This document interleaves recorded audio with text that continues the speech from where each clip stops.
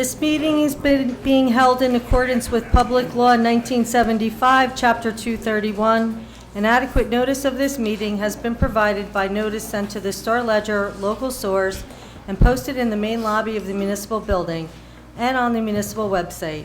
Accordingly, the notice requirements of the Open Public Meetings Act have been satisfied in regard to this meeting. Please stand for the salute to the flag.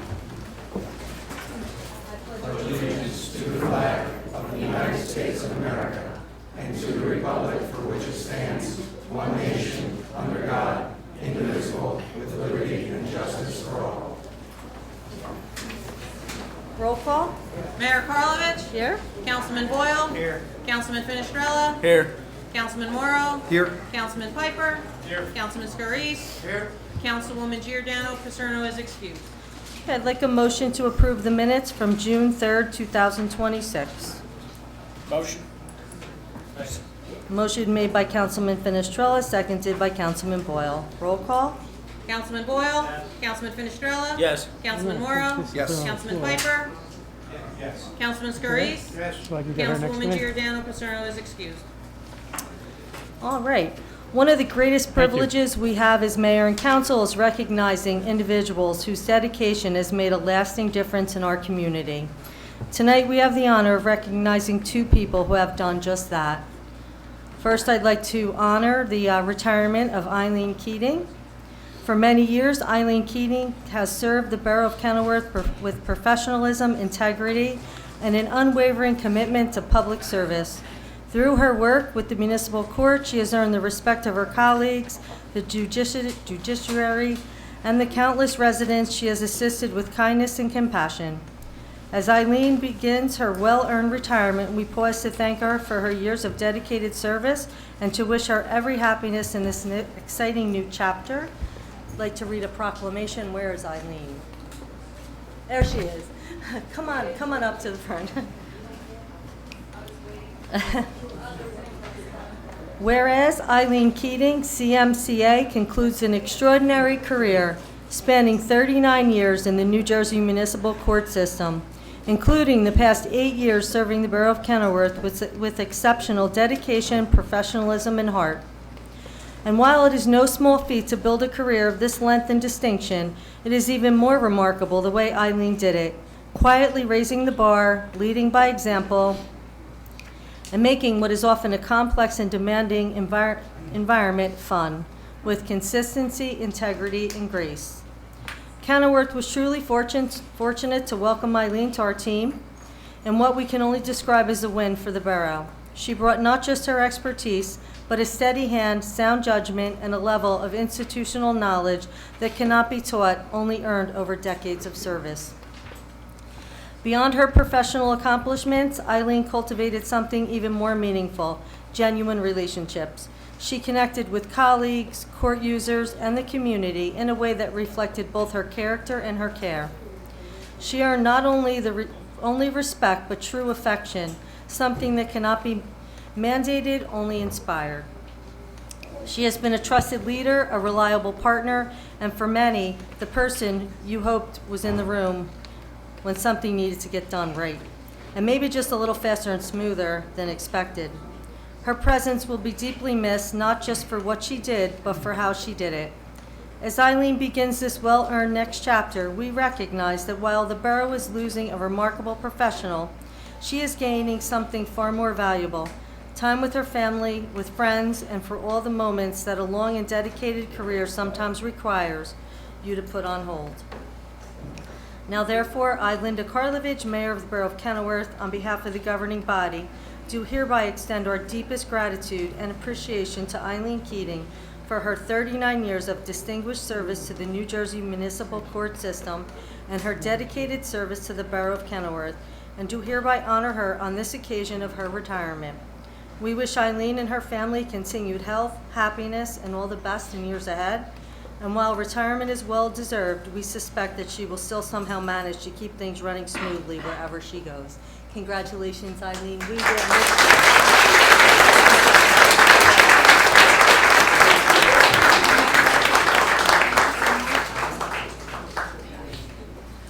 Thank you, Laura.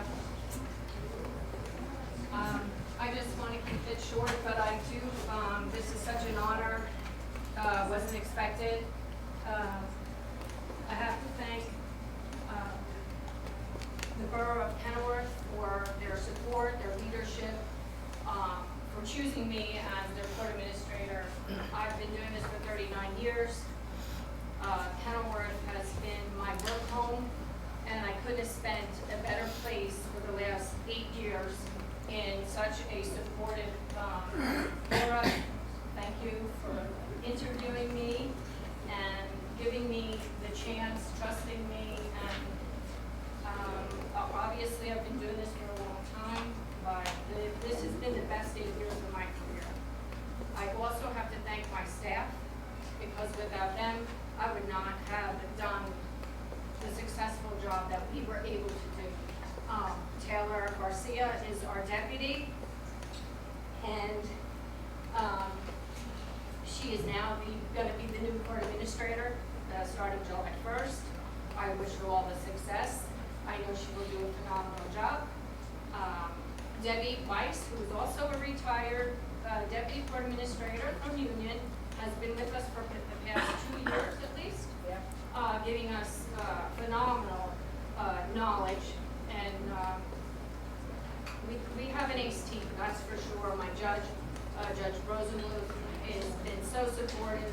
Without him, I would have been such a success. My family, who's just entered the room. Hi, come on in, family. My 3 a.m. phone calls never bothered them, which is wonderful. I've never worked with a better police department. And I just thank everyone that has stood beside us and guided us, gave us the trust to move forward, even through COVID. That was like one of the biggest changes in the judiciary that we've ever accomplished. And we did it with a very smooth process. The prosecutors, our public defenders.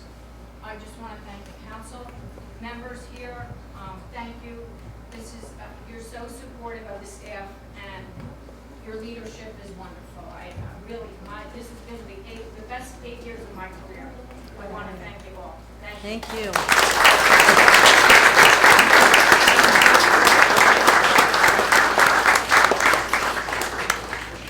All right. We'd also like to honor the retirement of Joseph Ferry from the DPW. There you are. For 3 decades, Joe Ferry has served the residents of Kenilworth with pride and integrity since October 26, 1993. If you spend any time around the Department of Public Works, you know Joe's reputation. He's known for his strength, his willingness to do whatever is needed to be done, and the wealth of knowledge he's shared with everyone around him. A former superintendent even affectionately referred to him as the mayor of the DPW, a fitting tribute to the respect he earned throughout his career. Whereas more than 32 years of dedicated service to the Borough of Kenilworth, Joseph Ferry will retire from the Department of Public Works effective July 1st, 2026, bringing to a close a career defined by hard work, commitment, and an unwavering dedication to the community he proudly served. Joe began his employment with the borough on October 26, 1993, as a driver laborer, and quickly became a fixture within the Department of Public Works. Over the years, he earned the respect of coworkers, supervisors, elected officials, and residents alike. Although his strong work ethic, reliability, and willingness to tackle whatever task was placed before him. A former boxer in his younger years, Joe carried the discipline and determination of an athlete throughout his career. He took pride in staying physically fit and remained known for his remarkable endurance and strength. Even after decades on the job, many would attest that Joe could still outthrow just about anyone in the sanitation or road department, setting an example through action rather than words. While his work ethic was impressive, Joe's greatest contribution may be the wealth of knowledge he accumulated over 3 decades of service. He became a trusted resource for generations of employees, offering practical advice, historical perspective, and a deep understanding of the borough's operations. Whether it be a question about equipment, a street, a procedure, or a problem that needed solving, chances were Joe had the answer. His experience and presence within the department became so well recognized that a former superintendent affectionately referred to him as the mayor of the DPW, a title that reflected not only his longevity but also the respect and admiration he earned from those around him. It was a nickname that spoke to his influence, his institutional knowledge, and the important role he played in the daily life of the department.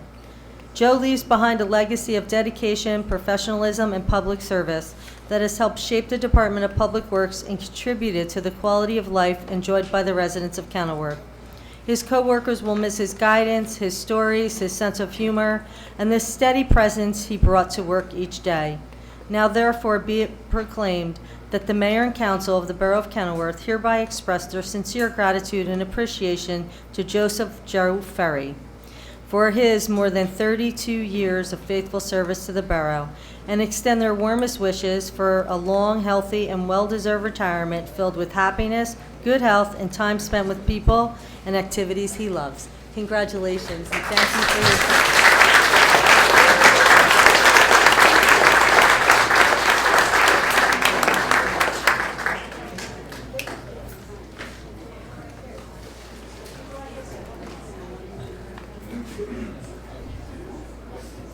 As you know, my name is Joseph Ferry. I worked for the department for a long time.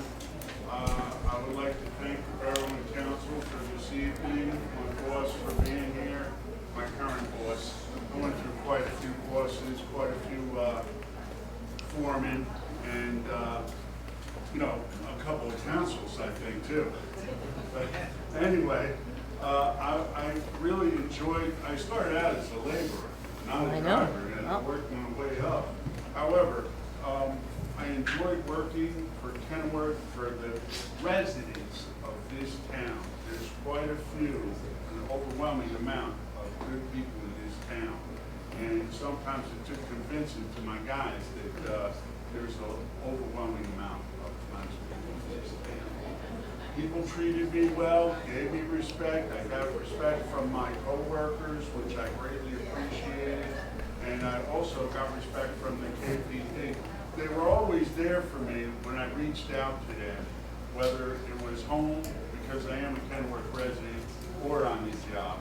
And there was a lot of help from the Kenilworth Fire Department too, with different storms and hurricanes and things like that we've had. Blown down trees in the middle of the night, you could count on these people, and they were there, and I just enjoyed all the aspects of and the different things that had to do with my job and learning. And I'm going to miss my job. Thank you very much. Thank you very much. We're going to miss you.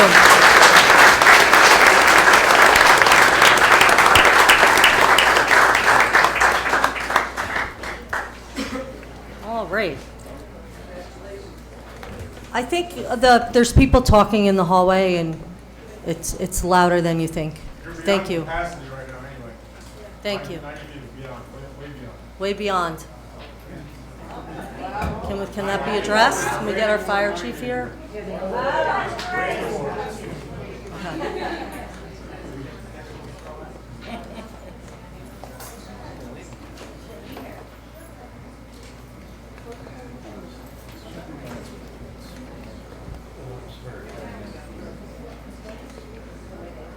Okay.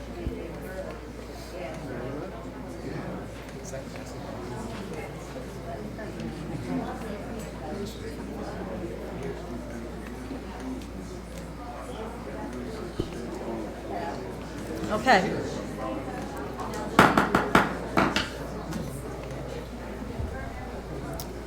All right, over the past several weeks, I have conducted extensive reviews of existing data centers to better understand these facilities and their impacts.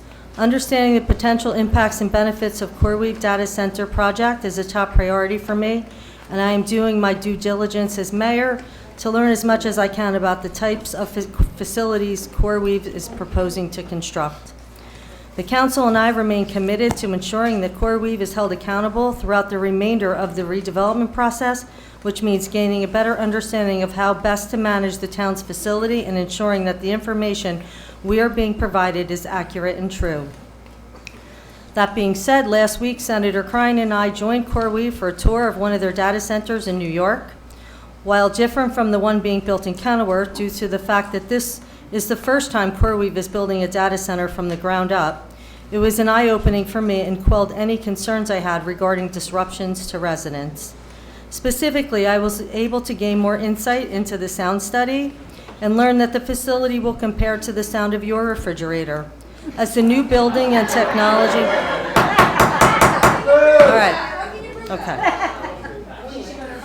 All right.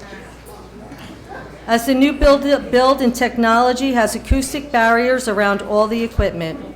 Senator Crine and myself also toured a data center in Piscataway. CoreWeave facility will be engineered with nuclear power, which eliminates localized combustion noise completely, trading a low lum frequency neighborhood rattle for a silent, self-contained energy footprint. I understand the concerns Kenilworth residents and our neighboring communities are expressing regarding potential harms to our community, and I want to confirm that the safety of our residents is crucial and emphasize that environmental concerns are at a minimum, as this data center will not house hazardous substances, nor will there be any pollution coming from this data center. Okay. As your mayor, my responsibility is to advocate for the residents of Kenilworth and ensure any business, big or small, serves the best interest of our town. I am committed to ensuring that any project coming into our town complies with state's environmental standards and addresses the safety, noise, and traffic concerns that we all share. With that, I'd like to move on to the Finance Department, Finance Report. Councilman Morrow. Yeah, thank you, Mayor. Tonight, Council will consider the 2026 capital budget, which invests nearly $3 million in critical infrastructure, public safety, and quality life improvements throughout the borough. We have also secured over $473,000 in grant funding to help offset costs to the taxpayers. Key investments in this budget include upgrades to the police dispatch center, new equipment for our first responders and public works departments, long overdue HVAC replacements at Borough Hall and other municipal facilities, $500,000 for roadway improvements, more than $300,000 for sanitary and storm sewer infrastructure improvements, and $250,000 for park improvements. These projects will help maintain borough services, improve public safety, and continue investing in the infrastructure that supports our residents. And that's all from the Finance Committee. Thank you, Councilman. Department of Public Works, Councilman Boyle. Mayor, short and sweet tonight. Friday, July 10th will be the next bulk pickup for homes in the Monday, Thursday sanitation routes. This is for the south side, east of 19th Street. And on Friday, June 19th, DPW will have 2 bulk dumpsters available for free bulk drop-off at the Kenilworth DPW recycling yard. And they'll take them until they fill up. And that's all I have. Thank you, Councilman. Department of Public Safety, Councilman Finestrella. Thank you, Mayor. On June 4th, the Kenilworth Police Department, along with Union County Prosecutor's Office, concluded an investigation into A&J Cosmetology at 720 Boulevard. Kenilworth Police Department had received reports of prostitution happening at this location. After investigation was completed, one person was arrested and charged with prostitution, and the Kenilworth Zoning Department is looking into other borough code violations. On June 4th, Kenilworth Police Department participated and assisted with traffic for the torch run. The torch run was successfully run from one end of town to the other, passed along from Roselle Park to Cranford. On June 7th, the Kenilworth Police Department assisted with traffic control for St. Teresa's Church for their Corpus Christi procession in the neighborhood surrounding the church. On June 6th, the PBA-sponsored fishing derby, I heard, was a huge success. Quite a few people, I heard, over 120 people, and fun was had by all. Please notify Kenilworth Police Department to report any complaints or nuisances. If we can't help, we can't help if we don't know about it. And that's all I have, Mayor. Thank you, Councilman.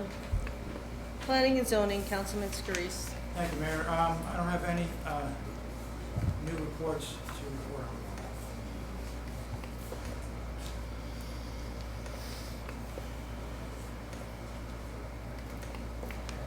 That's it. Nothing. Okay, thank you, Councilman. I didn't really know if the, I'm sorry. Recreation and Fire, Councilman Piper. Thank you, Mayor. I also have no report, but there was a house fire on Coolidge Drive this Sunday. We had 2 firefighters who were treated for heat-related illness, one at the hospital, one at the scene. Both are okay. Thank you, Councilman. Health, Education, and Welfare, Councilwoman Giordano Paserno is excused. I have her report. For the library, Thursday, June 18th at 7 p.m., Principles of Hip Hop, all ages are welcome. Tuesday, June 23rd at 6:30 p.m. is Family Fun Night, ages 3 and up. Wednesday, June 24th at 11 a.m. is Good Time String Band, all ages are welcome. Yarnies, Bingo for Children, Lego at the Library, and Lapsit call for times and dates on, and you can also go on the borough website, on the library website. The health meeting is tomorrow night at the Board of Health at 7 p.m. And the Board of Education has a special meeting on Wednesday, June 24th at 7 p.m. For the Senior Center, Monday, June 22nd at 10 a.m., free blood pressure and sugar testing. Tuesday, June 23rd at 11:30, Lunch and Learn, sun protection and medication safety. Free shuttle service Monday, Wednesday, and Friday. Call for a reservation at 908-868-4180. Thank you. All right, Borough Engineer. Thank you, Mayor. The DOT project for this year is still ongoing. They finished most of the concrete work, and they will be paving after school finishes for the year. I was trying to schedule the striping for the Senior Center for Friday. Unfortunately, it's not enough time to have to get DPW to put up some no parking signs, so I'm going to try to reschedule it for early next week. And that's all I have. I just wanted to ask about the sidewalks. Has PSE&G given us what we need to do to put the electric on the poles? I'm unaware, but I believe Tony was still working on that. Okay. And then the path between Lincoln Drive and the boulevard? We're working on that. Okay, thank you. All right, Borough CFO, Mr. Blum.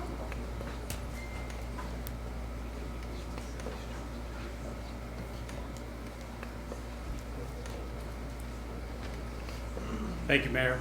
Councilman Morrow summed up the capital program very nicely, so that's all I have for this evening. Right. And your path is on, it's in this capital program. Great, thank you. Borough Attorney, I have nothing new to report. thank you. Borough Administrator, The only thing I have this evening, Mayor, is there are 2 changes for the consent agenda. Resolution 26-155, I was able to get a tax clearance certificate, so we do have an additional liquor license on for renewal this evening for the Kenilworth Inn. And also, there was an omission. 26-159, appointing a dispatcher. The dispatcher is going to be starting on June 20th. I apologize, Mayor, that omission was my fault. that's okay, thank So you. we just need to put that on the consent agenda by motion when we get to that point in the meeting. Okay, The only other thing I have is that I did forward to the rec committee for their consideration, some options for a scope change for one of the rec grants. okay, thank you.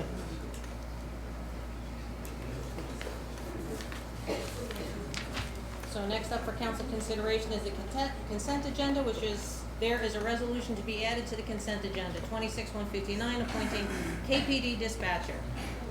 Is there a motion to approve the addition of 26-159 to the consent agenda? Motion. Motion made by Councilman Morrow, seconded by Councilman Piper. All in favor? Aye. Is there a motion to approve the consent agenda? Motion. Second. Motion made by Councilman Piper, seconded by Councilman Scurries. Roll call?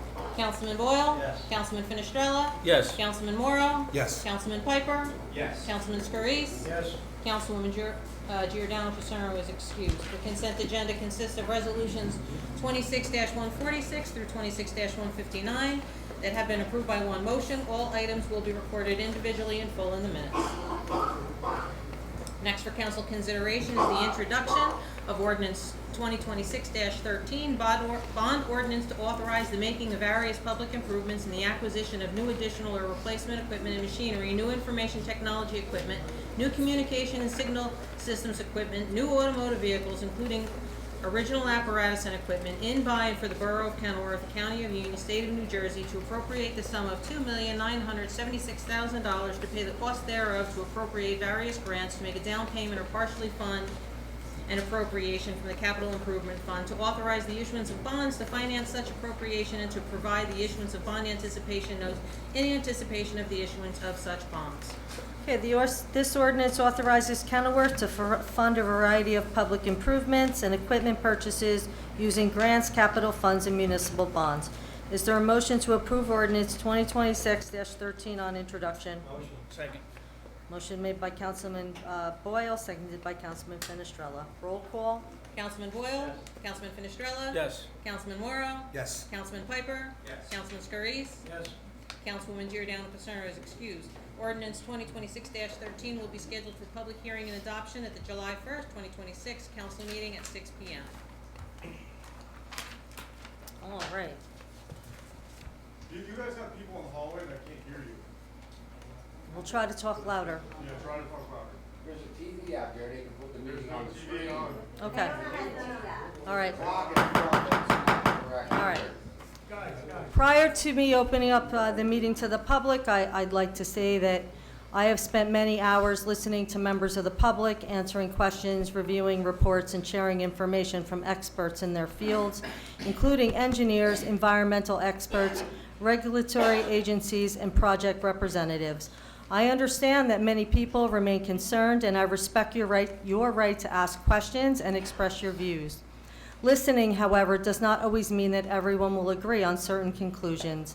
My responsibility as mayor and members of the governing body is not to tell people what they want to hear, but to make decisions based on verified information, expert analysis, and the long-term interest of our community. I recognize that some citizens feel frustrated, and I understand why emotions can run high on an issue of this magnitude. But I reject the notion that providing factual information, even when it differs from someone's beliefs, is evidence of not caring. In fact, it is precisely because I care about our community that I research and seek to learn and communicate facts. Transparency and respectful dialogue must guide these conversations around those facts. I will continue to listen, continue to answer questions, and continue to share accurate information as it becomes available. While reasonable people may disagree, I hope we can all remain committed to a respectful discussion based on facts rather than assumptions. At this time, I'd like a motion to open the floor to the public. Motion? Second. Motion made by Councilman Morrow, seconded by Councilman Piper. All in favor? Aye. Does anyone have anything to say for the good and well-being of Kenilworth? Please come forward and state your name and address.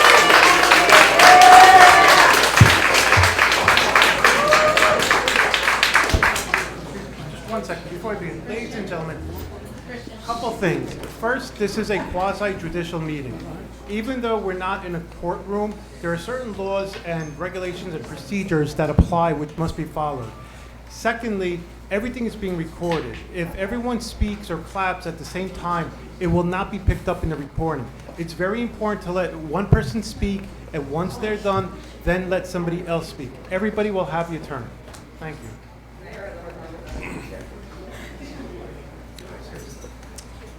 Can you hear me? Is this on? It's on? Yep, okay. Hi, my name is Ben Jobek. I'm the Executive Director of Climate Revolution Action Network. I am from Asbury Park. My organization is the largest Gen Z organization in the state of New Jersey and has defeated 6 data centers in the last month and passed over 13 bans in municipalities across the state.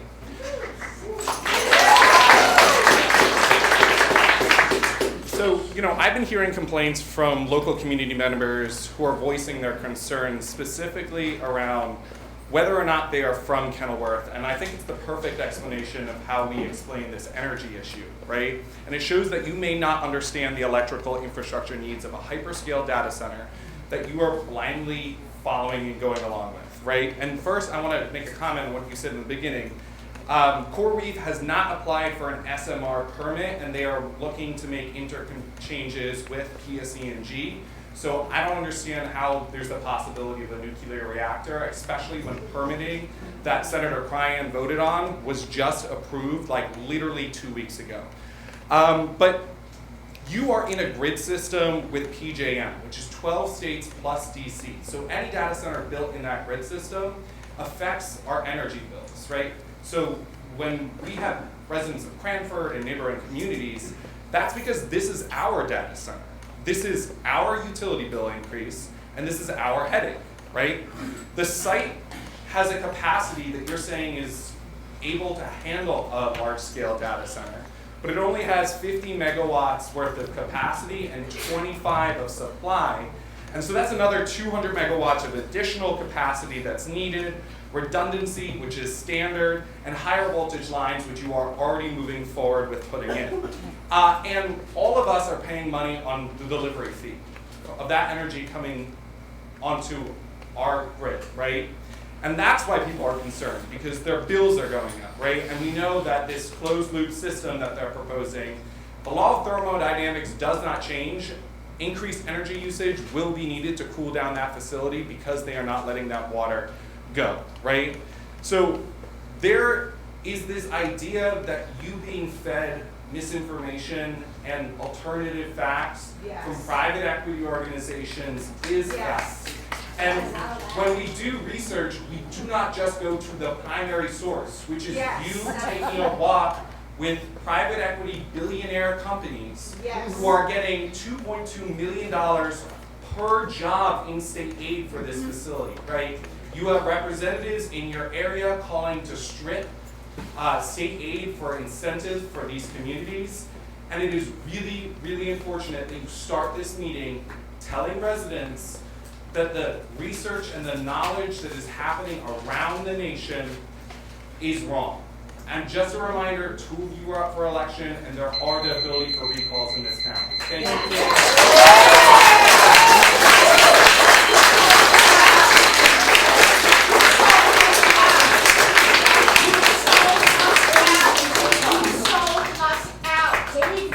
Let the speaker speak, please.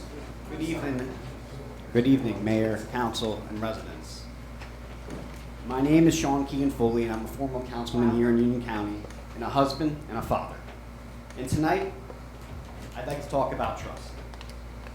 Trust is earned through experience, and for decades we've been told that technological progress would make our lives better. We were told it would connect us, make life more efficient, and create more opportunity and prosperity. And every step of the way, we were told the same thing. Trust the experts, trust innovation, and trust the process. But after all these years, I think people are wondering, if all this progress was supposed to make our lives better, why does it keep getting harder? If all this progress that we talk about, we handed our children technologies that we promised to help them, but have caused them immeasurable harm on a scale we are only beginning to understand. We were told technology would make it easier for families, but software systems are driving up housing, healthcare, and grocery costs at the very moment affordability has become one of the greatest challenges facing people throughout this county and state. And now we're being asked to trust again. This time it's AI and data centers. And maybe that's why we all are pushing back. But because we've heard this story before. Not because we hate technology, not because we fear the future. It's that we are being told the same story and being promised prosperity again. And as a former councilman, I understand the need for investment in economic growth and the tough choices you all make. But some questions deserve more scrutiny than a simple vote. Questions about energy and environmental safety. Questions about affordability and infrastructure. And questions about the kind of future we're building and who will live with the consequences. And finally, maybe the lessons of the last 30 years is that we've confused speed with wisdom. For decades, the technology industry embraced a simple philosophy: move fast and break things. Well, a lot of things got broken. And it's ordinary people like all of us who are always left cleaning up the mess. So I think people are asking for something profoundly reasonable. A pause. A pause to ask difficult questions. A pause to understand the long-term consequences. And a pause to make sure we are not repeating the same mistakes. Because progress is not measured by how quickly we move. Progress is measured by how responsibly we act. Because years from now, what will matter is not how quickly we embrace the next big thing, but what will matter is whether we have the wisdom to ask the right questions before we did. Thank you. Thank you.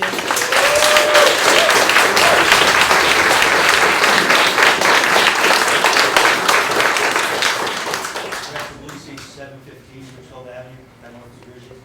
First of all, I see the community is involved. This is a great thing.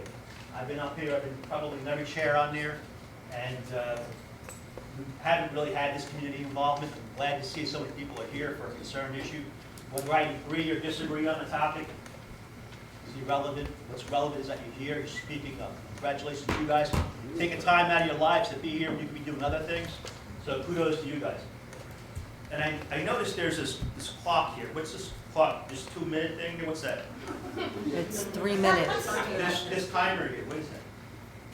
It's the 3 minute, 3 minutes. 3 minutes to talk. Wow, I've never seen you with this clock before, Linda. Why is it Linda? I didn't put it here. Why is it? I didn't put the clock here.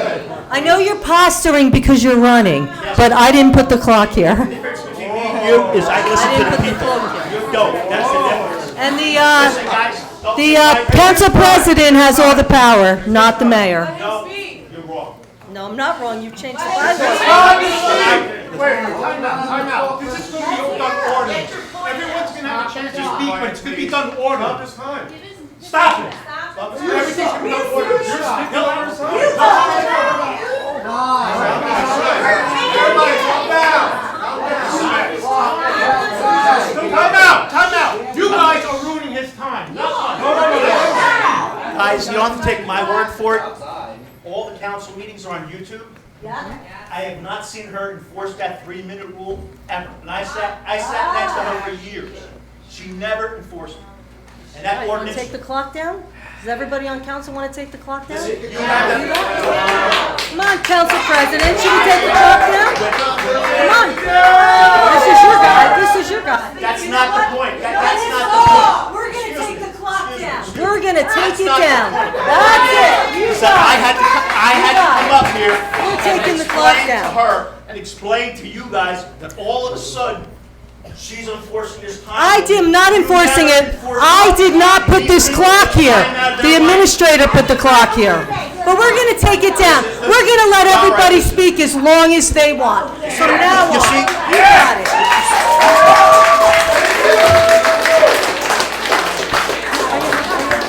You see, Linda, when you pick and choose who gets to talk not. and for how long, especially in a free speech type of scenario, People can it's not speak. good. It's not good for liability wise. It's not good for a lot of It things. was not, I didn't put the clock here, like I said. But Did not put the enforcing clock this here. 3-minute rule all of a sudden, and when you The never borough enforce- administrator is enforcing the 3-minute rule. You're the mayor. You have the gavel. You have the power of the gavel. You can enforce it, right? The power is And I with the asked you to council enforce it president. A couple times you never did because you know why? Because you agreed with those people apparently. You let them talk. Listen, it's on video. Okay. Thank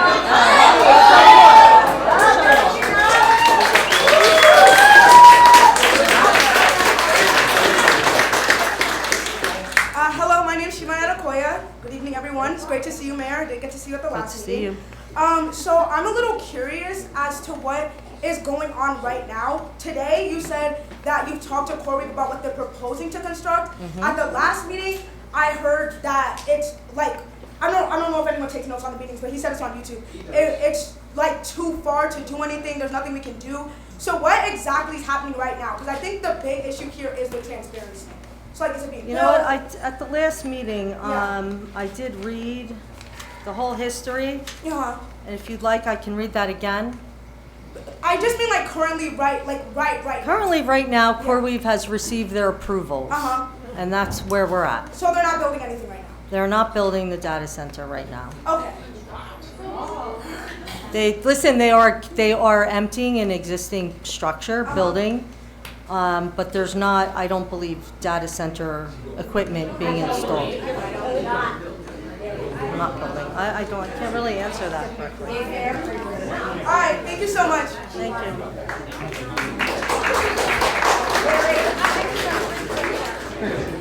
I just have 3 quick questions. 'Cause Can we have your name and address, please? Christine, and it's Kenilworth. I come from Kenilworth. The data center had asked for 4 independent buildings, and that was quite a few meetings ago. So now, since you're on top of it now, will you guys be following up to see what they're gonna put in those 4 independent buildings? My second question is, you already did the finance and where it's going. Will you be looking at the sidewalks that are broken, uneven, and everything else? Because there are wheelchair people, because you have the corners, but you can't do a wheelchair or a carriage. In the past, I have called the borough. They told me to call the police. The police said they don't handle it. I called the borough back. They told me to call Public Works. That when you guys do the garbage, you report that. So Is sidewalks anybody reporting? sidewalks at a municipal building are the municipality's responsibility. In front of a home is the homeowner's. You can I contact zoning understand and that, we can go and contact the But you homeowner. don't have people that audit, that do checks on the. We do not have people that walk the streets to look So for now cracks. what do We you rely call on the them? residents to tell our borough administrator or code enforcement. And then we swiftly go out there and tell the homeowner what's going So on. it's code enforcement? you Code, call? or send an email to the borough administrator, yes. Yeah, but when I called them, that's what I was referred to the cops. From the cops, I was referred to. Code Public enforcement will do the legwork to contact the resident and have them fix the sidewalk. But again, if it's a municipal building, that's us, so Okay. wherever it is. And then, as far as I understand, during the holidays, you're planning to do decorations this year because they weren't there. Will you be doing them all on the boulevard to enhance the aesthetics of the boulevard, or just in front of this building? The boulevard. Because a lot of renovation goes on in front of this building, but like all the pavers and stuff, there's a lot missing, like it looks tattered, the boulevard. Okay. So are you doing anything We to are. enhance that? Yes. Yes, we have talked extensively over the last year with the engineer here about the sidewalk issues. Multiple things are going on. We have And the gas. money's going that way? Because I didn't hear that. Well, the was- gas company had ripped up some of the sidewalk when they were doing their high-pressure lines last year. I'm sure we all remember the boulevard being chopped up all winter, last winter. That work, when they were connecting to the businesses on the boulevard, was repaved with blacktop, not with sidewalk cement or the paver stones. So PSE&G, I believe that's or Elizabethtown Gas. They're the ones that are taking care of those issues. And I believe on the south end, what is it, South 21st and 22nd? That's where we have some work that the pavers are being replaced. So it's gonna That was in, I Yeah, believe, it's Ken, gonna last happen. year's budget, if I'm not mistaken. Yeah, because it's like, it doesn't look good. Yeah. Okay. The decorations will be extending throughout the boulevard if They that will was be. not answered. Good evening, Mayor and Council. Bob Herbert, 14 North 12th Street. You guys all know me. You guys can just give me a second. I won't be long. I just want to clear my reputation, okay? Councilman Giordano, back on May 16th, stated to me that I have no facts. So I took the liberty to get the facts. I didn't have them present with me, okay? Such as the redevelopment agreement, the finance end of it, the rezoning of the overlay zone that's been approved but not finalized, all those things. So I put Oprah request in, and I also asked for the minutes for that meeting when it was open to the public, but unfortunately, the town hasn't been able to provide it because the minutes have not been, finalized. And I understand that there's a lot of talk, a lot of stuff going on, and other activity during the course of the day, so it takes a little extra longer time. But I will have to say, I did Oprah the building department, and we don't have a data center going in, okay? That's what we just heard tonight. We heard from the attorney the last couple meetings that we don't have a redevelopment agreement, the finance and things of that nature are not done. The attorney has said it several meetings, it's all in the minutes. But I just want to clear my name. I'm sorry that the councilwoman is not here tonight. But here I have copies from my Oprah request, 2000 Gallopin Hill Road, CW Nest Property Owner LLC. There's 16 permits out on this property. 4 of them has a final inspection on building, electric, fire, and plumbing. Okay? The other 12 permits, the electrical, plumbing, and fire, only have rough inspections done. So I'm a little confused if there is not that I'm for or against data centers, but we're making statements that there's nothing going on there. And that's been the problem from day one, when allegedly a year and a half ago, and I believe that it was a year and a half ago, that the planning board approved this project. But we've been told time after time that there's nothing being developed at this time. So can somebody explain why our building department printed this out for me and saying that some finals and rough inspections are done at CW Nest Property Owner LLC? Could somebody answer that? Or get back to me in the next meeting? Whatever you want to do. But I just want the councilwoman to know I do have my facts correct. And as a zoning official in other towns, I do know what I'm doing in spite of what a lot of people think up here that I don't know. Because I don't usually talk unless I already know the facts. I just didn't have them on May 16th when she stated that, but I have them now and I would love to show it to her. If anybody would like these copies, you're welcome to it.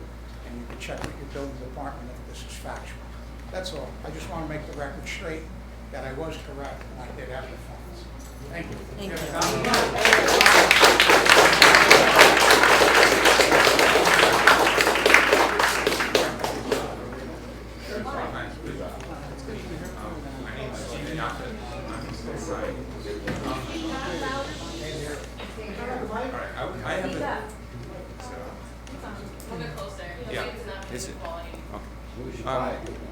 My question is about the heat. I understand you say the environmental concerns have been looked at and checked and that you're satisfied. Have you done the analysis with the heat? The reason I ask is because the studies show this is supposed to be a mega data center, right? On the order of a gigawatt of power, is that correct? What's the magnitude? I would have to look that up. The borough will, I don't have the numbers right in front of me. The borough will do our own studies once it's completed to make sure. I thought it was We larger. will do all our own studies. We But can't there study may it be now more. because it's not It running. may expand, basically. You're saying first one and then the other. Okay. The question is the heat island effect. Have you studied this and have you got assurances that you really understand the assurances, the heat island effect? Because it could be severe. The studies show 4 or 5 degrees Fahrenheit, not centigrade, Fahrenheit. And that, you add that onto the temperatures you had last week with the heat and humidity effect, you have EMT huge problems. In that area over in Union, you can have a lot of problems. You're gonna get some mortality from that. You think about the amount of heat. There's no river, there's no fish to cook. It's going to go locally into the environment. That's an extreme heat source. They don't care. Well, yeah, but your analysis, you say the analysis, you're concerned for the community, that has to be, so what do you have from that side? When the project is completed, the borough will run all of our own studies. We can't study something that doesn't exist. The numbers are there. No, there are studies for this.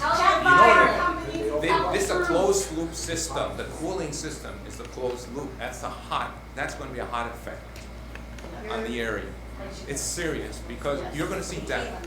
That's what you have to consider. That should be in your plan. I'm surprised it hasn't come up. Shut the door. That's where your EIS should go. Looking at the heat, the local, you're going to have an effect there. EMT is you're going to have calls. I don't understand from what people people who study the data centers, that's one of the big issues. You have a closed loop cooling system. It's going to heat up a lot. So you better get questions answered and something written from there, the guarantee and the spec, and then maybe that will be a constraint on the operation. I would say at a minimum, get a constraint, a guarantee, and then a way that you can verify and then go and enforce. If you don't have that guarantee, then you're going to I'm afraid you're going to have problems. Okay, thank you, sir.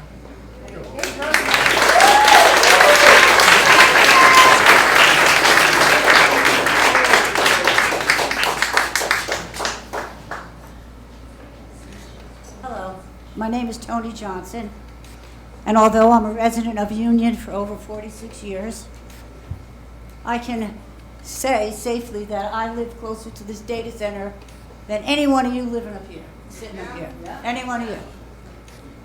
I'm going to make a lot of assumptions because I agree with the 3 minutes, even though I don't agree with the data center, but anyway, and I'll run out of breath. So I'm going to assume that, like I've read about other data centers, there's no big outdoor lights that annoy the neighbors that live nearby. I'm going to assume ambient air temperature will not rise within a certain amount of space from this facility.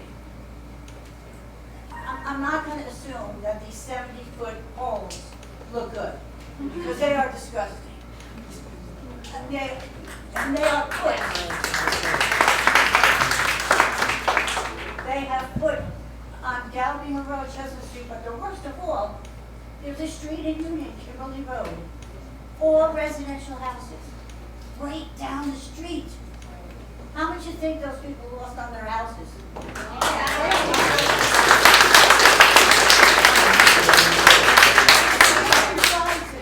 I don't agree with PSC&G putting those poles there, and I've been fighting with them and with Senator Cryan. I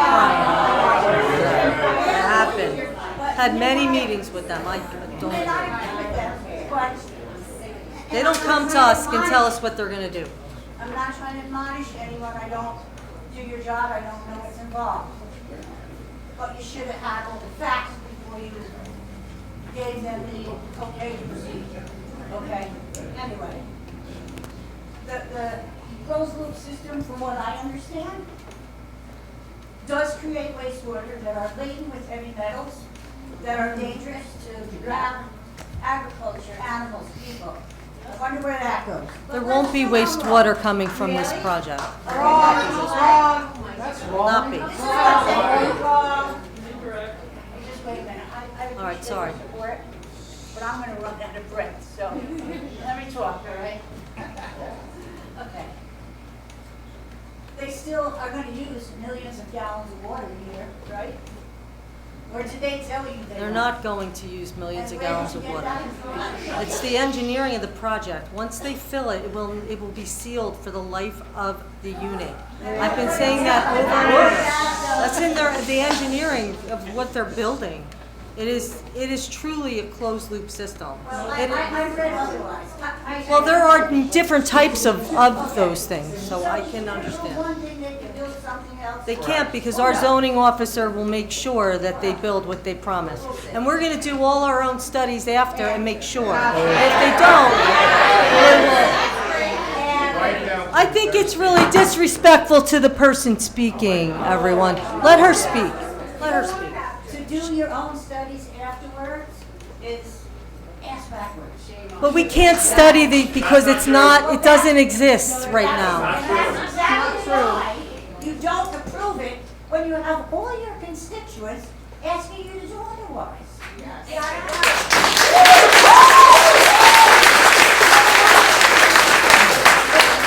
other issues. I'm not going to get into everything.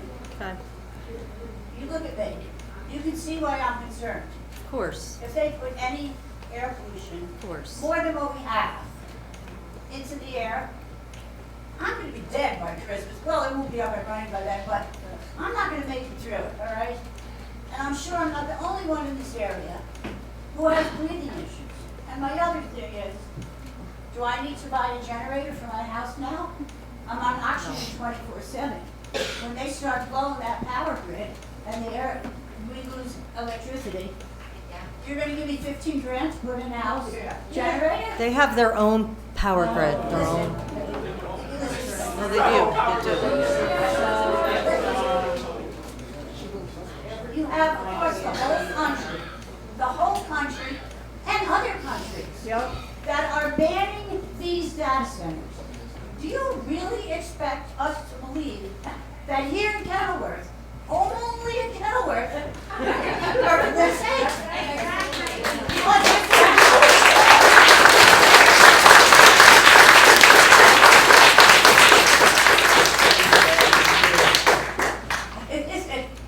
Just to interject a little levity, if you all really believe that, I got a bridge I got to sell. Come on. All right, listen. For most people, home ownership, the biggest investments they'll ever make in their life. They just were devalued by a huge sum of money. So now they're locked in to living what could be a dangerous situation in the long run. Because you don't know, nobody knows. I don't blame you. Nobody knows. They're not around long enough. Just like saccharin was safe until it wasn't, right? Then they said it makes cancer. Well, the same thing is going to happen here. But, one other thing. Before I close. If we give every one of you up here a house for free, and the only thing you pay for is your food, and your whole family, your wife, your husband, your children, your grandchildren, your in-laws, they all live in this big, beautiful house with you for 10 years. And it's 500 yards from the data center. Do you put your money where your mouth is and move in, or do you just force it down our throats? And when you move in, you know damn well you can say no, and I don't blame you. Anyway. You are saying yes, you would live next to a data center? I don't You're see a buying problem. Oh, really? No problem living next to a data center. There's no problem. All right, she's speaking. So you're not doing any research? How much are they paying you? How much are they paying you? Don't make a false accusation. That's a false accusation. Here's a question. I got a question. Listen, I don't agree with this data center, but she did take down the 3-minute thing. This is a public forum where all adults act professional. That wasn't right the way to yell at people. I'm an adult, so I can tell the story like that. But anyway, just be courteous to each other. Lastly, we all know, and I'm in business, so I know too. Every single contract can be broken. Right.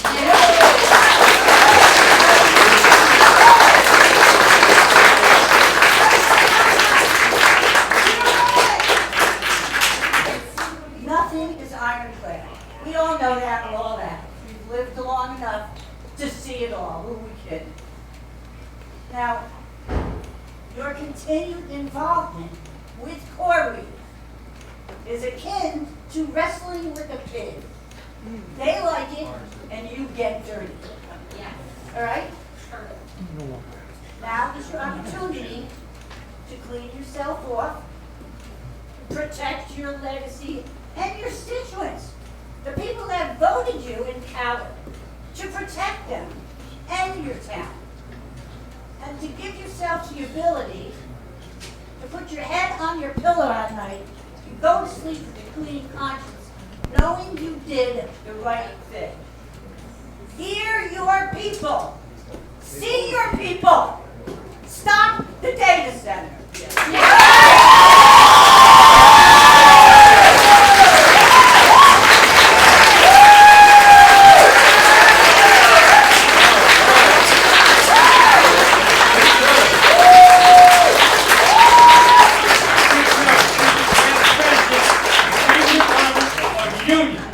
She knows what she's talking about.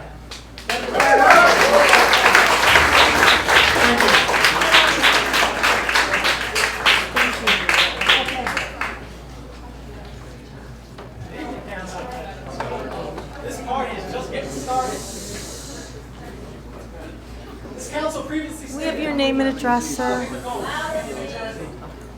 This council previously stated that no NDA related to this project exists. In an email obtained through Oprah between Michael Ash, other borough attorneys, and the mayor regarding the Corby project, Mr. Ash wrote, "We all signed the NDA!" Exclamation point, exclamation point. That wasn't me, that was the professional, sir. No, no, wait, I did not sign an NDA, that's very clear. Did not. Did not. That's not a false accusation of restraining. I didn't sign anything. June 9th, 2025. Considering the revelation, can this council now state on record whether any official, attorney, employee, or anyone else associated with the borough of Kenilworth has signed an NDA or any other confidentiality agreement related to the Corby project or the redevelopment at the Oak Park property? If so, who signed it, and will the borough make that information public? I can affirmatively and explicitly say I did not sign anything. I did not sign anything. False accusation against us. False accusation. I'm reading the email. I'm reading the email. Who did that? Then who did? So, I did not. so who did? Who signed the? Who signed the NDA? And what was it for? There's the proof. You have the Oprah information, we don't. I can tell you that I didn't sign anything. The Oprah information doesn't I have no include idea it. what you're talking about there because I didn't sign anything. We'll move on. We're gonna move on to question number 2. We're gonna move on to question number 2. Like I said, the party's just getting I didn't started. sign anything. This is not a party, this is a public forum. Okay, well- Let's have some decorum. Okay, there's plenty of decorum here. Let's take the facts. For the past 2 months, residents and neighboring municipalities have repeatedly asked whether the current conversion of Nest 11 into a data center is the full extent of the planned development on the site. Public records obtained through Oprah show that CoreWeave has plans to build 2 additional data centers and a large electrical substation on the remaining vacant land. Those records also show that CoreWeave's application to divide the property into 4 lots was intended to support those future plans. Borough officials were informed of these plans as early as July of 2025, and the plans later appeared in subdivision-related documents. Can this council explain why these additional planned facilities have not been disclosed to the public or neighboring officials, even when you were repeatedly asked and directly asked about the purpose of the subdivision and the future plans for the site? I'm not aware of the planning board approving any secondary projects. I'm only Hasn't aware of been the any subdividing. project. No, I'm not. I'm not even aware of there being an application There for was it. a council, There isn't. a closed session of the council that brought up future development plans on these 4 lots. Yeah, they have to apply and the planning board has to approve. It's all speculation before that, right? It's not speculation because the subdivision documents clearly state. You asked the if we're purpose- aware of the approval or that we're aware of the project. I'm not aware of any project being approved. Okay, I'll note for the record that the councilman is lying about his The knowledge. councilman is not lying. You're asking about things that after a subdividing happened, if there have been applications and approval. The application- I am not aware of that. The application for the subdivision. And by the way, I'm not lying. Okay, that's fine. Every time we say something, we're told that we're not talking the right way, we don't know how to speak, we don't know how to think. I'm sorry, I'm answering your question. If you don't want answers, I'll stop answering. So maybe I'll just stop answering. The woman in the front would prefer that. Let's try question number 3. Residents have repeatedly asked the borough to obtain independent analysis of the potential risks associated with this AI data center, including impacts on infrastructure, utilities, the environment, and quality of life. However, public records obtained through Oprah, again, show that borough representatives instead began seeking public relations firms to help with public messaging about the project. And discussions indicating that those services would be paid for through CoreWeave's own development escrow account with the borough. Can this council explain why resources were directed toward public relations and messaging efforts instead of obtaining the independent expert review that residents have repeatedly requested? And does the council not recognize the inherent conflict of interest created when the applicant themselves is paying for the public relations services that are being solicited by the borough? Sir, do you have names? Because as council president and chairman of the finance committee, I'm not aware of any money being spent in that fashion. So, I mean, if you have names of who these council represent, or governing body represent, or borough employees are, that would help. That's fine. Let's give you guys a couple of examples. An email between Michael Ash and the mayor on April 30th regarding a proposal from PR firm CLB Partners and a discussion about having CoreWeave pay for it through its escrow account. The mayor must know about that one. Never been discussed there. Mayor? No, How about the email between Never Michael been Ash discussed. and the mayor on May 26th confirming that PR firm MAG Global Strategy is quote unquote on board. Wow. I guess the mayor doesn't talk to it anymore. Is that going to be? I haven't spoken to them. I was not made aware of what you're saying. You guys can discuss that amongst yourselves, I suppose. No. Yes, you had some meetings planned recently with that firm. Care to enlighten us what those meetings were like, if you wish. Don't. I didn't think so. How about an email on May 6th? Borough attorney here, Mark Semerera. Am I saying your name right? I'm not Mark. Oh, you're not him. It's just like the wrong name tag. Said council members talking points. Hold on, let me read through this. Said council members talking points defending the approval of the Core Reef project. One of his provided talking points claimed that the substation for the new AI data center is not new and has been on site for decades. This claim is flat out false. Application 25-004, submitted by CoreWeave in April of 2025, granted approval for the construction of a new substation specifically to serve the AI data center. So here we have an email in which borough attorney is giving false information to the council about the substation for Nest 11. Can you guys explain to us why we should trust anything you have to say here publicly about this project when you're spreading falsehoods amongst yourselves via email? There's a power station has been, if they're redoing it. You keep saying amongst ourselves. None of us are even on these emails that you're talking about. You have them in front of you, right? You're citing it's from borough attorneys. I don't have plausible deniability. I have deniability because you even have the paperwork and none of our names are But that on is it. beside the point because we're not here It's to. besides the We're point. not here to disparage the You're borough. literally saying you guys. You're accusing us of things that you in your own paperwork can show is not the fact. We are talking about the township, the borough, of Kenilworth, official, of which you are all officials, correct? I just want to make sure. We are the governing You're pretending body. like you don't know what's going on in your own borough. How about an email on May 21st to Corey's Community Partnerships Department, Corey's Community Partnerships Department. Mayor Karlovich referred to members of the public opposing this project as quote-unquote agitators and others that have an agenda other than to seek information. Mayor, Ms. Mayor, do you stand by the comment and believe that the people coming to these meetings and opposing this project are quote-unquote agitators and have some kind of ulterior agenda? Is that Well, I did hear that there were some people here that were getting paid and then getting paid for the people that, I heard it.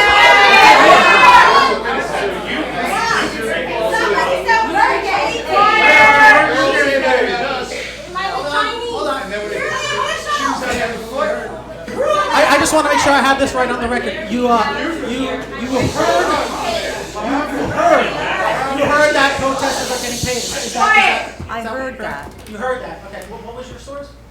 I don't even remember you told me. But I heard it. Everybody sort of thinks it. I got one more, if you guys don't mind. I mean, I could be here for hours, but gotta pick the juicy Thanks to Fred. On May 9th, a resident messaged the mayor expressing concern about a reported explosion at the Nest site that occurred the evening prior around 8 p.m., seeking information about the incident, emergency response capabilities, and future risks. The resident also raised various other concerns about the project. The mayor responded claiming no knowledge of the explosion, but nonetheless basically claimed it couldn't have been CoreWeave. Additionally, the mayor's response was not provided in Oprah materials. So I have a two-part question for this one. Can the mayor explain how she knew that the explosion had nothing to do with CoreWeave's project while simultaneously saying she had no knowledge of the explosion? And can you explain why this exchange with the resident was not disclosed as part of our request for all communications regarding the CoreWeave project? I don't know what email it is. The explosion shook my house. You don't know what's going on your own site? I go by what our fire chief told me. He told me it was a turbine that malfunctioned. And the reason why I say it's not the CoreWeave site is that the building is not built yet. It's not operating.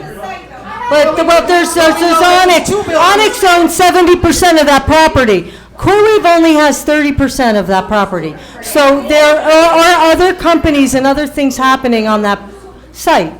And my fire chief told me it was a turbine that malfunctioned, and I believe And he told him. you it had nothing to do with CoreWeave. He didn't say that. He said it was a turbine that malfunctioned. It was coming from the cogen, But you told the resident that I had nothing to do with it. I mean, that's what. well, because the building is not built, they're not operating. So I don't see how there could be an explosion, or maybe you know. I just want to, before I get out of here, I know I'm gone way over time, so I appreciate that.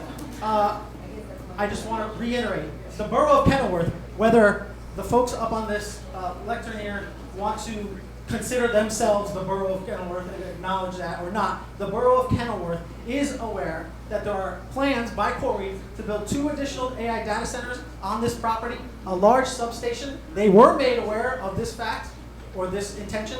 It is on the subdivision applications that were submitted on and approved on April 28th, and it is documented that that was the purpose for those subdivisions. And we do know that this borough has not disclosed this information to the public, even when we directly asked you to your faces. So I just wanted to reiterate that as the final point to everyone. Thank you. Thank you.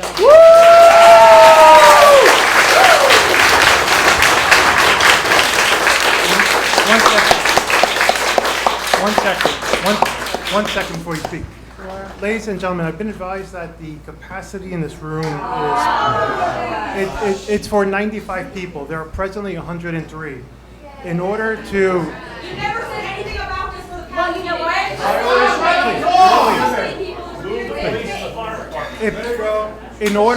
In order to avoid a public health and safety, what we're respectfully asking is, after you're done speaking, you don't have to leave. Just please wait in the hallway so that we are compliant. In here. But not complying with the opening minutes. Smaller and hotter. What about the executive room over there? Maybe next time we can have it at the high school. Everybody can sit. It's gonna get bigger. You have to Police and the fire department, get them going. Next time we'll have it somewhere else. Yeah, is it possible to open that room back there? Let's not get rid of the police department or fire department. No. They serve and protect our community. Remember that. You should have it at the high school. Let's bring the clock back. Okay. Hi, my name is Kaylee Henry. I was here last month in May, and I spoke to all of you. Tonight has really caught me off guard with the way that you are regarding your residents. Now, if I were to remind you something, is that you are the mayor. Did you know that you are the mayor? I do know that. So, because you are the mayor, you should know about what's going on in your community. You are also everyone's public servant. This is your job. You're supposed to listen to the people of Kenilworth and listen to what they have to say, and not say what they have to say is not educated, or they're not facts, or they don't know what they're talking about because you toured a facility owned by a private equity company. What do you think that private equity company is going to tell you? Facts? Right. Okay, that's what I thought. So instead of listening to your community members, you're still listening to a multi-millionaire company, billion, because still, once again, $250 million. Remember when I said that last time? We got all heated. That's all right. But then we start talking about how you're going to look at things after it is already built. Look at the environmental concerns. Look at the water concerns. Look at the noise concerns after it is built. When that's not how things work. You can still do environmental studies even before a project is built. I'm an environmental scientist. I have a degree in this. I also come from an organization in which I volunteer from. We have taken down 6 data centers, one that was just like this in Monroe Township, New Jersey. And I was the one who helped them do that. And you're sitting here and not listening to your community members saying that they want to pause.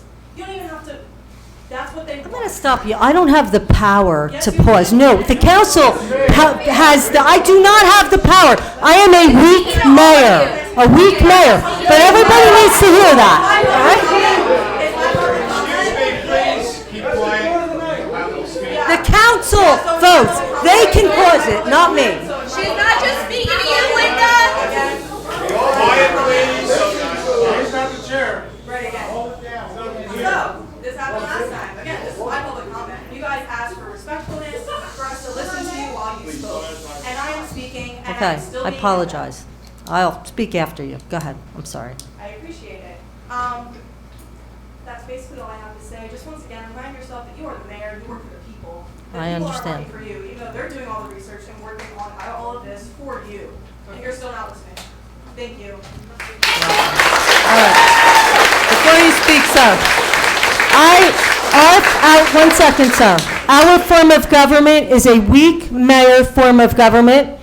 Specifically, the man running for council, that was on council, actually rewrote the bylaws, longstanding bylaws, to circumvent and neutralize me. And you can all open request that, okay? And read the changes. And then again, this year, this council voted to change those bylaws again to take additional power away from me. So if you want somebody to stop this and vote for it, don't look at me. Look right here, because they're the ones who vote. With all that deflection and what we heard from the gentleman about the Oprah request and the things you've been involved in, I think you should maybe reconsider how you're acting.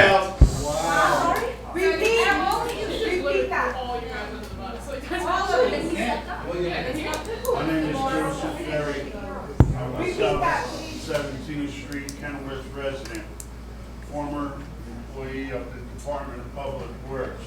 I have a special request, a personal request from my heart and soul about drivers in Kenilworth and people who drive through Kenilworth, that when you see the sanitation trucks going down the street, just remember, when the flashing lights are on, there's boots on the ground behind those trucks. So please, just have a little bit of patience. The only thing between my guys and you is a reflective vest. Thank you. Thank you.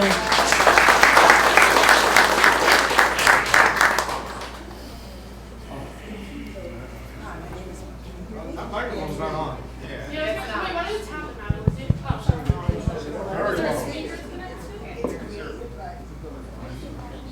The cosmetic thing's not ours. What is it? Do you have another microphone?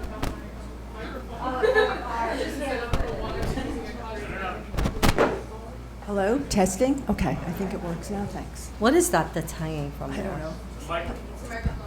Somebody else. Hi, my name is Madeline Lean. I've been up here before. I have a basic question. In reviewing the Oprah documentation, it appears that the deadline, including the 60-day extension of April 13th to designate CoreWeave. Okay, can you hear me now? Okay. Okay, so in reviewing the Oprah documentation, it appears that the deadline, which includes a 60-day extension to April 13th to designate CoreWeave as the redeveloper, has expired. Does this designation process start over again? So I was just curious about, what happens now. I'm not sure. The borough attorney interject there? What? To be quite frank, I'm not involved in the redevelopment process to be able to It's answer. to designate CoreWeave as the redeveloper. Yes, I understand, and I'm not the redevelopment attorney, so I'm not in a position to have access. I haven't analyzed all the documents to be able to answer your question accurately, and I apologize for that. Can we get back to her? Yeah, absolutely. Okay, all right, thank you. Thank you.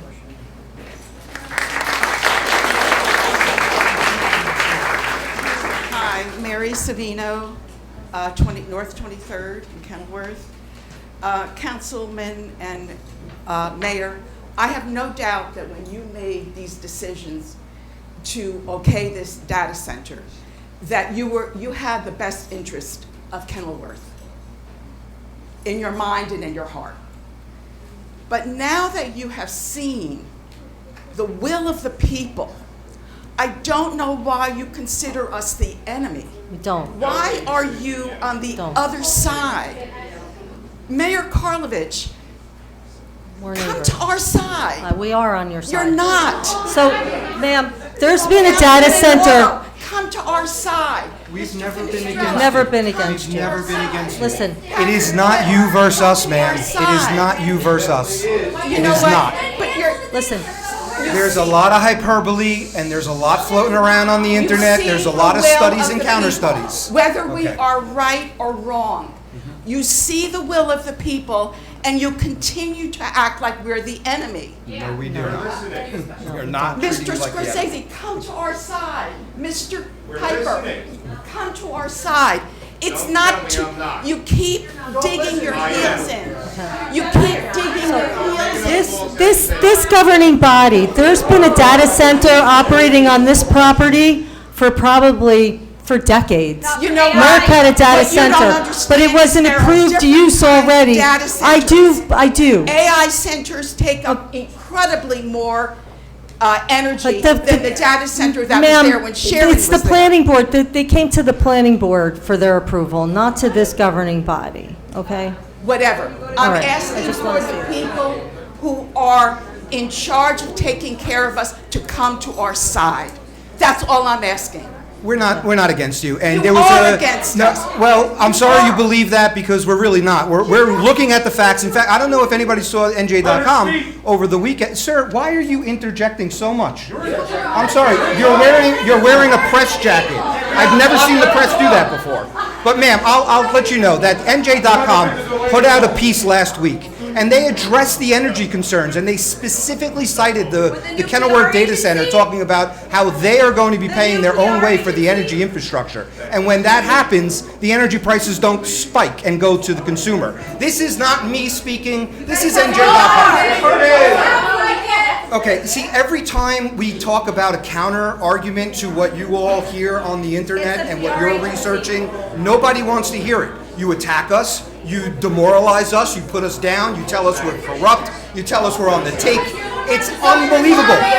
It's wild that we keep having this conversation. We're trying to talk to you, and then we get told that we're wrong every single time. And I'm not against you, and I'm sorry you feel that way. Stop attacking us. What I'm saying is, you see a little so why don't you change your mind and come with us?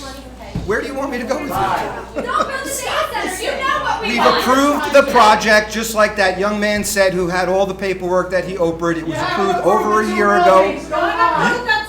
The site is going up, right? So you have it already happening. If you want to talk about prospectively the new sites that are going to come, those have not gone before the planning board yet. So we cannot comment as a governing body on them just yet. They have not been approved. So when the subdividing happened because a company bought the land, and in America you have the right to do what you want with your property, and they came to the planning board, they followed the process of owning the property and got it subdivided. And when you approved it, can I ask, what was your mindset in thinking, what is the benefit to Kenilworth? What is the benefit? Yeah, thank you for asking that. We've gone over this a few times, and there is substantial rateable benefit for the people of Kenilworth. And there will be more community benefits that will come. All the tax breaks. There were no tax breaks issued by the borough of Kenilworth. That was from the state of New Jersey. Misinformation has been at this podium and screamed at from the side of the room for a very long time, for months. And we've been clearing this up. No payoffs. We've been clearing this up that, excuse me, when the speaker's talking to us, I don't know why that involves you. I really don't. But you're allowed to come up here and have your time just like she is. So we'll respect your time. I'm going to ignore that. There are significant ratables. We have permitting that goes on. The town sees revenue from these types of things. That revenue, are you a Kenilworth resident or are you from a different town? So right down the street. So you know 4 years ago we had a tax increase probably about $1,000 on an average home when you added up the school and the municipality. That now, because of all the activity and all the work going on, we're going to have an $80 tax increase for the school, for the county, for the borough. If you lived in this town and cared about affordability like we all do, you would care about how your property taxes go. So when you're talking about 4 years ago seeing a $1,000 increase because we did have Merck leave at that time, and now we're seeing more activity come onto the site because it's an industrial park. We need it to be occupied for our town to survive. And if they don't live up to everything that they say. We get every single right to have our zoning officer go there and correct every problem. Yeah, absolutely. Absolutely. The state DEP also has the right to do that. So everybody keeps saying that they're going to do this, whether they told us what they're doing or not. They don't get to do that. They have to follow what they say. $1.8 billion enterprise. It's not going to be that easy to shut down. It's significant, it is, and it's Right, they beautiful have to to. see that coming to Kenilworth. The surrounding areas are benefiting as well. I personally, Kenilworth resident, we don't want that site to be unoccupied. It's 1/3 of our town, probably makes up about half of our tax base. You know, We don't want to see that unoccupied. I feel you sold us out. I feel you sold We us don't out. control what a German company does with their property. If you followed Merck's news, you'd know the answer to that. They decided to stay in Rahway, not Kenilworth.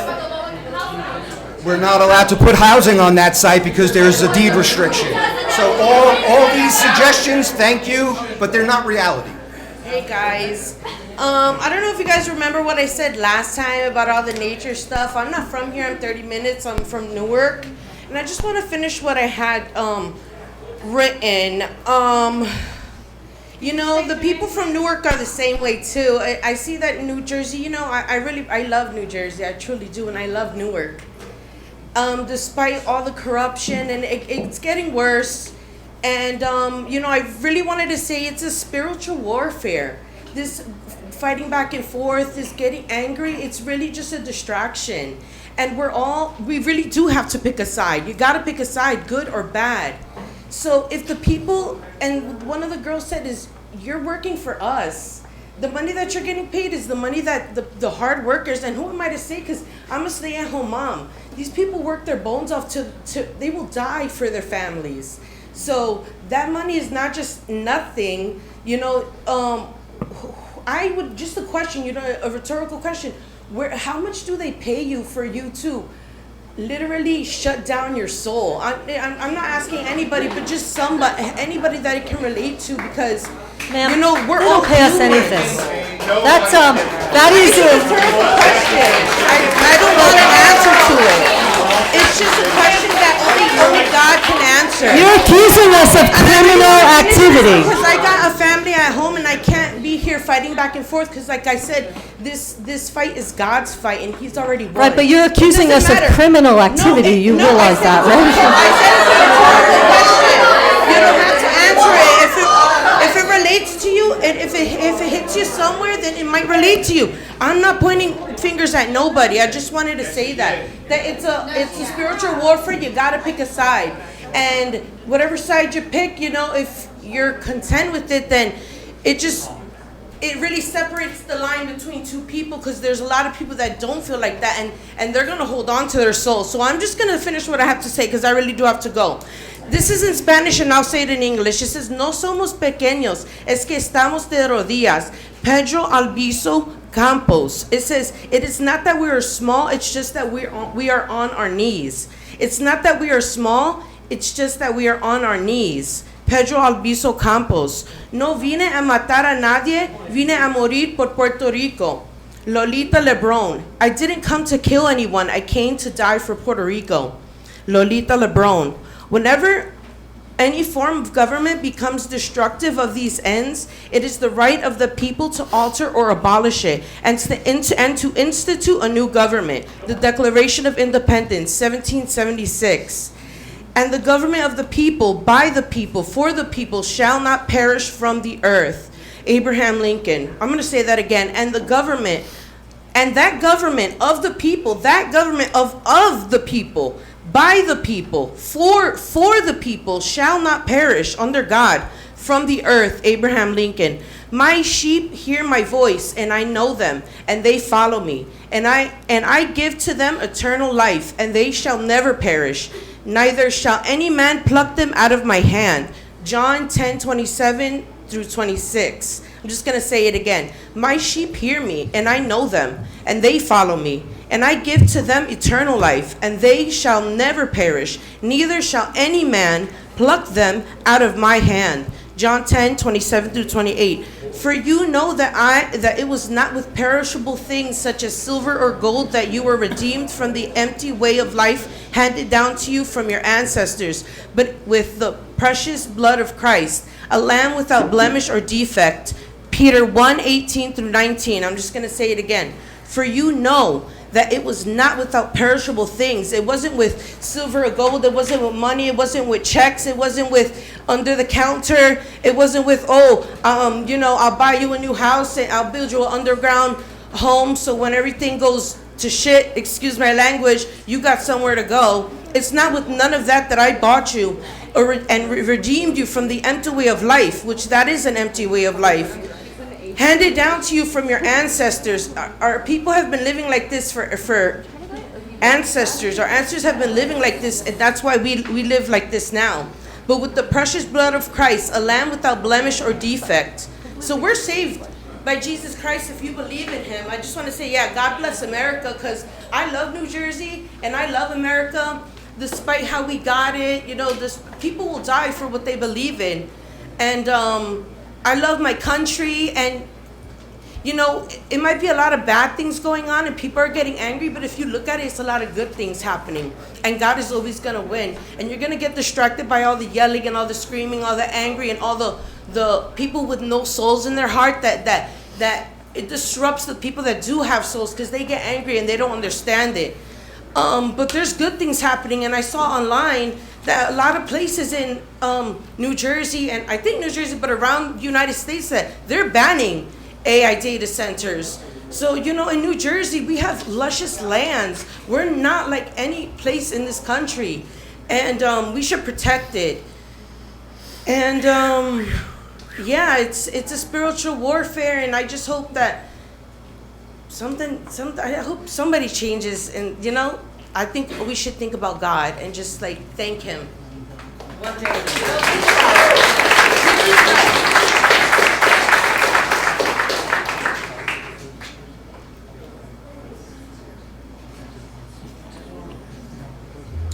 Hi, Will Dilly from Bloomingdale Ave, Cranford, down the street. Hello, testing. So I think a big problem that happens in government at all levels is people who are elected, as you stated, try to make decisions that they believe in their point of view is the best for the community. Maybe, maybe not. Sometimes they're making decisions not with that in mind. But let's suppose that is what someone thought. I think that's a mistake, because the role of someone in public service is to do exactly what the residents think is best for them, not what you think.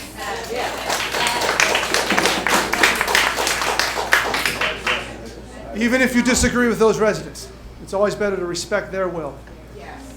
And this begs the question, why was a referendum not put in place for an issue that is so controversial?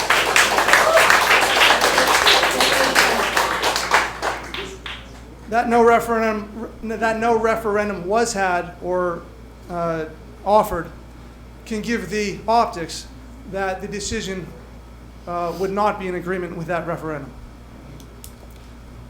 Right?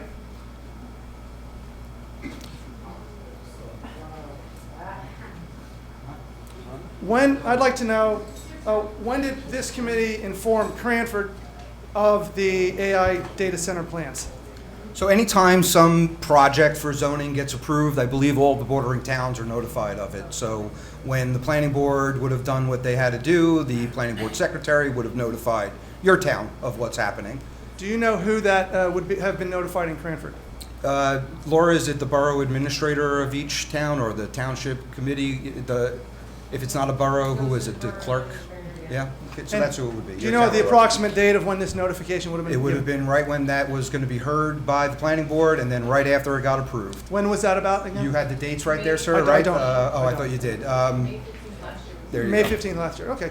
I'll let this for the record and all media here to know that our own town committee has publicly stated at our last meeting they were never informed of this. It's pretty procedural that we send those notices. It happens every time. I would agree. Laura, we move that? I'd like it to be on the record that our township committee, when asked, when we brought it to their attention a few weeks ago, said the first they knew of the AI Center was when I myself brought it to their attention. That's odd, because I get in my mailbox all the time things from Springfield and Cranford and Roselle Park and Union all the time about what zoning changes they're making. So the same reciprocity happens from us to them. Yeah, I would think so. I'm sure they would know. CoreWeave has been in their brochure, are you aware, have been advertising no businesses in downtown Kenilworth. Their CoreWeave brochure is advertising its proximity to the Cranford downtown. Sir, that's the Onyx brochure. That's not CoreWeave, just so you know. It's on their I'm just website, clarifying. right? Right, it's on the Onyx Nest website. I did see that. Okay, you Yeah, Onyx website, yeah. And thank you. How is Attorney Michael Ash involved in this arrangement? He's one of our town attorneys, one of our development attorney, or He's your redevelopment attorney. Yeah. Are you aware that he's also Cranford's redevelopment attorney? It's pretty common for these lawyers to have jobs like that out of cross townships. Yeah. Are you aware that there's a lawsuit against him because he is being accused of hiding and doctoring the financial documents pertaining to the 30-year tax exemption given to the billionaire developer in Cranford, Harts Mountain? And he is being accused of hiding and doctoring these documents from our own township committee in order to pass this 30-year exemption. I'm not aware of that. Not aware of that. It's a three.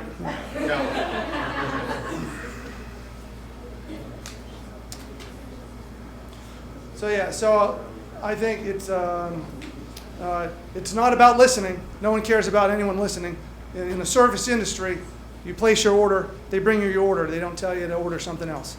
So I think the biggest problem with government today is the misunderstanding that I'm elected to decide for you.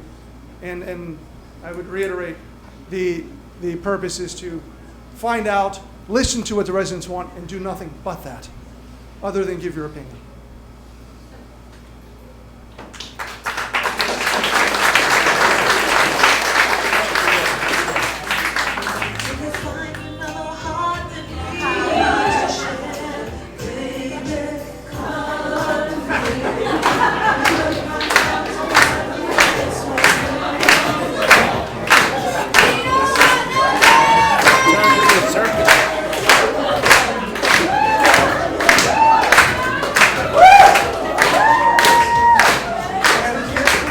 I thought we were asked to take this seriously.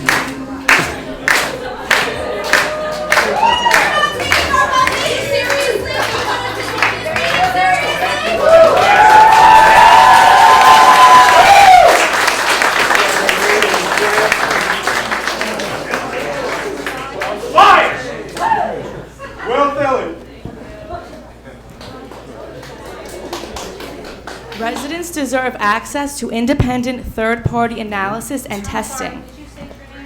Sure, my name is Dominique, 107 Meadow Road, Clark. So, it seems that you want us to just accept your points, and we do not want the data center. But not only are we not wanting to accept your points, we deserve access to independent third-party analysis and testing, not solely information provided by CoreWeave. It's very obvious that when you read points to us, you are reading talking points. You still have not provided us with independent testing, which we are asking for over and over and over again. How are we supposed to trust you when you're sitting here repeating the same talking points and then not having specific answers for our questions? And when we bring up valid concerns, you state that this is internet propaganda or things we found on the internet, when we know how to do real research. We hear concerns of other citizens in other areas that live near data centers. We see their lived experiences and what are happening to them, and we also see the data that is coming out from people that are living near these data centers. And you're continuing to just brush this under the rug and repeat CoreWeave talking points. There still has been no independent testing done at all. So that's you're not even giving us a little bit give and take here. Like, not only do we not want this center at all, you haven't even offered us anything that can make us feel okay about it. Just what they've told you to say. And something came up earlier with the water, how it's a closed loop system. These computers create so much heat that even though the closed loop system is cooling them, things need to move the heat around. And in the plans, there's a chiller yard with 30 chillers. Is that chiller yard using water? Evaporated water? Is it evaporating or is it using fans? Glycol. I believe it's glycol. Glycol to chill. And this is not an evaporated system. Nope. It's not evaporated. Didn't you say there was no hazard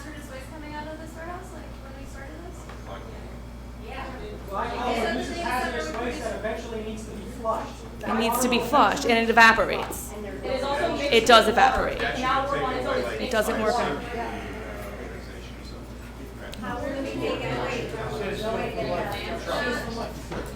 Thank you for your time.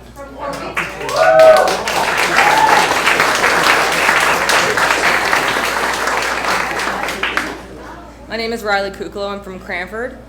It's nice to see you here in person. Last time I was here, you were not here. Last time I was here, it was in May. Since then, I've turned 18, I've taken my APs, and I'm getting my diploma in less than a week. Congratulations. I'm sure we would all love to move on with our lives. I would like to go home. We are still here. We are still fighting this data center. This data center that will encompass 400,000 square feet. It is expected to demand up to 250 megawatts of electricity, which could be used to power 500,000 homes. A data center that was dropped on residents without an adequate warning. And you can say otherwise, but an entire town claiming to not know about significant plans like these is pretty damning against your point. So you could say it all you want, but we don't know, okay? Regardless, in light of me graduating next Tuesday, I'd like to give a physics lesson. The first law of thermodynamics states that energy cannot be created or destroyed. If we apply that to our closed loop system, what you'll see is that as the water circulates through the system, it is continuously using thermodynamic energy to cool the servers. So then, in order to recool that water, so it can continue to circulate and do its job, the system requires an immense amount of electricity. I'm talking like a lot. A lot. You don't understand that. You don't understand that. And it's more than a substation can provide. More than that, whatever substation can provide for a long period of time. How long is this thing going to be running? Probably for the foreseeable future, am I correct? It's been running for decades. No, the data center. The proposed data center. I don't. You don't know? Okay. I assume it's going to be running all the time. Sorry, I lost my point. Sorry, I lost my place. This will drive up electricity costs for everybody. I'm sorry, I lost my place. Which brings me to my next point. You seem to have an issue with people from neighboring towns coming in and giving their input. I do not. You did say that. You did. A couple meetings ago, you did say that. I saw the video. I did hear that. All right, I'm gonna. You meetings. I have a video. Do you want me to show you the I video? have any issue from people. You want me to show you the from video other of you towns. saying it? Well, you could just I'll tell pull it me. up later and I'll send it to your email. All right, you can. So that was really frustrating to hear. Hello, hi, 10-minute drive away.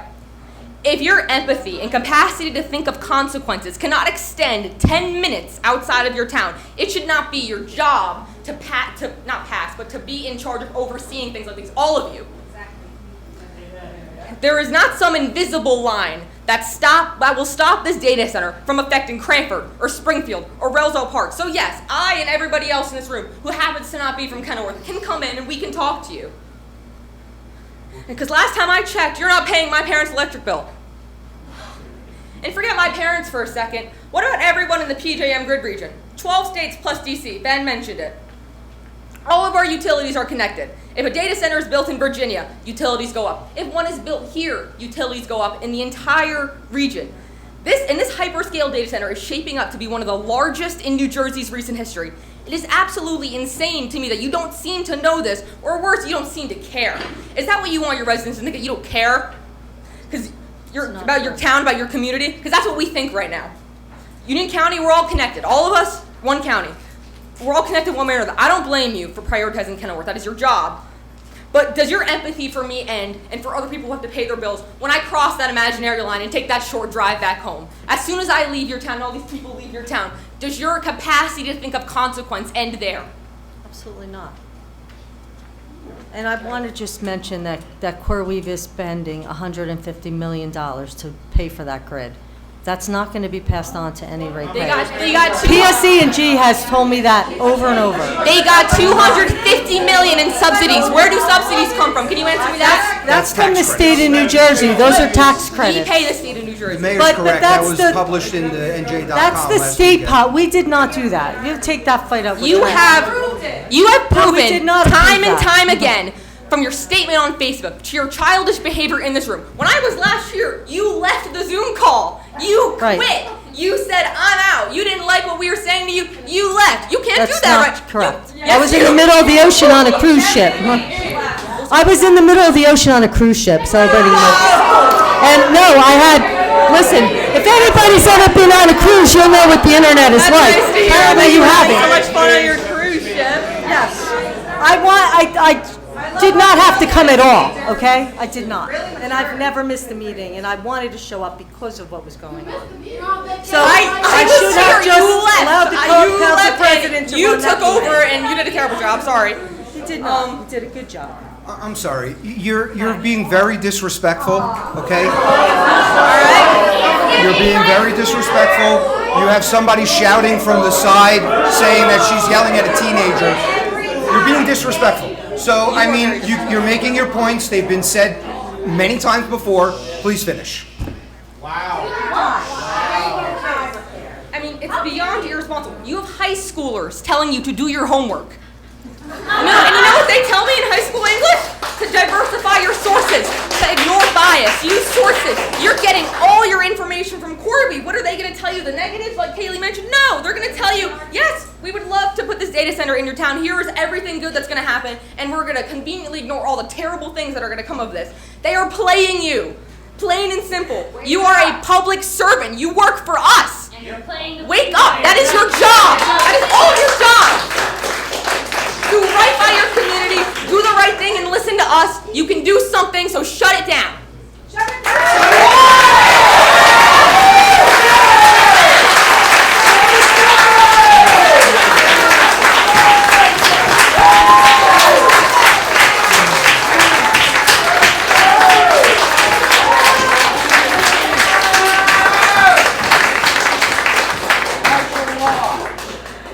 Mayor, I'm not here to berate you or the council, but I do have a question for you. You said you're a weak mayor.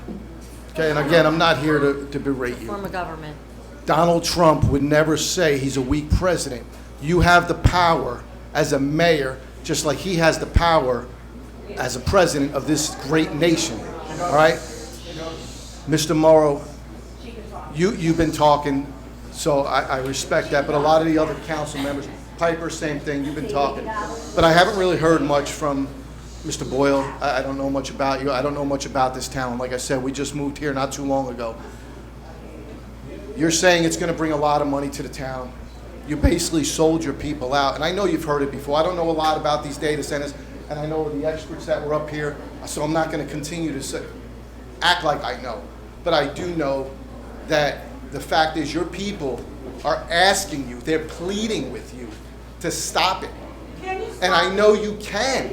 You can stop it. Am I right? There has to be something in law that you can shut it down. If you said I could put anything where my house is, so if I want to put, I don't know, a fine dining shop where my house is, I could put it there. You have to go to the planning board for a variance just like CoreWeave did. But again, why after all these people are telling you over and over and over, are you doing your homework, Mr. I am, and thank you for being so respectful up here. The planning board did approve the project. I'm not aware of any avenue we can take to shut down a pre-approved Okay. project. The reason for that would be there's a liability on the borough, and if you're a resident here, I'm sure I don't want the bill for the lawsuit. Okay, but so we're not going to be in a position to shut down So the we're one that's putting already money, started. you're putting money over health. I'm not putting money over health. I'm sorry. I've cited Northern Virginia before. I got a lot of people that just pulled out the hyperbole that they found on the internet. Northern Virginia, Prince William County, has more data centers, hyperscale data centers, than anywhere else in the world. We do not hear about the horror stories the way that we're all talking about them here. Just like you all said, you're living experiences of the people that lived near these facilities. These facilities existed before CoreWeave came to Kenilworth. We've looked at them. The mayor's talked about going on site tours. Everybody just wanted to discredit it. But she doesn't seem. All right, there's one man up here talking. Can we just have the conversation? Mr. Morrow, you seem like, all of you seem very intelligent. However, you're lacking something right now. Mr. Piper, I don't know what your position is. I'm assuming it's something within the city. Again, I don't know. But again, if you're part of this planning, zoning board, mayor, I mean, you should be able to shut it down. You were concerned last month, somebody did mention, I guess it was either Nutley or it started with an N, I don't know much. It was Nutley. So with the brown water, you were concerned for your family, right? So now what happens when you have, I'm assuming you're from Kenilworth, what happens when you have brown water? Or Can you- I tell you that the water was brown because there was a major water main break in Clifton? It had nothing to do with the data center. And I did research that. It had nothing to do with data But center. how long That's have you the been mayor? I problem. did my homework. Is it 6 years You now? know, 6 years, yes. 6 years. Yes. Do you think you're going to get voted back in again? Not that you probably care, but do you think you're going to be voted back in again after all of this? Well, I'd have to decide whether I was running or not again. I wouldn't run. I wouldn't want a weak Okay, mayor. so- I just wouldn't. I'm not going to even answer that question. But That's it's a sad personal that, decision like, for all these myself and people, my all they family. want is answers. And the only one that seems to be answering is Mr. Morrow. He answers somewhat in a different I've answered as roundabout way. well. I have answered as well. Well, I think you're just giving a lot of lip service, to be honest, Mayor. Oh, I'm sorry you feel that way. But thank you very much. Thank you. Thank you, Mr. Piper. Thank you, police officer. Thank you.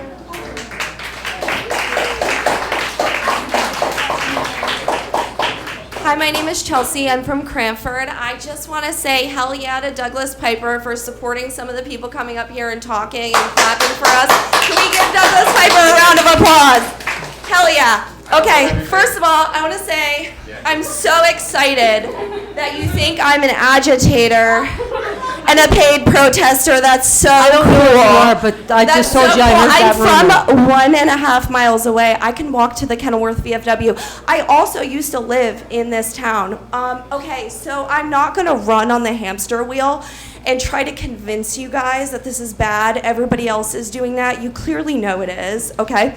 But what I want to know is when the news was here, if this is a groundbreaking facility where, you know, it's not going to use any water, it's not going to pollute the environment, it's not going to drive up our electric bill. News 12 was here. Why didn't you have like your own little press conference? We did have a press conference with News 12, and they picked and chose what they wanted to put in that. This would be conference. international news. And that's This why first ever- I'll say it right to their face. This first ever Right to their face. groundbreaking data center is coming to Kenilworth. And there was a press way in release also in innovation. Tap into This should Kenilworth. be a huge deal. This should be international news, Linda. I think it is. I think it is. Why isn't it? I think Kenilworth is famous. Why isn't it? For the wrong reasons. For the wrong reasons. It's news for the wrong reasons, Linda. You know it's bad. Everyone's telling you it's bad. We've told you for like 6 weeks now that this is bad. Do you think there's like that much misinformation out there that this is all just made up? I don't think all data centers are created No, equally. do you think and that I've said that over and everything over we're again. saying is made no, up? I just no, wanna I be clear. don't. No, I don't. And I think there probably are some bad data centers out there that Okay. I absolutely And this think one's that. different. This one's different. This one's different than all the other data centers. From the engineering reports that I've read, It's yes, the first it is of its different. kind. It is You're different. telling us this is the first of its kind. Well, it's not the first of its kind. You know, there's over 80 data centers No, right but now is in New this data Jersey. center Just in because- New Jersey, and No, some but of the them data are. centers, they use water and they pollute. Is this the first data center of its kind that's like this? I can't answer that question. Because it's not, and you know it's not. And you I know know that I these can't data answer centers that we're talking about are the one that you're talking about. Okay? We are not dense. We are not obtuse. Your constituents are smart. Okay? These are smart people that know how to research. Stop treating us like we're not intelligent. We know that this data center is the same as the other data centers that people are complaining about. This is not a groundbreaking, brand new data center that's never been seen before. Okay? Stop acting like it is. It's not. It is not. That's all I have to say.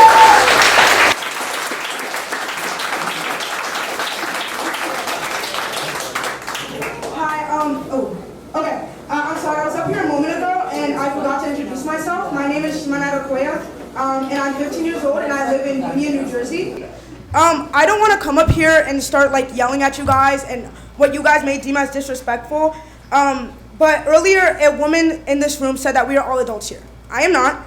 I'm a child and I'm a teenager who can't even vote yet, but I'm forced to stand here at this microphone because I feel as if the adults in this room aren't protecting my future. I want to take a second for you guys to think about the future. You're saying there's nothing you can do now. We can look at the future. I have grown up in this community my entire life. I live less than 15 minutes away from the site. In fact, this multi-million-dollar data center is being built just a 5-minute walk from so many people's home, a 5-minute walk from my sister's door. And I look around this room and I'm almost certain that none of you live that close to this project. And I wouldn't wish that anxiety upon any of you, but because I have to live with it, I'm standing here tonight to ask you one simple question. Why? What is your justification for putting this into our backyards, and how can you justify this when you have done almost no independent research, choosing instead to be hand-fed corporate talking points straight from the company profiting off of our neighborhood? I understand that you're sitting here and you're saying, oh, we've heard this a million times, but I don't want to stand here and call you corrupt. I don't want to say that you're demoralized or undermining the people you serve, but I will tell you that this is heartbreaking. It is deeply disheartening to spend my childhood, the years where I should worry about school and being a kid, watching a state built on community, family, and genuine connection slowly but surely sacrifice its people for profit. Towns across all, thank you guys. Towns across all New Jersey and the entire country are banning these data centers because they know the toll it takes on these neighborhoods. Even Union, where I'm from, has already banned them, Mayor Frazier, yet you are choosing to build this right on our border. Look at me and look at our neighbors. We are the ones who have to live in the shadow of your decision for the rest of our lives. Please, moving further, even if it's too late as you say, or there's nothing you can do, remember what actually matters and protect our home. Thank you.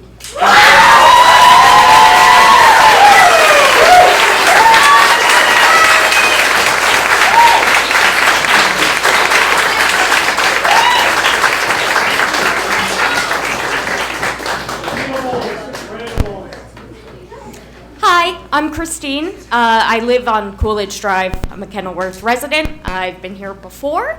And on that note, Borough Attorney, what's your name? Because you're not Semarara. Greg Asadorian. Hmm?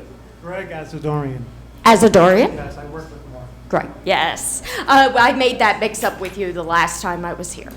So, I'm actually going to mirror Madeline's point that as of April 13th of this year, there's no designated redeveloper. And you said you're not sure about that because you're not the planning board attorney. No, that's not what I said. I said I'm not the redevelopment attorney. A redevelopment attorney. Thank you. I asked you that question on May 20th. So why didn't you come back with an answer for this one? Do we have a designated redeveloper? I don't think I was here on May 20th. You may have asked Mark. Do you remember me? Because you said, oh yeah, I'm the better looking coworker. Yeah. You made a joke about Mark. I did make that joke. I remember it was to you, but I don't know if it was May. But I asked you that question, no? yes, and I'm not the redevelopment attorney. I'm not the proper person to ask. That's what I'm trying to tell you. Okay. So, when do I get to talk to the redevelopment attorney? Where do I get these answers? Hello? No. The mayor made the extension, she should know. I didn't make any extension. Yes, she did. I mean, Everything that I do is voted on by, the council does. And it's irregardless because it lapsed, so you don't have a designated redeveloper. You could Oprah your question, and you'll get the answer if there's a redevelopment designation. Right, so there isn't one. Okay, so in relation to what we want to see from the redevelopment agreement, this is the right avenue to do it, correct? Borough attorney? I mean, he doesn't generally come to these meetings.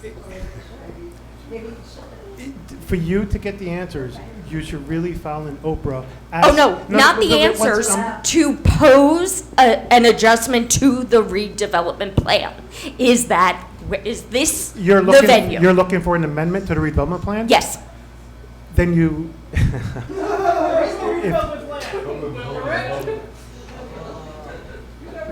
Time out. There's no designated developer, there's no redevelopment plan. I mean, the redevelopment plan is pretty much not being followed at all currently, so I want an amendment to it. How do I do that? Well, I'm not here to provide you with legal advice. You'd have to Yeah. get your own attorney. But if you're looking to pose an amendment, then you should put that out on the table seeking it. But if you are not the redeveloper, I don't know how you would amend it. There's certain processes and procedures that The go with redevelopment plan redevelop- is not for the redeveloper, it's for the it's for town. it's for the area. Yeah, it's for the area, it's for the town, the municipality makes it, and then they assign a redeveloper, correct? I understand that, yes, that's correct. But there's processes and procedures to follow. And What are they? If what you're looking to do is set aside or looking to overdo, you have to avail yourself of the appeal process just like anybody else would. It's no different for anybody else. It's the What's same the set of first laws. step? I'm not here to provide you with legal advice. That's not my job. I put it here. Correct? No, I put it don't here. believe so. No? No, I don't believe so. I don't believe you can go ahead and challenge the, I don't know. I don't know what the law is here. Well, that's really heartening. I'm not an attorney. What are you here for? So rude. You're so rude. If a redevelopment plan passes, and a redevelopment plan has been passed, and if you showed up and objected, and when I mean you, I mean anybody in the public, it's a public hearing, they have a right to show up and voice their opinion. If it passes and the redevelopment plan gets adopted, and the members of the public do not agree with it, their right is to file a complaint in lieu of prerogative writ. You take the jurisdiction to the Superior Court and you ask them to overdo it for whatever reasons you think are improper. That is the process. To the Superior Court. Okay. Thank you. I will note that. I will say, now this was something that I did get from an Oprah request. It's not the first time that CoreWeave has been doing work, sans being the designated redeveloper. Citing Brian Nelson, so that's Redevelopment Council, right? In May of 2025, he expressed concerns that CoreWeave was not the designated developer and was getting applications approved. Of course, the response to that was redacted from the Oprah. Now, CoreWeave was approved for a subdivision, and that was April 28th. That was the day, like a week or so after designated redevelopment has lapsed. Any thoughts on that? Well, you make it seem like we don't want development at that property, and that's where I would disagree with the premise here. No, we it's- want activity and development at the property. Right, but them being the designated redeveloper has lapsed, correct?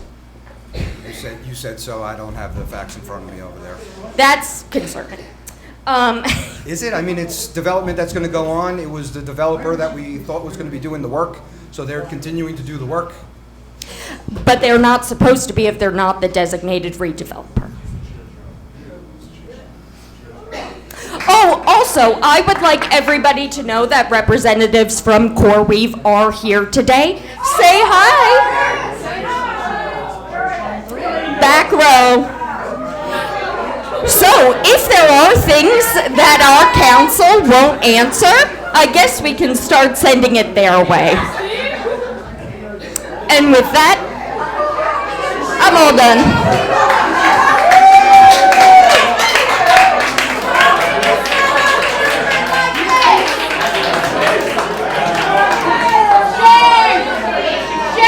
Calm down, please. Calm down,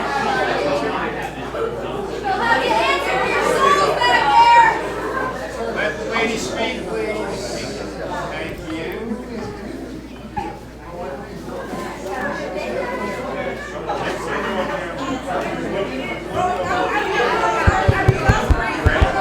Hello, hello, hello, hello. Something, thank you.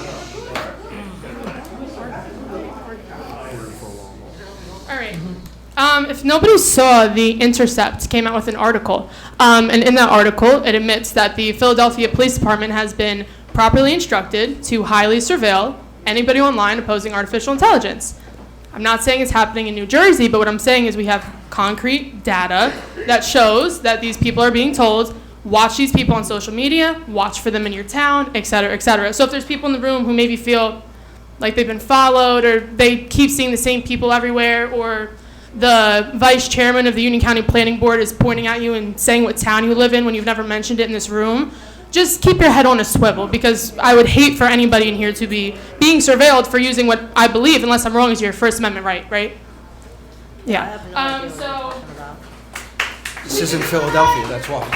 I'm trying, I'm sorry. MIT. So MIT did a study over 4 months. They had one group of people who used generative artificial intelligence to write essays, do research, look at articles. One group used ChatGPT, one group used the library, and regular Google, because just so everybody knows, you don't need to use artificial intelligence integrated into your browser. You can get DuckDuckGo, no AI. It's a little old, but it works, right? So you don't have to have artificial intelligence. So this group right here,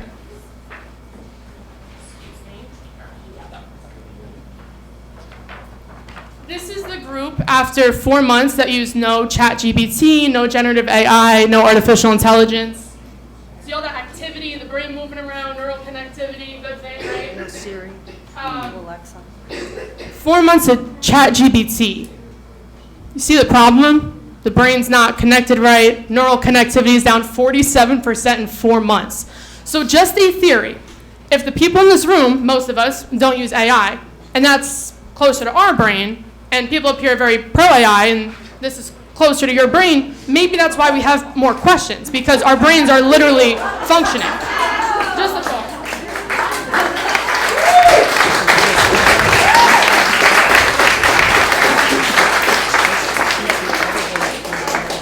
All right.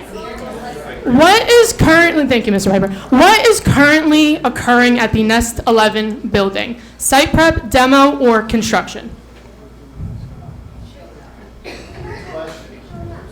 Site prep, demo, or construction? You literally told us we can't think 1 second ago. Okay, thank you, Mr. You literally said that. And I gotta say, anybody resisting AI, you're in for a world of hurt in the business community. So, okay, thank you. No, thank you, Mr. Morrow. I'm talking. It's like not using the internet. So, Mr. Morrow, Let's have the debate. I didn't really want to delve in, but whatever, I guess I will. On the October 15, 2025 meeting, when Mike Terlizzi was here and he was proposing more about the water going through all the cooling servers and all that stuff, right? Mr. Morrow asked a question along the lines, I don't want to misquote you, but tech moves fast, what happens if this all goes away? What can you do with this area? And the answer was, it can be leased out to other places that need to store data, like very large corporations, possibly the way it happens in a lot of other areas, right? I'm not misquoting.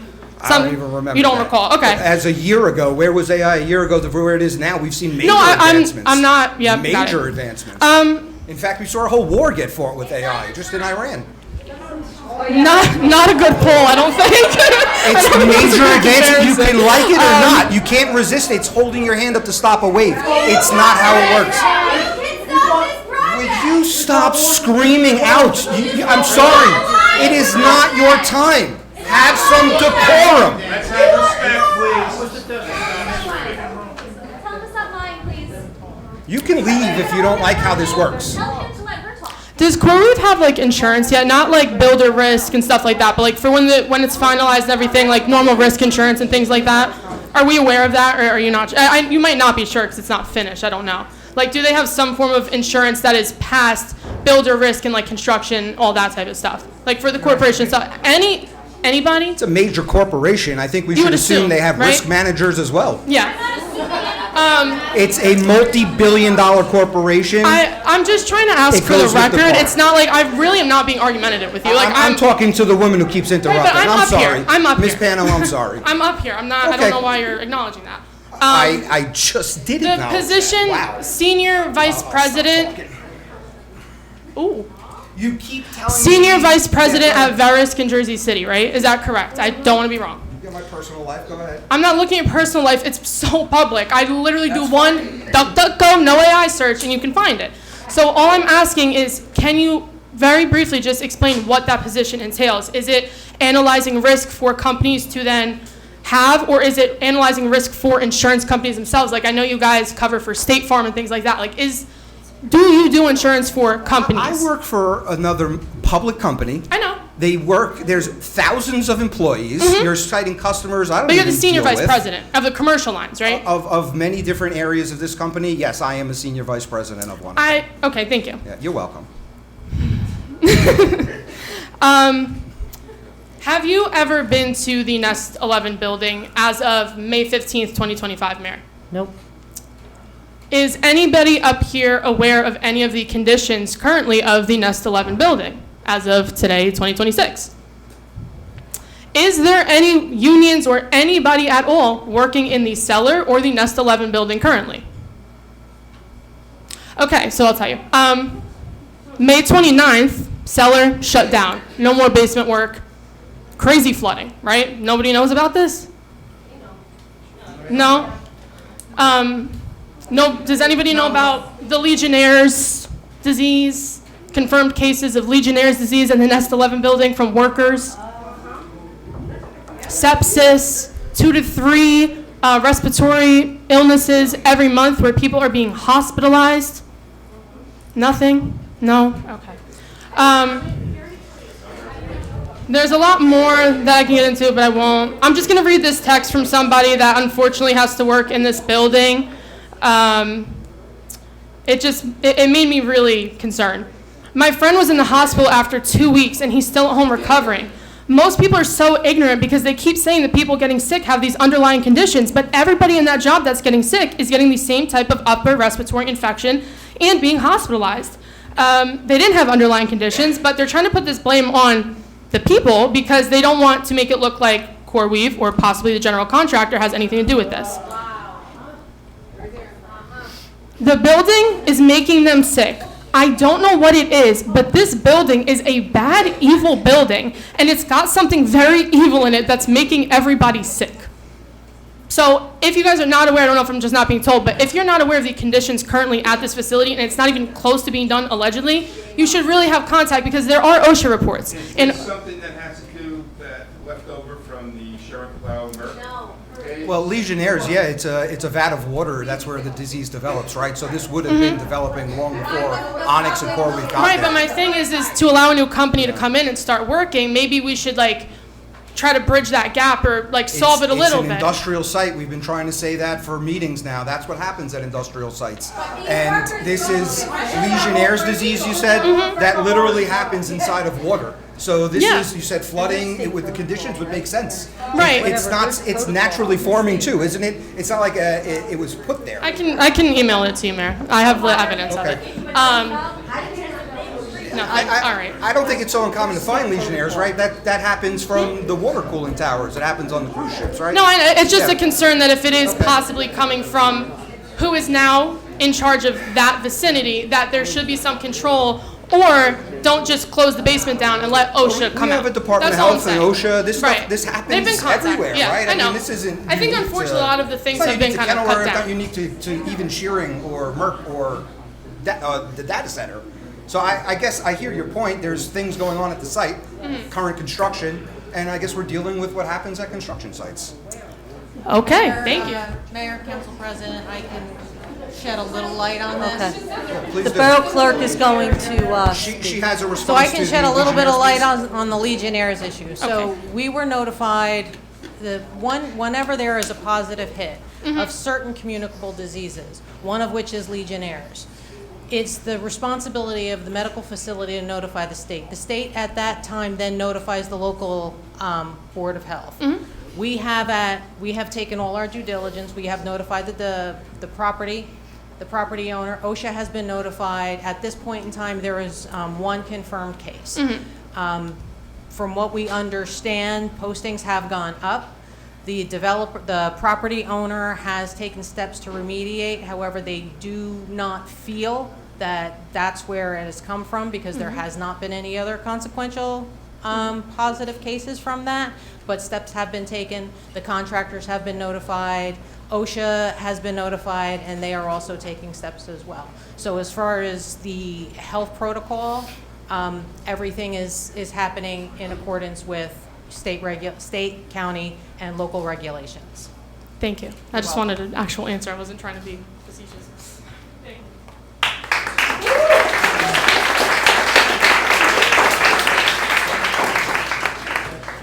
Hi. My name is Lori Wade. I'm a resident of Union.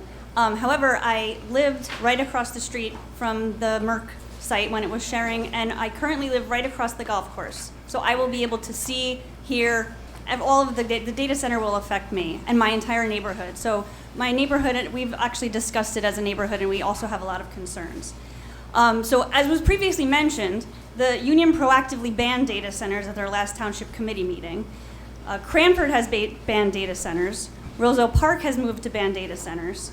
Summit discussed an ordinance just last night to proactively ban large data centers. And they provided a ton of transparency to their constituents. There were tons of people in the room. I was there for 2 hours hearing opposition from Summit residents. Like the well-informed, intelligent, well-researched people who've spoke at this meeting and other borough council meetings, they knew a ton about data centers. So some of them actually referenced this data center as one of their concerns. They also have a pharma site, the Bristol Myers Squibb site, that's up for sale. So they see there's a little bit of a corollary here where they're concerned the same thing could happen in their city. Some of them were also from other towns. Some of them were angry. Nobody was accused that they were paid to be there. Interestingly, though, all of these ordinances have been introduced in the past month or two. They're proactive for these towns, but they're clearly, based on timing, reactive to what's being built over at 2000 Galloping Hill Road. It's quite literally across the street from Union. It backs up to the 5th Ward of Roselle Park. These other Union County towns are hearing the outrage and opposition, not just from their own residents, but from residents all over Union County and the residents here.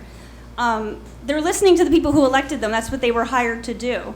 So the priority here should be the health and quality of life of the residents of your town and the greater Union County, so the surrounding towns, and the environmental impacts to you and your neighboring towns, because the environmental impact is what's going to affect us in the future. Low property taxes won't matter when the property values plummet because there's a loud data center nearby.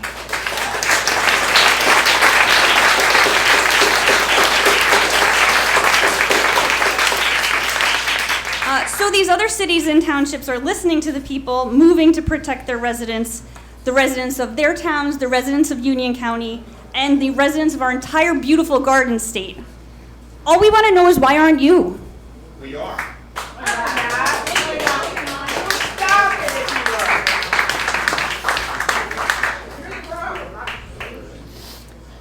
Hello, good evening. My name is Jimmy Matthews. I'm a resident in Roselle Park. So a couple things before I read what I planned. So Mr. Councilman Morrow, to your point about Prince William County. So I grew up in Northern Virginia, spent 18 years there, and I lived in Prince William County. It's my personal opinion that you do not want to model your local development plans on anything like what happens in Northern Virginia. It's a very soulless, depressing place to live in suburbia there, and that's why everyone leaves. All my friends, my family left. They moved to upstate New York. And so that's one thing, okay? The other thing is you indicated that you gave the impression to this audience that you, Mr. Morrow, gave the impression that it's just kind of procedural formality that information about developments of this size would be shared with neighboring townships and municipalities. Let me tell you how I found out about this. I am one of the rare people who, I'm not on any kind of social media. I go to all the town meetings since I moved to Roselle Park. Maybe I missed one or two because of extenuating circumstances. There was the big meeting, planning board meeting here, where the news broke. It was about 2 months ago. And my councilman was there. Thank God he was, because the very next day, at the council meeting in Roselle Park, there was an ordinance for introduction Do you know what it was? It was just to desperately get information from Kenilworth about this project, because they didn't know anything. All of our zoning law changes, anything that we do in that regard goes to all the neighboring towns. I Okay. get them myself from Roselle Park, I read them. So I Yeah. would know what's happening when you guys make a change like that. Okay, We have the I same mean, reciprocity with your town. I completely believe you, and I'm just pointing out that there must be some gaping hole in that system. You should ask your councilman and your borough administrator. Okay. Right. Listen, I appreciate the way that you approach us. You did this last time as well. You were extremely respectful. Thank you for that. Look, I'm I trying to understand you have a answer your really hard job. I Honestly, it's appreciate it. obvious. It's okay? just unfortunate that everybody in the crowd has to scream out when they hear something they don't like. I understand. It's yeah. very unfortunate, but please keep going. You're being very respectful. I appreciate it. So I went to the Italian Festival in Roselle Park, and I spoke with Signorello, Mayor Signorello. He said he was for the AI Center. Of course, just like that. Okay. What does that have to do with anything? Well, you know. I'm gonna tell you, and I'm from Roselle Park Well, too. we got the information we got from the lawyers, some of them were CoreWeave and other lawyers, and, you know, and so now we're listening to all of you. We're trying to gather information and understand what's going on, and you're all accusing us of like selling our souls out. That's not what's happening. Roselle Park. Anyway. All right, let's give respect to the speaker right here, Doug, Councilman. All right. Let's give All right. respect to the person. Sorry. The councilman picked Ward Roselle Park. Sorry. Okay, so in business and economics, there's the phenomenon of the principal-agent problem. And what the principal-agent language refers to is that the agent is delegated the authority by another party to act on its behalf, the other party being the principal. And the reason it's considered a problem, that you learn about it in economics 101 or whatever it is because it often happens that the agent and the principal have grossly misaligned values when it comes to the discretion of agency that they're entrusted with. So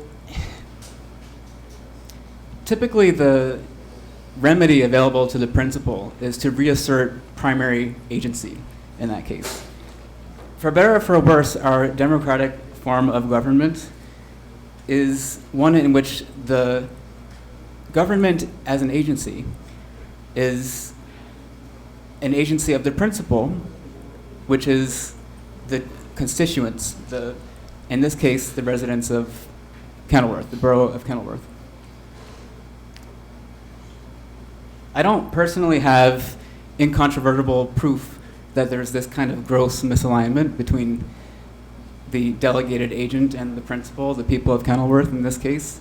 But the usual thing that would take place in a scenario like this is that a referendum would be held. And Clerk Reinertson, this is probably for you, because for matters of voting, the Electoral Commission, et cetera, it's not usually within the hands of the council to make decisions about that kind of thing. This is more of a procedural issue. Please, I request, work with whatever Electoral Commission authorities are appropriate to make preparations to hold a referendum on this matter, on the matter of prohibiting massive AI data center uses in all zoning districts in the borough of Kenilworth. It's something there's a precedent for it in your neighbors in Roselle Park. They have something, the ordinance is moving forward to do just such a thing. So if there's no motion on that, and I don't expect, it's not really a question, I don't expect you to contemporaneously say something about holding a referendum. But if no motion is happening on that front quite soon, I think it would probably be, the people of Kenilworth may be obliged to hold a referendum of their own, and it would probably be admissible in court. And if it passed and the prohibition became law, the police here would be obliged to enforce that law, because the primary agency here is the people of Kenilworth.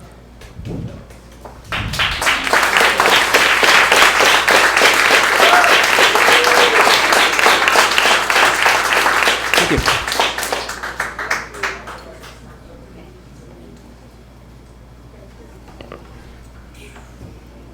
Hello, I'm Melissa Delia. I'm also from Roselle Park. Thank you for taking the time to let me speak. I know I'm not from Kenilworth, but I just had a quick question. I just wanted to confirm I understood. I've been in and out during the meeting. Mayor, you said that it's not possible to study something without, like the data center, without it being fully built. Am I understanding that correctly? Agree. What would we, once the data center is complete, the borough will do our own independent study of everything that they said they would do, and we will hold them accountable. So if something that they told us that we believe is not correct, we can stop them from operating. Okay. 1 second. Can I ask people just to be quiet just so I can hear, please? I get distracted. But if that's the case, I don't really understand that point because so you're saying that the town is committed to studying the outcomes of the data center because I assume you don't want, say, some of the things that people are saying to come to fruition if there are harmful effects or stress on the grid or anything that would negatively impact the residents, correct? Absolutely. Okay. So usually, and I'm not an environmental scientist, but I am a scientist, and usually when we do tests and everything, that is done at either a smaller scale or you look at other centers or other areas that have the same sort of systems, and you come up with estimations and assumptions from there to get a general range. So my question is, if it's possible to take data from other centers or other electrical grids or anything like that, would the town be open to either passing limits on maximum capacity of energy usage if it is determined by data that that capacity is negatively impacted, even if the center's not built yet? Is there an upper limit that the town might say, we know from data in other places that this is harmful, and move to correct that before anything is built at that scale? I'm sure we can have a conversation about that. We could. I just want to draw a parallel because I Yeah. think something is getting lost here. So we'll take it down from this huge hyperscale center, and we're just going to build a house. Yeah. And we're going to say that the house is going to be 3 stories. And when that house gets built and it's 4 stories, we as a town, because the approval was given for something and it was a planning board variance, they get to stop the operations. They get to tell them, even if it's finished, you need to bring it down a story. So the same thing happens here inside the data center. If they're telling us that the noise has to be what you said was a hum of a refrigerator, if it's anything more than those decimal levels, we go back to them and say that you got approval for 0.8, whatever it is, and you need to hit that. And you have to cease operations until you do. Same thing with the water that they're telling us and the closed loop system. All of these requirements get approved by the planning board through a variance. That variance then, the construction office here, goes and inspects. And I think that's what the mayor is talking about when it's post-construction inspection. It must live up to what they said they were doing in the application, and if not, they need to remedy. So all of that is very true, and I think it's procedural, just like the mayor's saying, that after it gets built, we get to do that. They don't get to lie to us. So if they're telling us they're building, you can groan all you want. They are legally submitting these documents. They testify under oath at our planning board about what the documents say. Their engineers come, their architects come, everybody, a professional at their site is coming to tell us what's going to happen, even the lead contractors. And then we then approve the planning, I shouldn't say we, it's the planning board at that point. Here's their application under oath, it's in a legal setting, and they have to oblige by what they're telling us. If they don't, what the mayor said is how the procedure would play out. So we have these assurances from them. You can believe them if you want. We do have the assurances from them, and they must live up to them. Are you willing to put ordinances or anything else in place to limit, like, ambient temperature or anything like that? So if might they also- told us that there's going to be light at whatever candle light decimal, or however they measure that, then that's all on record, whatever it is that's there, that's being approved. There's no need for another ordinance because they have to do what they're saying. That's what the ordinances and the laws in New Jersey already say. Okay. So we don't really need anything extra. They had theirs day at the planning board. They got the approvals. We have one building going up. They must do everything they told us. That's how it works. And everybody's moaning and begrudgingly trying to say it doesn't work that way, but it does. So I appreciate the debate. I appreciate the chance to say that here, and that is the procedure that will happen. Thank you. Thank you. Thank you.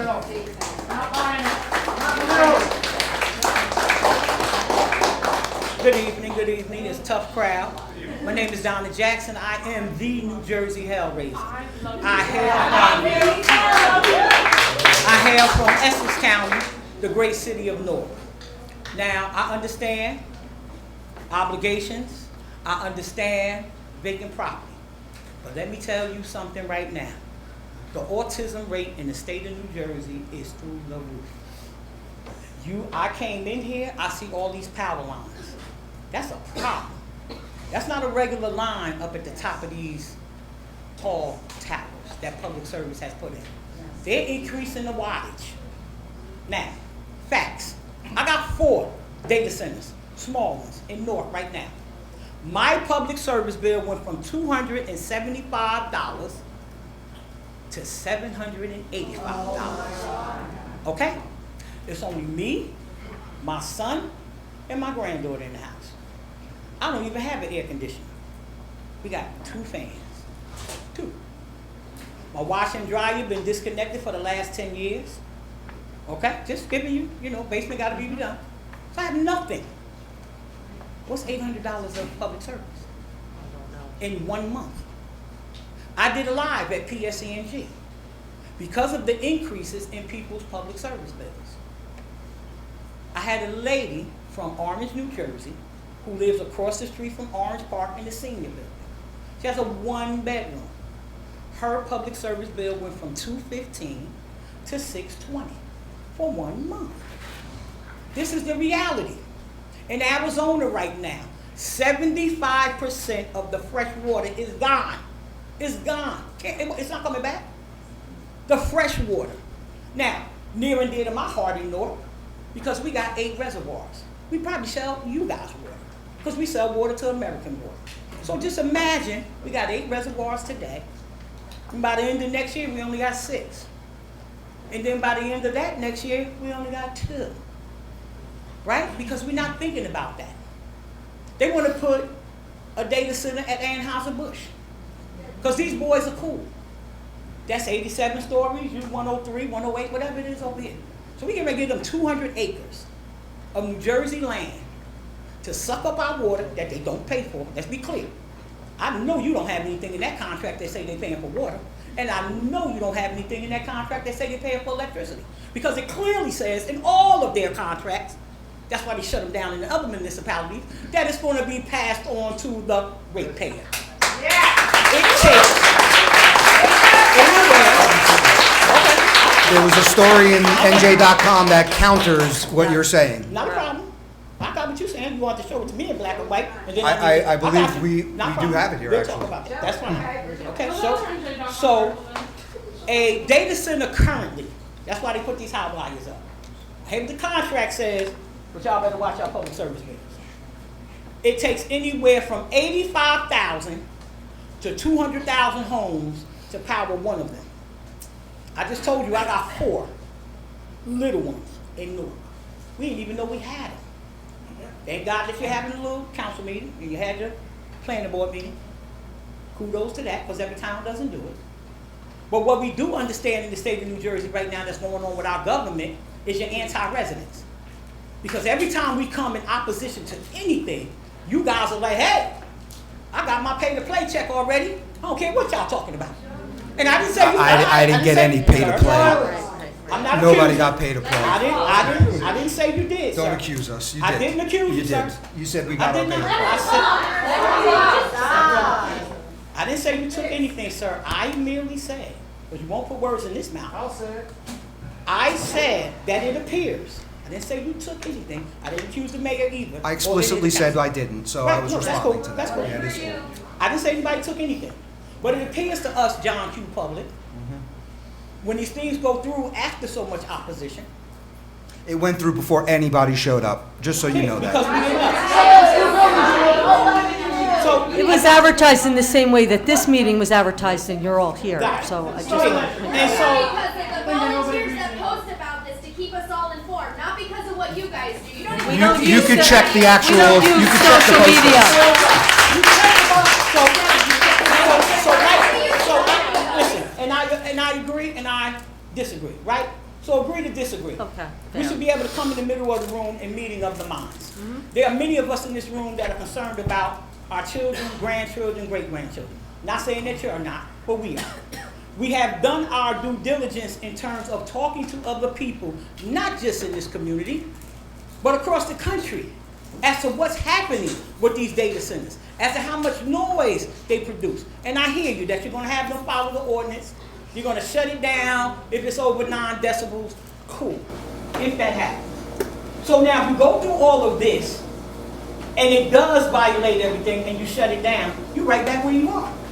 You got a building sitting there with nothing. You have a community and businesses that you remove from there if they need that space. That would not be there anymore. And it'll be even more empty than it is now. All I'm saying is that you guys need to be up to speed like they are. They need to be up to speed like you are. We need to share documentation in good faith, if we have not. Okay? Because I don't know if we have.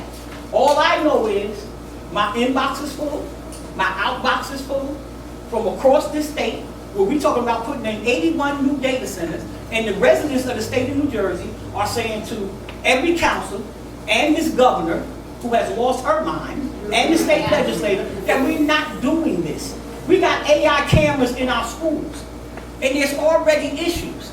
I don't need my child that didn't do anything having his picture because the principal don't like him, and fusing him in the picture with his son. I'm just using you because you said Listen, I agree with you on big price. and putting them into that photo. That's a problem. That's a serious problem. Now, this municipality may not have dealt with that yet, but I know we got a lot of head violations across this whole state. We got a lot of bullying going on. And when Miss James right here makes too much noise, she now's the target. And they are going to terrorize her child. And they now have the equipment to invade her child's life, this young lady's nephew, old enough for 16. And we have to be careful. We keep opening this door and just let everything in. Everything. You might not be the fan of the president. I don't know. But Kennedy is talking about the effects of these vaccines, about the effects of what's in the school. And I know you're talking about the data center, but this is your council meeting. We need to start looking at stuff like that. Because let me tell you something, the state of New Jersey used to have a great educational system. We're not up there no more. We got a lot of challenges. We have a lot of special needs children. Our special need population in this state has quadrupled in the last 10 years. And I know it because I do IEP hearings as well as go to administrative law court. And I don't deal with just Essex County. I do it all across the state. And there's no color barrier when I assist people. There's a lot of reasons for Absolutely. that increase. So Yes, sir. And a lot of reasons. And we don't need to add these radio waves because somebody wants to make money. Because they're not building because they're not going to make no money. Let's be clear. Right?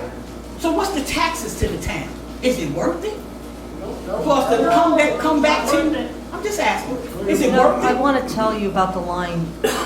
PSC&G planned after Sandy to upgrade to 69 kV. And you can go on their website and read the whole plan. Gotcha. It's all on there. And that's happened before this No, I got data you. center. I'm cool. Okay, so I'm you just know. thinking of the transformer fire that just happened 3 years ago on 1 and 9.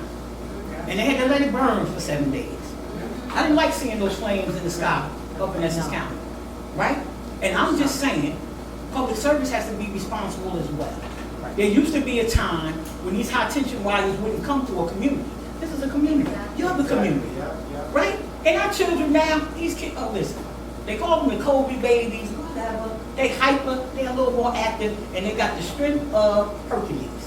I don't want to see a kid in any community trying to climb up one of these poles. One of those wires come down, with all these hurricanes getting ready to come through here, all the effects that we had through the last storms we've been through. I'm just saying, let's take a minute. And maybe you did, but I'm just asking.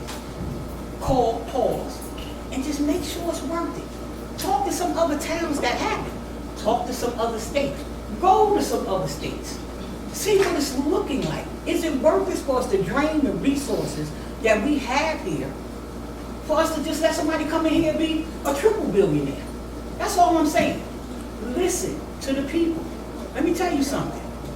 It is worth it to hear us. Ma'am, with all due respect, I am doing that. No, okay. And I'm reading articles. Gotcha. And I'm researching. Yes, sir.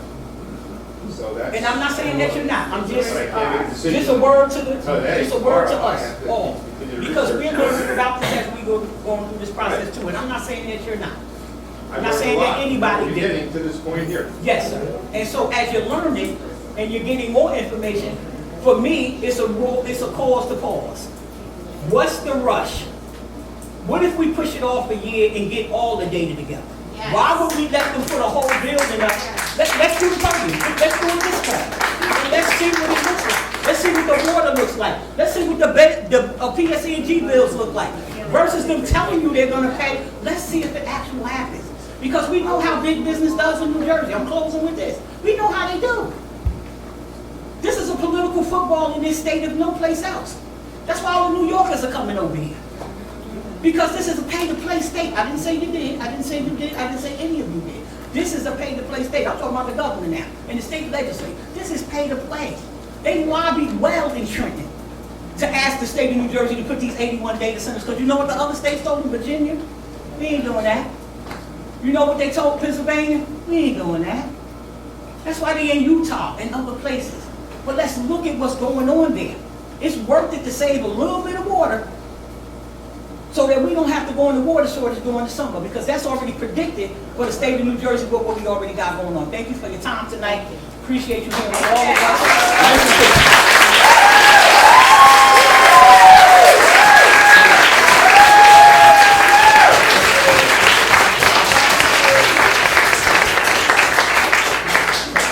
Hi, my name is Lily. I'm from Fanwood, New Jersey. I've lived here all my life, and I plan on living here for the rest of it too. I want to thank you guys first for doing the unenviable work, being here, spending your Tuesday nights. Thank you for all the work you do. I'm not looking to change your minds. I'm not that persuasive. There's been many more people more capable than I, but I'm just looking for some assurances that my community and I will be protected, even after all of this attention fades. I know public attention is fleeting, but I plan on being here for several more decades at least, and so is my family. I will take your arguments in good faith. I want to believe as well that this will be good for our communities. Assuming that you really can't do testing on something that hasn't been built yet, and that you will do it after all is done and paid for. I wanted to know, Mayor, you stated that an independent study will do the testing for the data center after it's built. We will. We'll test everything to Thank make you. sure independent. We'll hire independent. Laura, you can respond to that. Do you have a plan, like what, are the criteria for passing already established? It is. They It have is. to. We're talking about the tests that we'll do after the data centers. We'll hire our own professionals. Yes, we're gonna bring in our own professionals to come in and do this. Okay. Of everything, to make sure that everything that we're promised has happened. Thank you. And then Councilman Morrow, you had some great points about stopping it if they violate any of the terms and agreements. What kind of leverage does Kenilworth have? The law. We have the full force of the law. If they violate what they told us was going to be done at a hearing, we have the full force of the law. Our zoning officer will put out notice of violations. We then get to take them to court, just like any other property dispute or anything like that. Thank you. And I'm not too familiar with law, that's not my specialty. What is the timeline like for any kind of litigation, if it were to go to that? Of Well, course, it's immediate after it gets put up that it has to perform the way that they told us it would. And there is time period for responding to a notice of violation. I want to say it's 45 days, but I can't be sure about that, so I'd have to get back to you on that. No But they do worries. have time to remedy the situation. And I believe the second notice then goes out if it hasn't been remedied in that time, and then you can take court proceedings. If, Greg, I don't know if I have that correct. Yeah, all municipalities in New Jersey have enforcement authorities. So when somebody files an application for site plan approval before a planning board or a zoning board, regardless if variances are involved, what happens is they make representations that are before that board. all of those representations that are made are then incorporated into a resolution, which gets memorialized, adopted by the board. In addition to the representations made, the board also incorporates and reference any exhibits that were relied upon and any conditions of approval that the board imposes. So when any example would be any property owner, any developer, or this people. So if they go before the planning board and they get site plan approval, and all the representations they made get incorporated into it, all the conditions of approval that are set forth by the planning board are deemed part of the approval. So if any part of the approval or the conditions are violated, then the town has enforcement authority.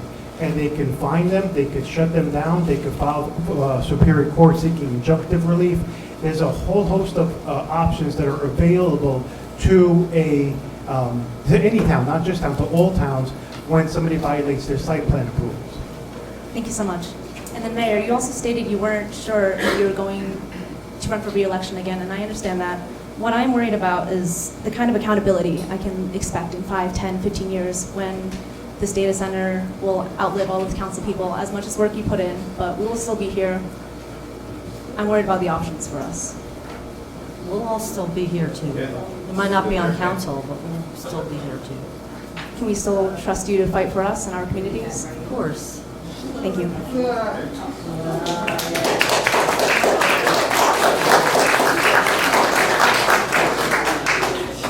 All right. Good evening, Mayor. Good evening, Council. I will not be giving my name. I will not be giving my address, unless you guys want to give your address. I don't think anybody should be giving their address nowadays because government has a way of retaliating against the people who say things that they don't like. So you should probably remove those words from the policy, from the sheet that talks about the public comment portion. Less intimidating barriers for the public to get up and speak would be better off for the process. We also have freedom of speech, so you can't really force our speech and try to make us give up our Fourth Amendment. So with that being said, this also should be turned around. I don't know why it's in this position. That bothers me tremendously. The little things kind of, I don't know, are like big to me. I like to lean when I'm talking, and this doesn't really feel right. If I wanted to come up here with a laptop or something to read, I can't do it, so I don't know why it's positioned like this. And We can turn it around. Listen, please don't interrupt me. That's the other thing. No. Listen. We're not going to interrupt me. I'm going to ask you not to interrupt me. If I ask a question, then you feel free to answer. Fair enough. That's actually what brought me here. What? You did ask, yes. No, do not interrupt me. Do not interrupt me. You asked why it was that way.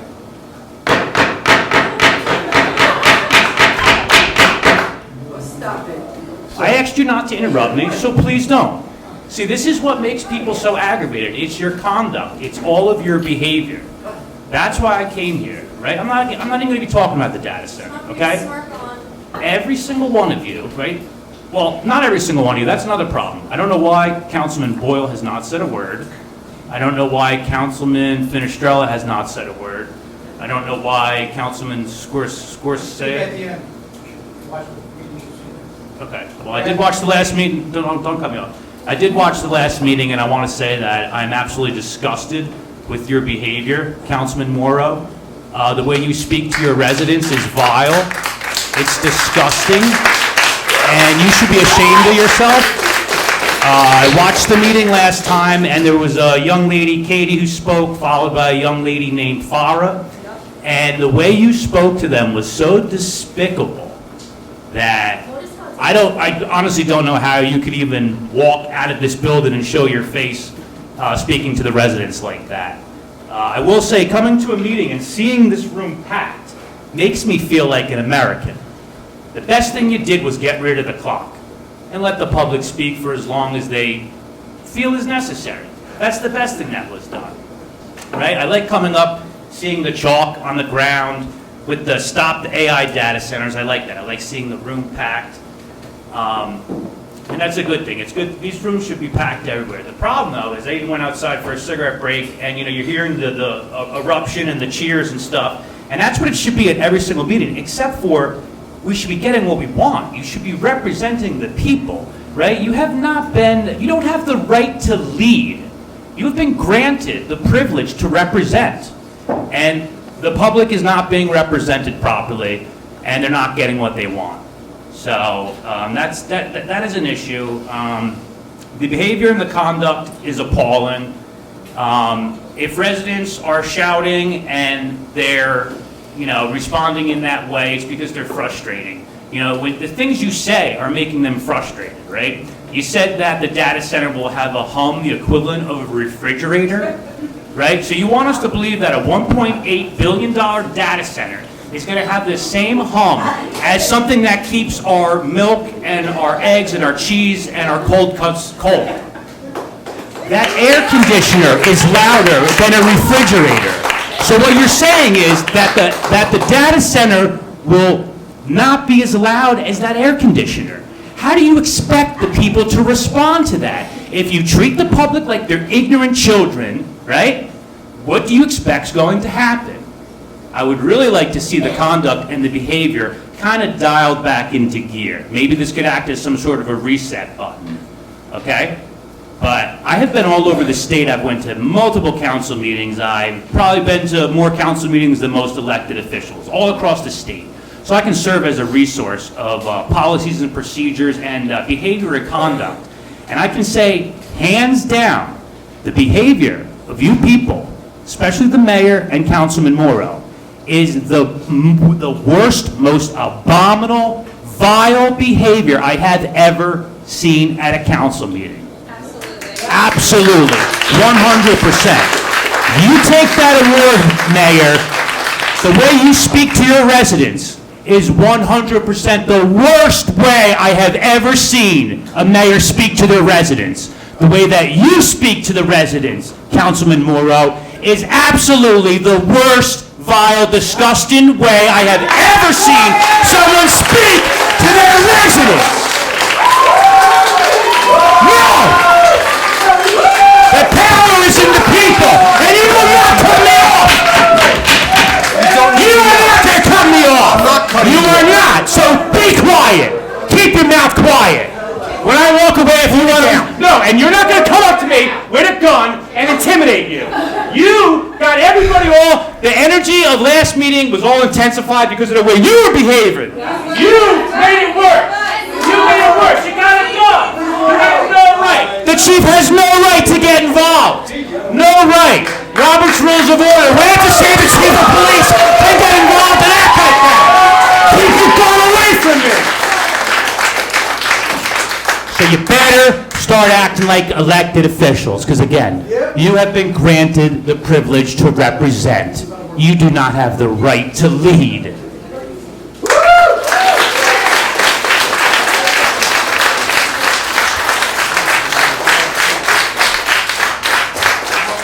I'll leave this here, if any of the residents, this will be the Kenilworth, the People's Gavel.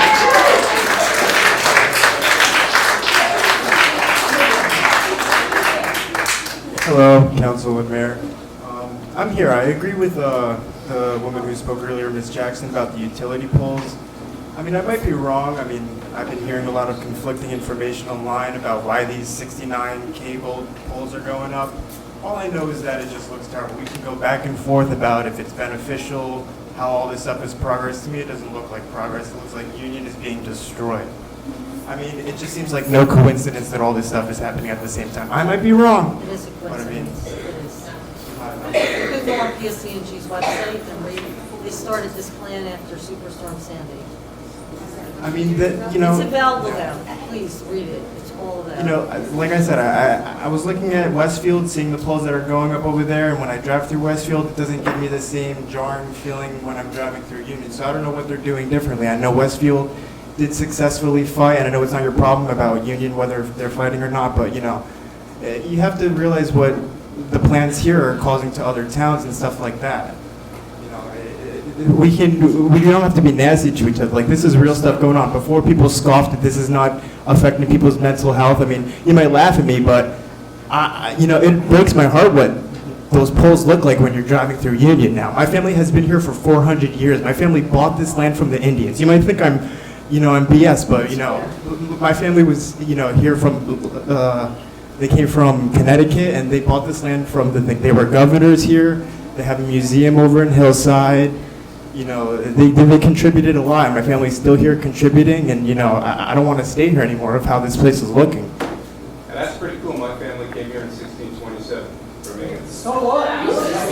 Yes, so I mean, you should be upset about how these towns are looking if your family has been here for so long. The PSC&G put the poles in, not us. You know, like, what are we gonna do with it? It's being industrialized. You know, this place is a suburb, and all this stuff. And this is just generalized stuff of these apartments, all this stuff. It needs to be more well thought out. It really does. You know, everything's too rushed.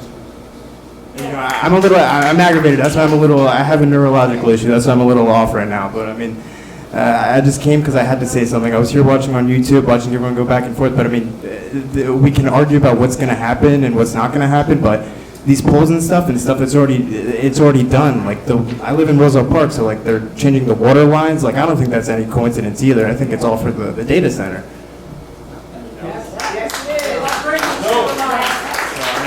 I just wanted to come and show how like emotional this stuff makes me. And ask them. You should call the water company and ask them. That's not my job to do. I'm a citizen. I'm a citizen. I don't have to worry about this stuff. This is all your guys' job to make sure that the citizens are happy and that to make sure that this doesn't happen.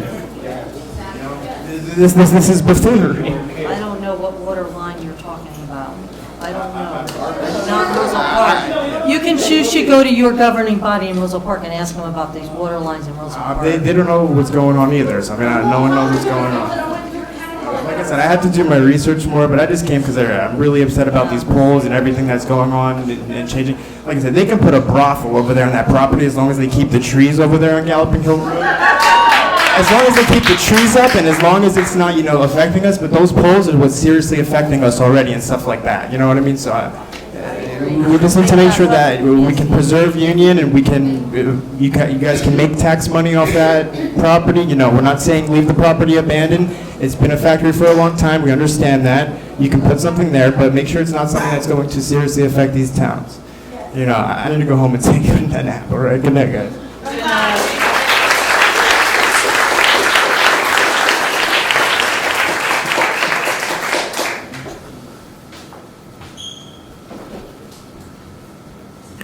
Good evening. I'm Dr. Hurd. I'm from Newark, New Jersey. I came to support the people of Kenilworth and surrounding communities. Water doesn't stay in one place. It moves. I think some people say water seeks its level, so it moves throughout the earth. It is also finite. So I'm not here to talk about all of the other problems that happen with the data center, but there are three things that we cannot live without. Air.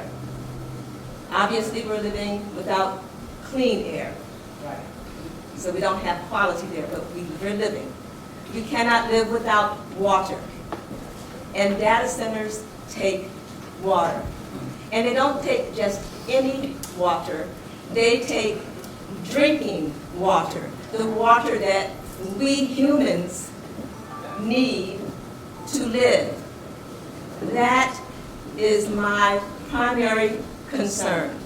And I ask you to review your agreement or your agreement that's in process regarding this data center to ensure that it will not negatively impact the viability of our capacity to continue to exist.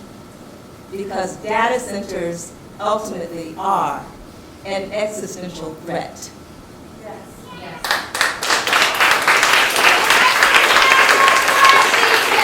Lastly, regarding procedural concerns regarding the data center, if you have, would you please share with the people of Kenilworth and surrounding communities your emergency plans, your fire plans, and how you plan to deal with concerns that might cause for people to be moved swiftly away from that data center. I thank you so much for your time. I know it's a hard knock life. Whew.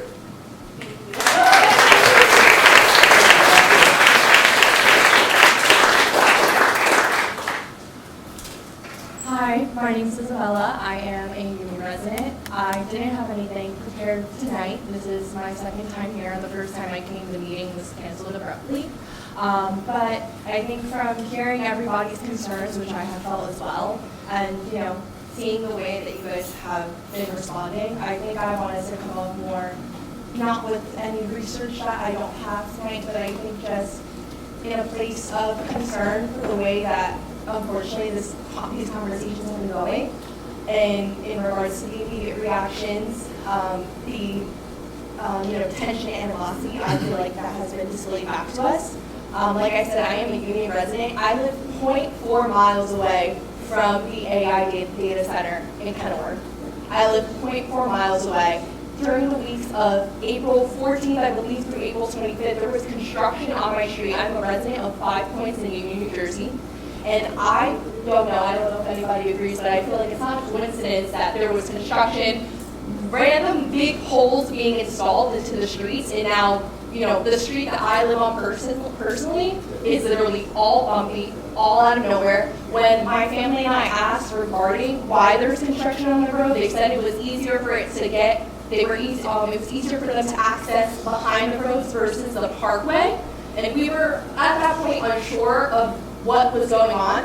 And then we come to realize on TikTok, because residents of Kenilworth and Union County area were able to inform us before we were ever informed by anyone else that there was an AI data center being built right here, right behind the parkway. So I was able to put 2 and 2 together and kind of see what is possibly going on, and that there has been some construction being done.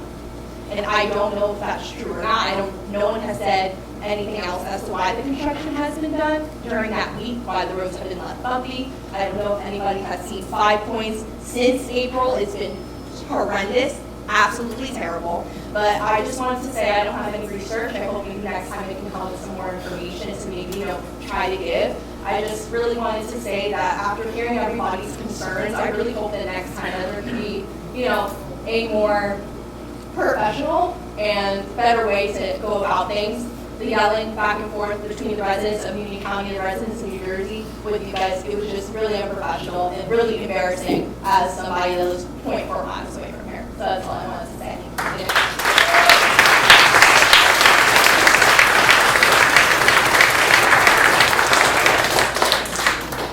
Good evening. My name is Rosa. I'm from Elizabeth. I heard that Kenilworth is now working with a PR firm for crisis management. Mad Global Strategy, a major public affairs firm, has been hired by Data Center Coalition to manage community relations, handle public affairs, and protect the reputation of proposed data center developments amid rising community pushback. The firm works with state and local lawmakers to ensure new data centers are viewed favorably as critical infrastructure rather than industrial burdens. We are already seeing some posts selling the idea of how safe and beneficial data centers are to the communities. I'm also seeing comments in my own post from people from fake accounts, actually, that ask me, how much is China paying me? Okay, so the PR firm will sell the Kenilworth data center as one-of-a-kind data center, the first of its kind, safe, bringing prosperity to the town, a must. They will paint the data center as an all-contained entity, a magical bubble, no pollution, no noise, no humming, hardly any water usage, no increase in electricity, no cancer, no asthma, no kidney failure, no child or senior will be affected. They will paint everyone who opposes them as agitators. I heard that a lot. That's what they are hired to do. When they are done with the crisis management, they will have packaged the data center by putting it at tuk-tuk and a bow on it. That's how pretty it's going to look. But we know better. The PR agency is hired help to protect the data center. We are volunteers protecting everyone who will be affected by it. We are not the same.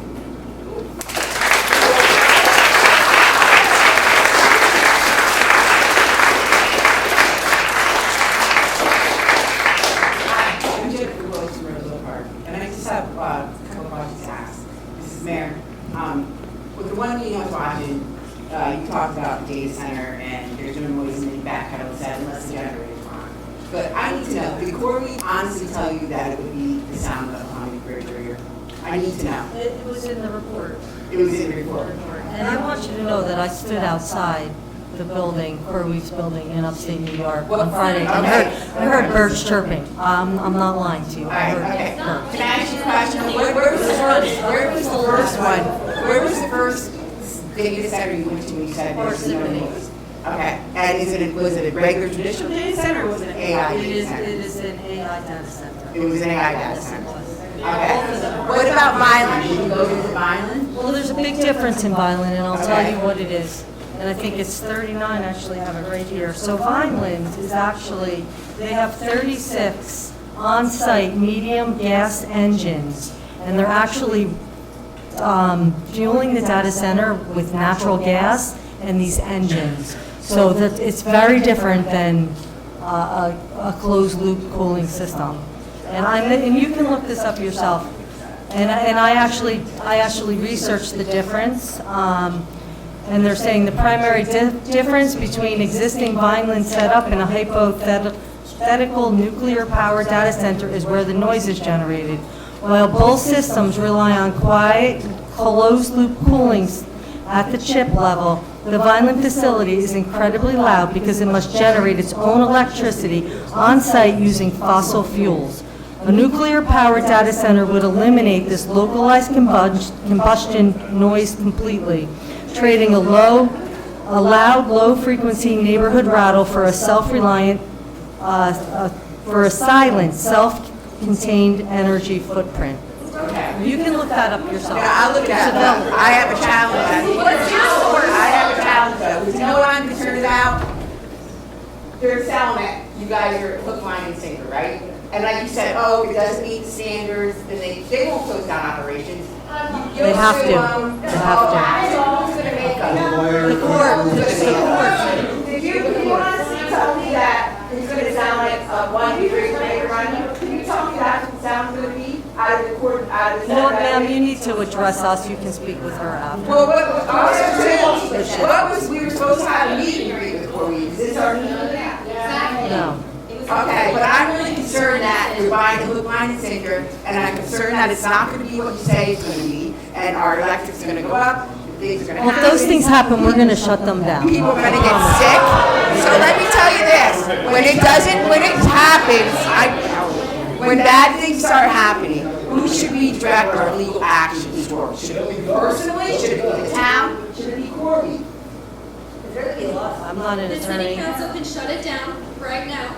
They have the power to do that, and the fact that they're not. Ma'am, you can come up. I just don't understand why you can't stop it. There's got to be a way you can stop it. There is, 100%. And I just want to add one more thing. Honestly, I've had people, you know how they call you to sell your house. I tell them, oh yeah, really, you give me a good price. There's a data center moving less than 2 miles from me. Oh, sorry. Click. Worked all my life, my adult life, I moved out here to New Jersey, picked these towns like Kenilworth and Roseland Park that remind me of my hometown in Pennsylvania. They were small, they were community. Not to come out to this industrial AI data This center. industrial site has been there for decades. Yes, but it wasn't bringing that pollution and Oh, hazards. well, you're not right about that. It was a pharmaceutical There was no company. sounds, there was no that. Well, I'm just saying, it's sad that it's going this way, but I just hope to God what you're saying is gonna happen, because if not, it's on the council, it's on Corey, and there'll be a lot of issues with you guys. That's all. Thank you.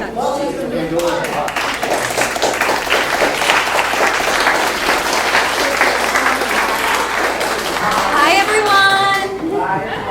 My name is Catherine. I'm from Bordentown, an hour away from here. Last time I was here, I cried. I cried again because you're really a bully. I'm sorry, it's not cool. I see people. I have a quick question. Why isn't the May 19th video on your YouTube? That was when we were here. We were really grilling you. And that was when you were on vacation there and it was But living it out. should, I think it is on. It's not on YouTube. It should be up there. There's parts of it that, regardless if it's up there or not, a lot of your videos do not have the full meaning. You're cutting out what certain people are saying to make yourselves look better and ending it on notes that aren't the point. We do not do that, or. Okay, well, the part that I was speaking at is not on YouTube. The part that, when I was here last time, is not on YouTube. Maybe Okay? they ran out of tape, is that a possibility? I don't know. Okay. All right.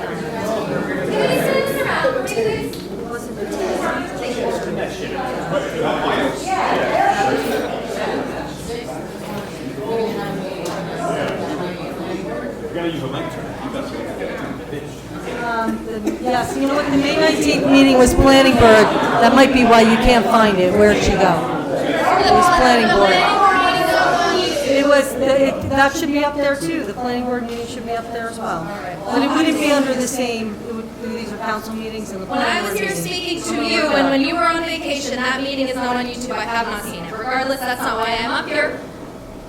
I don't need to tell you 100 times. You've already heard it. It's an environmental crisis. We're in a climate crisis. It's a health crisis. It's a humanitarian spiritual crisis. You've heard every reason these things are bad, and you still do not care what your city is saying behind you here.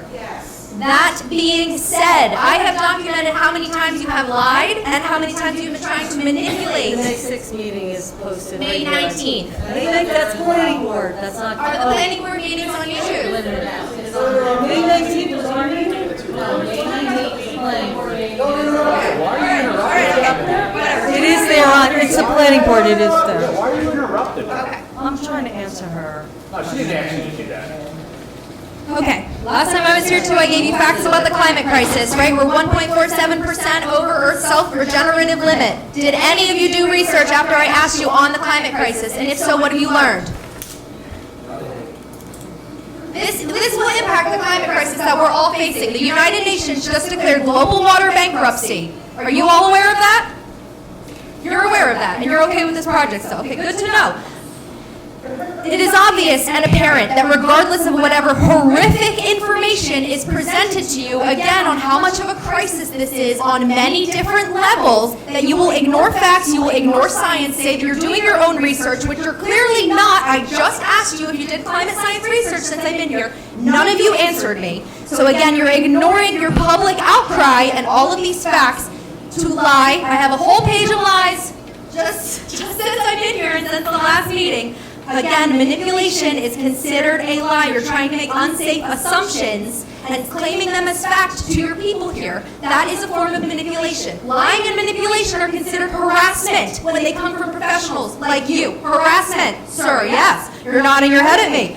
That means if you are here harassing us, as per what I just explained, you've proven you're corrupt beyond reason. You do have intent to hurt all of us because you have intent on building this and letting this go up, and you have lied that there's nothing you can do.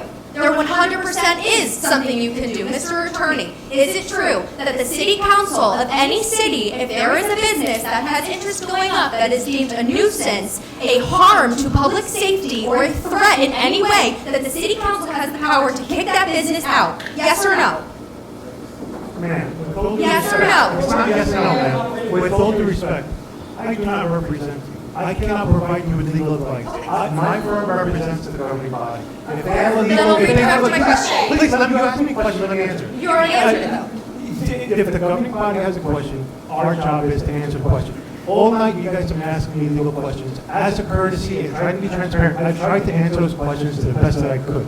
But you need to understand. I will as a- redirect my question. Thank you. Mrs. Mayor, are you aware that you have the power, we can look it up right now, that you and the council here have the power to still stop this data center from going up if it is deemed harmful to the citizens? Yes? Yes, I think we would be if it was deemed harmful. Yes, so- exactly. So Right. stop telling us that there's nothing you can do about it. We're telling you it's going to cause a crisis on many levels. We backed it up with science. People have been in here talking about different health concerns. We had doctors last time I was in here.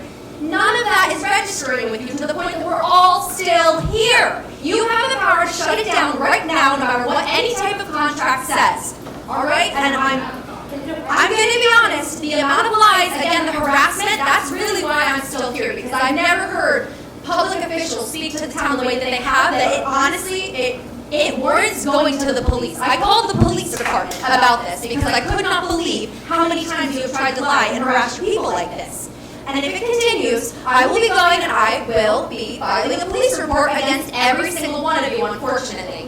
And if I am asked, and I have plenty of facts to back up what I'm going to be submitting to them, if I'm asked to press charges, I absolutely will. And I'm not the only person that's going to be doing this. You do not get to stand up here and lie to us and try to manipulate us. You don't get to just not do an independent study and just build a business that we're all in here telling you is going to be absolutely horrendous.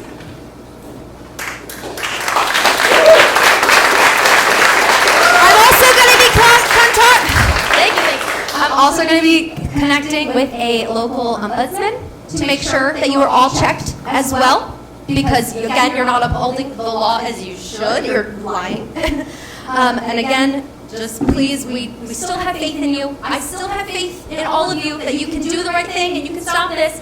Mr. Finestrella, I don't know what's so funny. You keep like making faces around. I don't understand what you're doing with your face. Again, please, like, I don't know what else to say to you. I've cried in here twice. Your people are so upset. There's nothing else to say. You're either going to sell us all out and harm every single one of us, and we're going to hold you accountable. Absolutely, we will hold you accountable when this does in fact poison all of us, and you acted like you knew nothing about it. But in the meantime, we will have hope. We will hope and pray every day that you do the right thing and you do your jobs and protect the people and listen to what we're saying here, because that's your job, not to listen to CoreWeave. A police report for you, definitely, Mr. Morrow. Either way, you're getting a police report from me, 100%. 100%.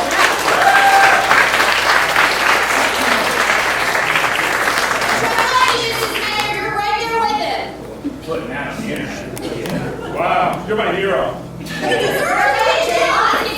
Right, and you're saying it like it is.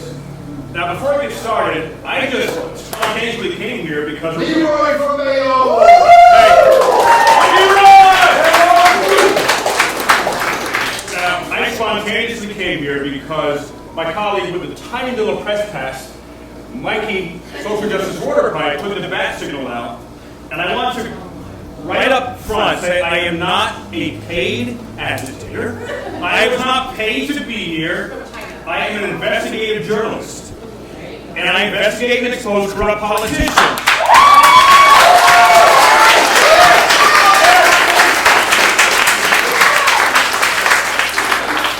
And I have no agenda except the truth. That's why my moniker in my investigative journalism work is Leroy Truth. I have no animosity toward any of you. I don't know you. But I do know the circumstances, and I've been watching this meeting. I live in Connecticut. I don't even live here. But I have been investigating New Jersey. Union City Mayor Brian Sack for the last 30 months. Extremely corrupt. And because of me speaking out like I'm doing tonight, I have had 31 false criminal charges put against me, of which 28 have been dismissed. I exposed the most massive sexual predator teacher ring in Bayonne, New Jersey, and in Union City, and I was arrested and set up, charged with a false felony. I'm looking at 5 years in state prison for exposing a massive Jeffrey Epstein-level sexual predator ring. The Mayor Brian Sack in Union City and Bayonne. So now, getting to the business at hand here. I'm going to keep this very simple. I want you to remember, in fact, I invite you to write, and suggest you write these letters down. CN EI RESPECT, like the song. CN EI RESPECT. Now, what do they mean? CN, contra naturam, from the Latin. It means against nature. It sounds like this local poison center being called the new data center is contra naturam. Not just against the nature of all the fine residents here and guests, but for all of you who live here. Why would you agree to something that there are already many, many studies throughout the world about the environmental impact on local municipalities and the residents? You live here. Certainly hope you do. So CN, teach you some Latin, contra the Torah. EI, environmental impact. Yes, you've heard that probably 1,000 times today. But what will it take for you to really put yourself in the shoes of a person that is not a politician, but a resident? And not just them, but their children and their children's children. I was told $1.8 billion is the number, right? That's a lot of free money. You could buy a lot of politicians and a lot of yes votes for that money. Now, I don't know any of you, so I have nothing negative to say about you. I will assess and judge you by your decision after the people of your fine town have spoken, which comes to the next part. RESPECT. Do you respect the residents as you are the public servants, and they are literally the servants? And will you vote as they say, Mayor Karlovich and everyone else here? The people have spoken. At this point, there should be no argument.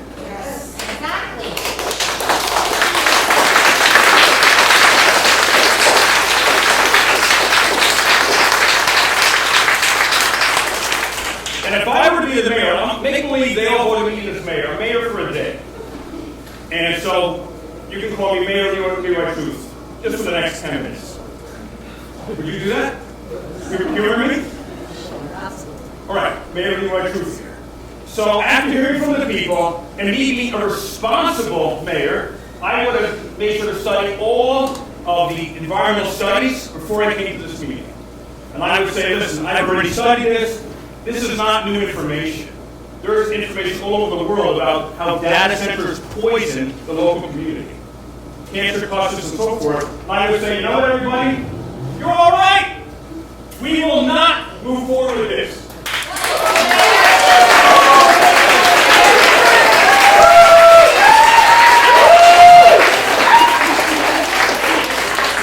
So vote for Mayor Leroy Truth for the next election. So in closing, I ask each of you to take out the $1.8 billion, whatever you've been promised perhaps. I'm not saying anything's true. I've heard things, allegations. Put yourself in the position of the person who lives next to that data center. And if you vote to move this data center forward, I suggest you also pass an ordinance simultaneously that you would trade houses with you and your families with every person who's going to be directly impacted by the data center. That's fair. And then lastly, RESPECT. I caught a bit of Mikey's presentation speech on the way over here. And I only saw a portion of the meeting, but it sounds like there was a lot of disrespect that came from the dais to the people. Remember, they're the masters, you're the servants. You're supposed to represent them. RESPECT, stop disrespecting the people who you serve. And start serving this generation and generations to come. Do the right thing.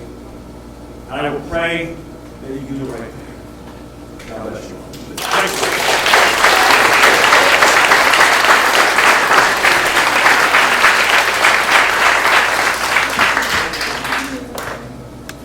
Hi, my name is Catherine. This is my first time here. I've been a resident of Kenilworth for 2-3 years now, and I'm a high school teacher. I teach AP Lang to my students. I was actually really proud of that girl that was in here earlier. She did a fantastic job. She did a lot of what I tell my students to do all the time, and pay attention to their sources and where they're getting information from. There was an independent study done on the sound pollution for CoreWeave, correct? From CoreWeave? We will do a sound study. You will do. Well, we can't study it because it's not built yet. Well, you did have multiple people who are experts in the field tell you that that was inaccurate, but that aside, I don't know what they studied and what their they did tell you their degrees actually. Right, but every data center is built different. It's cooled differently. it's so different, it's not the same. But did you listen? So there will be. Did you listen? Of course I listened. Did you hear it or did you listen? I heard it, of course. You heard it, you didn't listen. Right. So my issue is, do you know what confirmation bias is? Do any of you know what confirmation bias is? My students do. You want to take a guess? Okay. Bias, right, is when we have a direct tie to or a involvement in the outcome of something, right? Or we have an idea already in our minds when we go into an investigation. And I tell them, whenever they're doing research, you need to think about what you already believe, what you think you know, and you need to check that before you start looking at sources, because you are going to look for something that affirms what you already believe. Now, CoreWeave, do you think that they are going to tell us something that is going to make their data center look bad? They do have to build what they tell us they're building. Right, that's not what I asked, though. But that's how. That's not what I asked. Well, there's no answer to your question. Right. It's not The rhetorical. answer is that what they I asked, do you think, sir, do you think? You're asking me for my opinion. Yeah, that's not what a rhetorical question means either. I am the teacher, correct? I can give you any answer you want, right? You can, and you've been giving the answers that you want all evening. They have to build what they're telling us they're going to build. That's the law. They don't have to Sir. Please don't say that. Yeah, that's the law. I could go out there and start streaking all of a sudden. That doesn't stop me from doing that. The law is after the fact. We are concerned with what's going to happen to us. Consequences, right? And the consequence that they'll face if they don't build what they're telling us they should. So you're willing to risk that? What is there to risk if they build something? What is there to risk? We've been telling you all evening. The day, you stop screaming. The day that it gets turned on, and there's a louder hum than they told us that there would be, they have a notice of violation. They have certain ways to fix it. They have to fix it. Or they have to shut it down. I tell my students they have to write their own papers and not use AI, and some of them still do. Ma'am, I'm sorry to interrupt you. Please, just one at a time. That's all I ask, because the record's being made, everything is being recorded. It may or may not be transcribed one day. All I ask is that everybody speak one at a time. That's it. I will say, as this is my time as well, I would appreciate if the record would show that there is this much upset in this room. I've been here since the start, right, for 3.5 hours. Okay, you've all been here too, right? I've noticed a lot of people in this room have notepads and are taking notes. How many of you are doing that? Okay, cool. I've been watching. Every meeting, I got my pen out the whole time. That doesn't mean that it's writing. With all due respect, we've heard over and over again many of the same types of comments. Right, my concern, sir, is that you have heard this over and over again. Yes, we're hearing a lot of the same comments. Right, I said my concern is that you are hearing this over and over again. And yet, when I hear that you guys have been doing a lot of your own research and you've been doing your due diligence, we have yet to hear what your sources are. Anytime we tell you something is so low, we're listening to the problem. Can you tell me now? CoreWeave, it's like every time. Can you tell me now? What would you like to know? I would like to know, where are you looking when you're getting all of this research? What research specific? Yes. Cite your sources. No. Cite your sources. What source? What is the... We opened this meeting. That we said, Sir. What's the fact that we said we like the source? Here. Happy to do it. Are you? Because it sounds more like you are happy to tell people that you don't have an answer. I have heard, I don't know, or we are unaware, or we will look into that a concerning amount of times for a council that has been having meetings on this for a while now. To my own detriment, I tried very hard to answer everybody's question. I had this gentleman scream at me that I don't talk to you. You really don't speak with respect. That's fine. I'm trying to answer your questions, so they like the answers that I'm hearing. We're getting This is exactly what happens. Like I said last time I tried to answer and you interrupted, I will stop. You want to get rid of the room, just be quiet. Yeah. Only the Attorney General of this state can throw me out. That's for you. I'm also a debate coach. Again, it's the Attorney General that can kick me out, not you.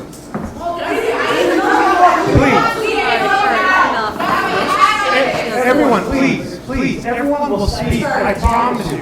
This is my last comment. Let her speak. I have heard that you care about what happens to this town and what happens to these people. And I will tell you the emotion that I have heard and I have seen this evening. I have seen panic and distress, but it feels more for yourself. And I did see one moment where you looked genuinely stricken and concerned. And it was when that woman was up here that had that oxygen that she was hooked up to, and you looked devastated. I want you to think about that woman and that moment tonight. And I want you to think about it tomorrow when you go to do your research again. And I want you to think about that when you come to the next meeting with the research and with the sources available so that people can actually have real answers and not just comments that have been fed to you. Also, this is truly my last comment. My apologies. I meant to lead with this and my feelings got the best of me. We are trusting, and by we I mean you, are trusting that CoreWeave is going to do what they committed to doing at the planning meeting, correct? That's what we're hoping? That is the hope, yes. Okay. And there's precedent for that. When we say that we have to, I want to acknowledge the fact that have to means that they are required to do so, but it does not literally force their hands. And we are acknowledging the possibility that they may not actually do this, correct? We don't hope that. We know that there's a law. You're not acknowledging the possibility. I don't believe that they will, and if they do, Okay, that's different than acknowledging the possibility. then we will take action. And we will hold you accountable as well. Right. The reason I'm saying this is because are we aware about the class action lawsuit against CoreWeave? We've had comments about it at past meetings. No, but here's my concern is that their public statements were materially false and misleading.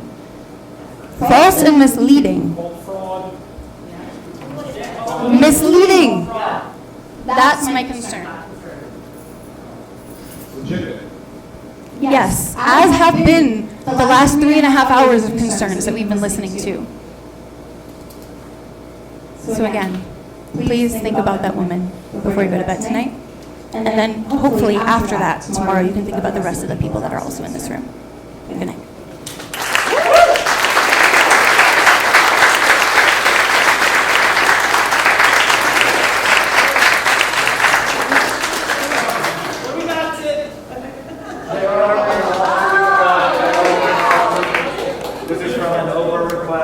Sorry, I hate these microphones. You have to speak directly into the mic or the stream that goes up on YouTube. They won't hear anything you say. I think we should maybe work to improve the microphones. Yes?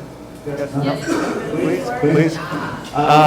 So I have to lean like this. I don't like doing this. But yeah, so yeah, we submitted an Oprah request. You guys are aware of the lawsuit. The former lawyer for the council, Frank, who apparently is a criminal and alleged stalker. Not my words. Yeah, so he sent this to the mayor, if I'm not mistaken. I'm sorry if I got my facts wrong. You know, it's hard to keep up with everything. So basically, yeah, so there's that. So I met with Senator John Bramnick. He basically said I should contact Senator Cryan for him to bring in the DEP to investigate the construction of the facility. But if you guys want to show that you're on the side of the people and you want to kick CoreWeave out without getting a lawsuit, just bring the DEP in, because Bramnick said they'll find a million wrong things, like 50 ways till Sunday, and then CoreWeave will run scared. You know what I mean? So you can avoid the lawsuit from CoreWeave and just bring the DEP in by asking yourselves to come in, because you know, there are measures. We're creative people. You guys, I'm sure, are creative people. There are ways to get rid of this, because right now there's a study by Northwestern in conjunction with Princeton, and they found out that the U.S. is an oligarchy, and that means that the politicians do not actually exercise the will of the people, the will of the majority, right? So you guys, unfortunately, and I hate to tell you guys this, are acting as oligarchs, and that should really alarm you. Like, genuine, like, that is the most un-American. Just let that sit for a second, please. So I'm telling you, there's so many critics here that find a way to like not have the city be sued and still get rid of COVID. I'm telling you, like the people I've met here are so genuine and just egoless and like amazing, and I just want everyone to give themselves a hand because like we're all sacrificing so much. We're all doing good jobs. My wife's disabled. She was standing there. She was standing there like the whole time, and like. I'm like tearing up, but like for real, like please just help us. Like that's all we're asking. Like, a grown man should not have to cry to get something done here. Do you understand that?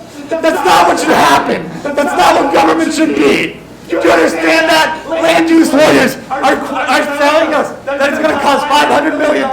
Sorry, $500,000 if we want to beat these guys. Meanwhile, you guys could just call the DEP and get this done on our behalf. It shows that you truly care about us. Because we should not have to try to go viral on social media to fundraise so that we can hire a land use lawyer. This is not what America's supposed to be. You're supposed to listen to us. Thank you. Every time you say, oh, not a lot of people from Kenilworth came, every time I count that more people from Kenilworth who do come, tell you guys that they don't support it as opposed to ones who support it.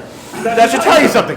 And when people go canvassing, they talk to people from Kenilworth, and guess what? They don't know about it. Because you guys are not publicizing it. If this is such a great thing, then you guys would literally scream it from the rooftops. But you don't, because you know that you can get away with a legal technicality where you put it in some dainty little newspaper that I'm told costs like $20 to subscribe to online. Who's going to pay that?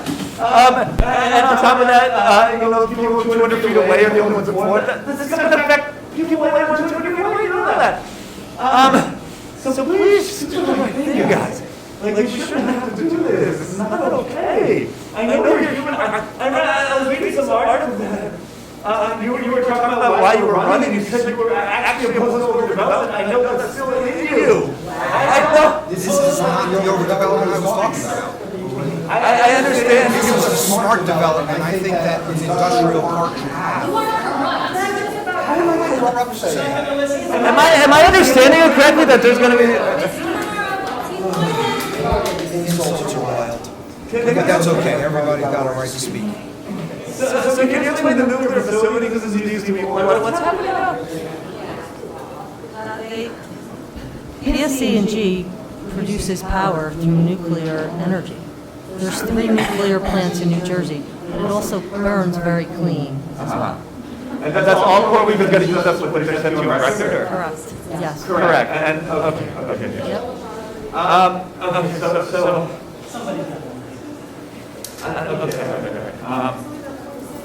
I just want you guys to make a commitment to at least try to like DDD and you guys that time. But maybe just be like, hey, there's an outbreak of Legion here. Just look at the construction, like, it's sketchy things going on over there. Maybe have a look, Because I'm guessing some of you guys, usually with these projects, like 1 or 2 people are very vocal, and they convince everybody else to go along with it. There's someone's like on the fence, right? So maybe now's the time to stand up, say like, I wasn't really totally on board with this, but I kind of did it because everyone said it would be a good idea, but now I'm hearing all these people, maybe it's not a bad idea, So just try something to be disruptive to show us that you care about us, to show us that Core Week is, that you're not just, this is doing off Core Week talking ones, like believing them, wholeheartedly. I understand the emotions, I really do, and I appreciate you coming up here, appreciate all of you coming up here. We are being told by Core Week, they applied for what they applied for, they have to do what they're saying they're going to do. We're all very nervous about it, I get it.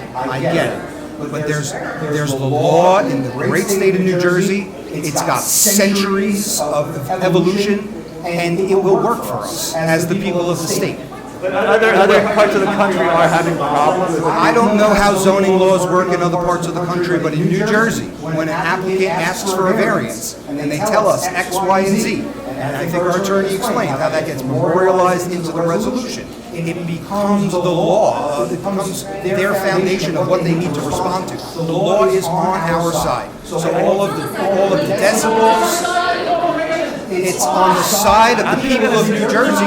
Your courts are going to protect you if they do not live up to what they told us they're going to do. We have a zoning official, very good, and he is going to be out there inspecting this, and he is the code enforcer as well. He will be the one that will go out there and tell them that you have 45 days or whatever it is to remedy whatever they get a notice for, if they even get a notice for something. It's not like it just happens, we turn our backs and walk away. That's not how it works. The law is on our side. We pay for the building department here.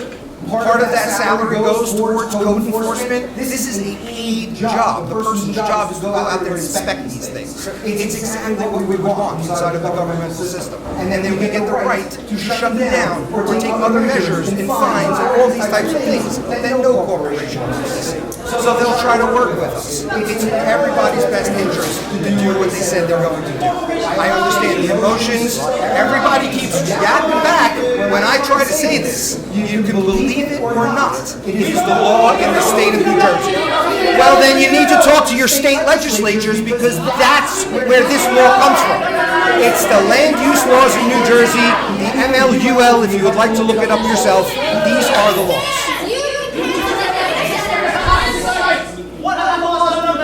I haven't even heard what you said. Sir, I'm sorry. There are things that we've been... I'm not talking to you. Nobody's talking to you. I'm talking to the gentleman at the podium. The lectors. Somebody else. I've said what I had to say. I hope you can believe me. And if you do not, it is the land use laws in the state of New Jersey that you can look up. This is outlined in those laws. Are you at all concerned that the EPA head on the federal level literally said that you're not going to enforce any sort of environmental laws? We have a state EPA that... No, I understand it, but are you at all concerned that Mikey Sherrill's guardrails were an identical statement to what you're being interrupted. I can't hear you. I mean, Dave's very knowledgeable. I would really hope that you do listen to him. I listened to him before.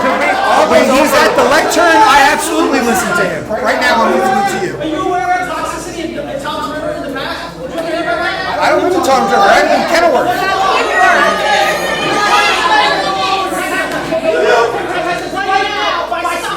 He's got a point. I have faith in the laws of New Jersey. Today, I was reading. I actually took an oath to uphold those laws as well as everybody else up here. He has a good point, you know, because I'm not listening just to him. today I was okay. I'll say just today I was hearing about how DuPont basically makes New Jersey a cancer cluster. I'm sure when they went in, they overpromised that they delivered it. Why take the risk? Did you just have like a settlement with the state over? A settlement? People died. Are you seriously saying that right now? We're talking like the corporation just gets away with things. They don't. What do you mean people died? They got away with it. That's a life. That's a life. Money doesn't matter compared to a life. Have a nice evening. No! I can't believe you just said that! Are you even listening to yourself? Did you really just say that? Can you tell me what's wrong with that statement? That I believe in the laws of the state of New Jersey. The laws failed them! Those people got cancer! Come on, man, you're a human! You understand to be human! Please stop yelling. I beg you. Please. We beg you to do the right thing and help us and not contribute to future potential cancer clusters. Take a break. Take a break. Take a break. This is just complete and utter nonsense. Complete and utter nonsense. Hiding behind legal technicalities, talking about the law. We have a state. I'm talking. We have a state that has a history. We have a state that has a history of toxic sites that were not protected by the law. These types of situations are not unheard of. We have a history of this thing happening, where big tech big companies, whoever they are, whatever industry they're from, they come into these places, they come into port towns, they come into just regular residential areas, and they do these kinds of things. They play these stupid games, they tell you these stupid lies, then they poison people, they create cancer clusters, they create Superfund sites, and the law did not protect those people, and those people get sick. Those people get sick. What the hell does any of this that you're talking about over here, how does that help people who have already been sickened? Listen to yourself. It's disgusting. It's disgusting. You're talking about how they got sued after hundreds of people got cancer? You're talking about your ratables? You think your ratables mean jack shit? Somebody gets cancer? No, I'm talking. I don't care that you're going to say you agree with me, but I don't care. I don't care. You can't even tell the truth to each other via emails. You're over there telling each other lies about what the substation is for. It's freaking pathetic. It's pathetic. And I don't care if it wasn't you on that email. I don't care. It was the borough attorney talking to the mayor, and apparently the mayor doesn't talk to the council. Apparently, even though council closed meeting notes say that you guys discuss future redevelopment plans on the subdivided 4 lots, somehow you guys don't know about what was going to be built on those 4 subdivided lots. Somehow you don't know. Even though the attorney told you this is a multi-phase plan. Phase 1, currently ongoing. Phase 2 to come. But magically, you don't know what's going to happen on Phase 2. Oh, man, that's incredibly convenient. When we ask you, is more stuff coming? Why are they subdividing these lots? We see communications that say they're planning to build 2 more data centers and a large substation on the vacant land right next to Galloping Hill Avenue. We see that, you guys know. You guys, as in the borough of Kenworth, just so that you don't interrupt with some kind of technicality that, oh, it wasn't me specifically. This is pathetic. You guys know exactly what is going on. You know that there's more data centers coming. We asked you in the April 28th planning board meeting, then we asked you in meetings subsequent to that in these council meetings, what are the plans for these sites? Why on earth is this company subdividing this lot in 4? And you pled ignorance. Pathetic. Pathetic. Utterly pathetic. And all of this is going to come out. We've got people here on social media. We have the real media here. Just pathetic. Absolutely. You should be disgusted with yourselves. We're talking about ratables. We're talking about people being sick. That makes me sick.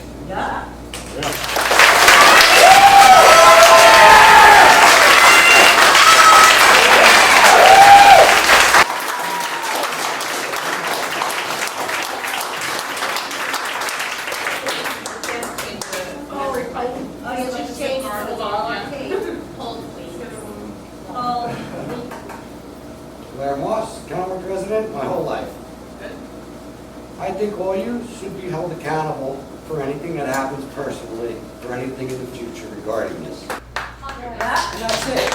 So, when it comes down to shove, you should all be personally responsible for the decisions that you're making for generations to come. Now, when it's all said and done, and this generation has passed away, and there's another generation taking our place, they're going to have to deal with the results of the decisions that you're making now. So I feel in my heart as though you are making the decisions which you shouldn't be. I thought you guys were getting paid like $300,000 a year. I had no idea. And I thought you were working 8 hours a day, 5 days a week here. But I come to find out that I didn't know that. I thought the sky was blue because the sun was bouncing off the ocean. I was wrong my whole life. Just like you could be wrong, but you won't know until the next generations. So I feel as though you guys should be making decisions on where mailboxes are going, what streets need to be replaced, and who you're going to hire to change the light bulbs on the street lights. I don't think you guys should be able to make decisions that are going to affect generations to come. Where do you get the power to do that?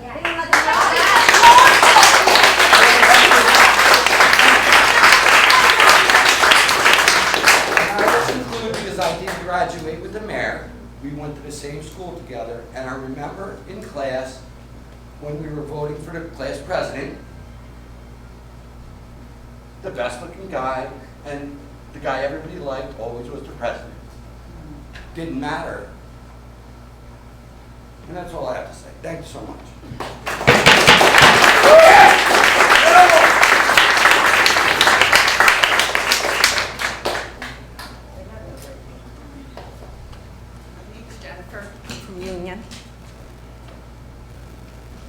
admission, Mayor, you indicated that this is a weak government. And you have CoreWeave here, and you are definitely showing that you're a weak government. So since you won't say it, I will. Get the fuck out.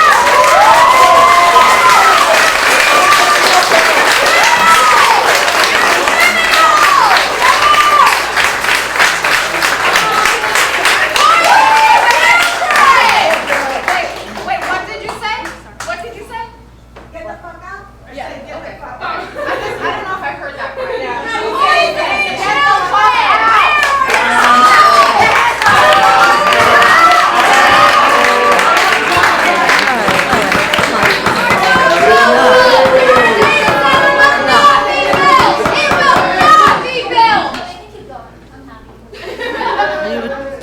My name's Vic. I am a resident here in Kenilworth, and I would like to say, on record, I oppose this data center for a multitude of reasons. And I do not know why you guys think that your opinions are more valuable than the opinions of your people.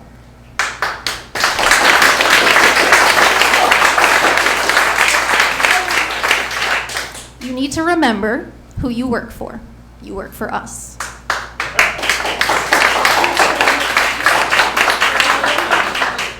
Your job is supposed to be to represent us and represent our town.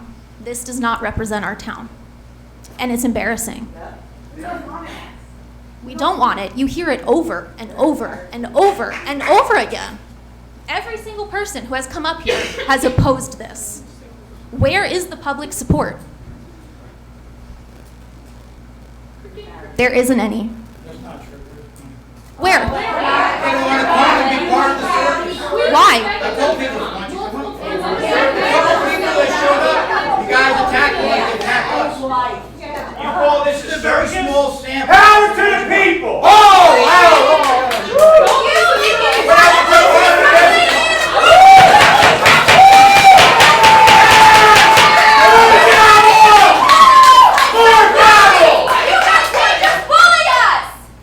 And that's what's happening. You are absolutely. Okay, we are, excuse me.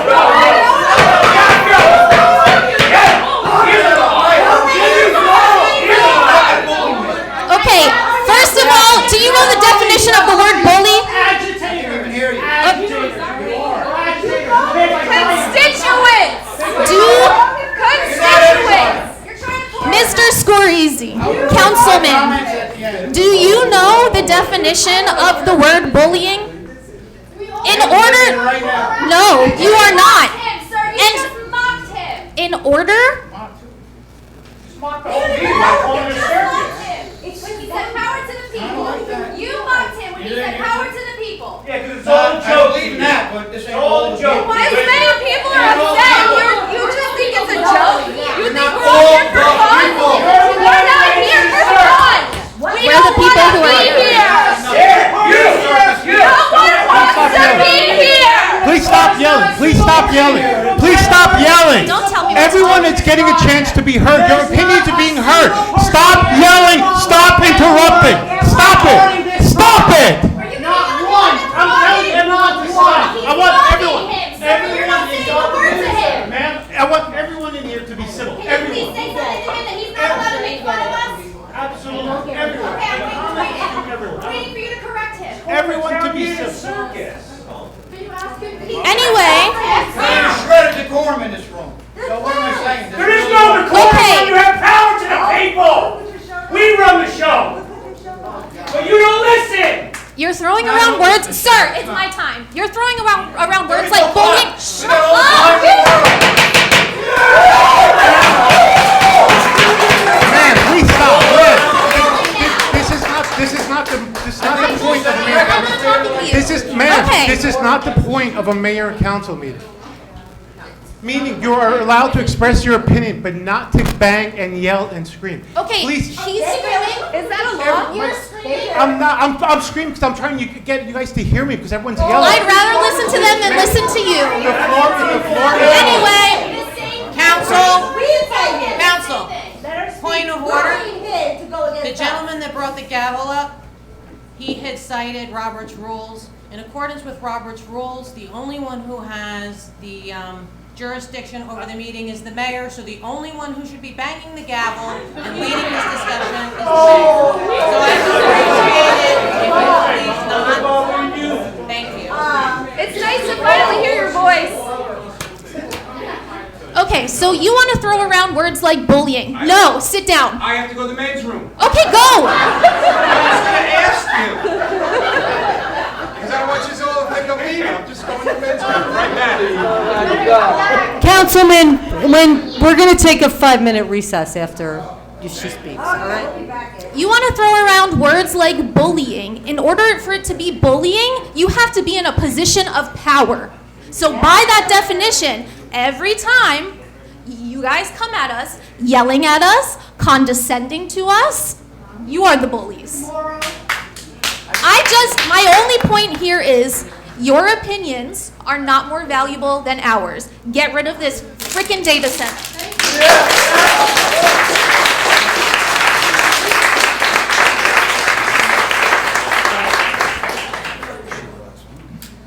Officially, good night to everyone, pretty much. No longer good evening.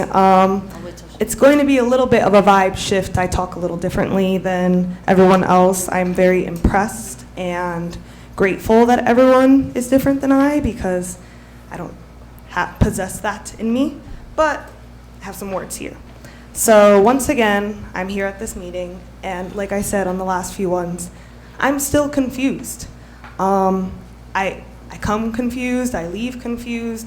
The answers are, I feel like it's just, I'm running in circles, trying to figure out what's going on, and there are people behind me who are infinitely smarter than I, and we're all still confused. Confused meaning people know what's going on. We know what's going on here and how the power is being used. I'm confused with the answers. I feel like it shouldn't be this difficult to understand what's going on. But anyway, more importantly, I am absolutely exhausted. I have been at work since 6 in the morning, as I'm sure many of you have, and now I have spent my last 4 Wednesday nights here at these meetings. This is not my preference to spend my Wednesday nights, but it is my job and my duty as someone who lives, pretty much my backyard is going to be the data center. Other than being here for nearly 5 hours, and being exhausted, today was my students' last day of school. It was a really fun, celebratory day. We got to clap all the students out. And part of my job is working with all sorts of teachers, teachers who are not like me, who don't see the world like me, who don't talk like me, just like the people behind me. And more importantly, I support all kinds of students. I do support students with special needs. And what that entails is they certainly do not see the world the way I do. They do not know how to regulate themselves the way I do. Me and my colleagues are constantly berated, and we have to deal with very emotional, small humans. It's not easy. It's not easy to stay calm and regulated when facing such heat. And I'm sure you relate to that, because that's what's happened the last 4 meetings. You're receiving a lot of heat, not only from children, someone called themselves a child earlier, but from adults. But just because it's not easy, that is not an excuse. I would get fired immediately if I spoke the way that some of you have spoke tonight. Immediately. I would probably lose my life. I don't even want to think about it. I love my job. But what I'm trying to say is I recognize that is very, very difficult to do. It really is. It's hard not to let your emotions get the best of you. What was my point with that? Oh, then don't do the job. Like, I would not have signed up to be a teacher if I knew I could not regulate myself. It's pretty simple. Can you pay attention to the meeting, please? It's okay. You're on your phone back there. It's okay. I see who's paying attention, and I actually want to call that out. I want to keep the door open. I'm going to shout out Councilman Piper here. I remember my first meeting. Shout out or shout at me? No, I'm going to shout you out. My first meeting here, I remember being very confused again, and overwhelmed by the agitators.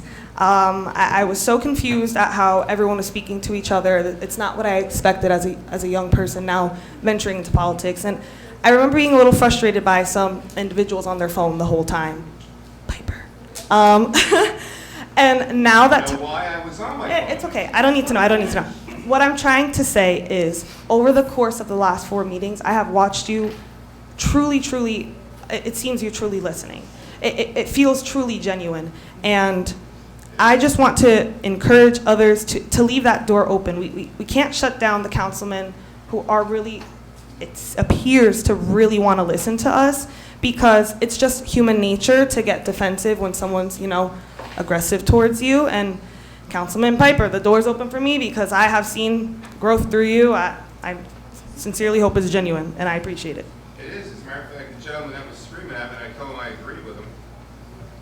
I agree there's been all types of companies that have done wrong, and people have died and been sick, and I agree with that. And if this could possibly be, who knows? I don't know. And that's what we're all doing here, trying to figure things out. We know. Well, that's why we're up here, listening. Everybody's listening. Now, everybody has their own mind and make their own decisions, but... We don't need you to listen, we need you to take action. We need you to shut this But- project down. Also, but we this know is you all- hear. This Take is all action and recent shut it now. down. I'm going to be honest with you, when this whole thing started, I didn't realize how dangerous these centers were. Like, as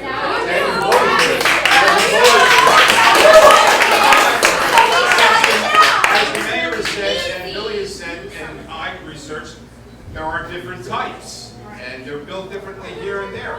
So I'm still trying to understand everything, but some people are just yelling and screaming at us and not giving us the opportunity. I totally hear that. Unfortunately, I think it just comes with human nature. Okay, my turn. I think that just comes with interacting with people in general, even just in public when you go outside, but especially in a profession like this. Like, if I got hell bent anytime a kid said something to me that was out of pocket, I need to go work in retailers. Actually, no, that would be worse. Anyway, moving on. I'm keeping the door open, at least with Councilman Piper. Okay, with that in mind, with the yelling that's been going on, a quick history lesson's not hard. You can just look it up on YouTube. History and change has never happened quietly.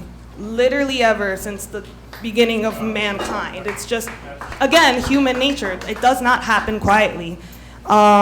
So, yes, decorum is amazing, and I would love to have it, but this right now is a historical event. We've never faced something this grandiose before in technology, so it's not going to happen quietly.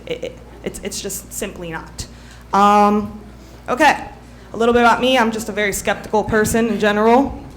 And a big part of that was actually being really into history growing up. All the history I learned in elementary school was very simple, like the Pilgrims and natives got along and everything was great, and now we got land, right? Then you go to high school and they're like, just kidding, that's actually not what happened at all. And you're like, oh, that's weird, why was I lied to for so many years? Okay. Then, something a little more that I feel relates slightly more is, Agent Orange. It was a tactical sort of thing that was probably told to everyone on the war front. This is just for defense. Don't worry, it's going to be fine. Guess what happened? It was a lie. Now they are sick and unwell. And that, again, it's just not difficult to piece those pieces together and see how a pattern is repeating right now. Think about just people you interact with. You overhear just a little gossip at your job that, this guy's not reliable. You're immediately skeptical, he's a lie, he's a fraud, whatever. If I heard the company I wanted to team with, even just a sliver, even before hearing anything, but a sliver that there's a lawsuit or something or whatever, I'm immediately distrustful. Guess what? I'm distrustful before that even happens, because we know historically corporations do not serve us. They do not want us to be happy, healthy, and well. They just want money. It's not hard. Look at where the money goes. My students are struggling to get their services. There's no money going to education, but it's going to AI. It's making people stupider. More stupid. Whatever. So, I just cannot understand, not even for 1 second. And that's, I leave here feeling genuinely maybe I'm just dumb. Like, what is going on? Because I cannot understand for a second how I've attended 4 meetings. Maybe the first one, okay. And every single meeting, there is mass, like more people are coming, disapproval. I learned, again, I know, they lied to you in elementary school, but I learned in elementary school that the government's supposed to help you and serve you and whatnot. So if this many people are saying they don't want it, 4 meetings later, and I'm sure there was more before I even joined, I cannot understand how this is still happening. I can't. Then my skeptic brain goes, and I'm like, well, what are y'all doing behind the scenes? And I'm a nice person. I don't like to accuse at all. And I'm already thinking that way. That's why everyone's thinking that way. And Mauro, you gotta talk kinder, man. I know it is difficult to receive heat. I really do. But I don't know, meditation, something. Find an outlet. Pickleball. My mom loves pickleball. That's probably a good outlet, something. Because people are just going to keep coming at you because they know they can. Yeah, so CoreWeave. Ugh. You guys just have bad energy. You're dressed in all dark. You're mad quiet in the corner. Like, what's going on? I'm so confused. And we already know technology is messing up all our brains. Like, kids are on iPads at the dinner table. Yo. And we want to promote AI. That makes no sense. That makes no sense to me. Anyway, officially, good night.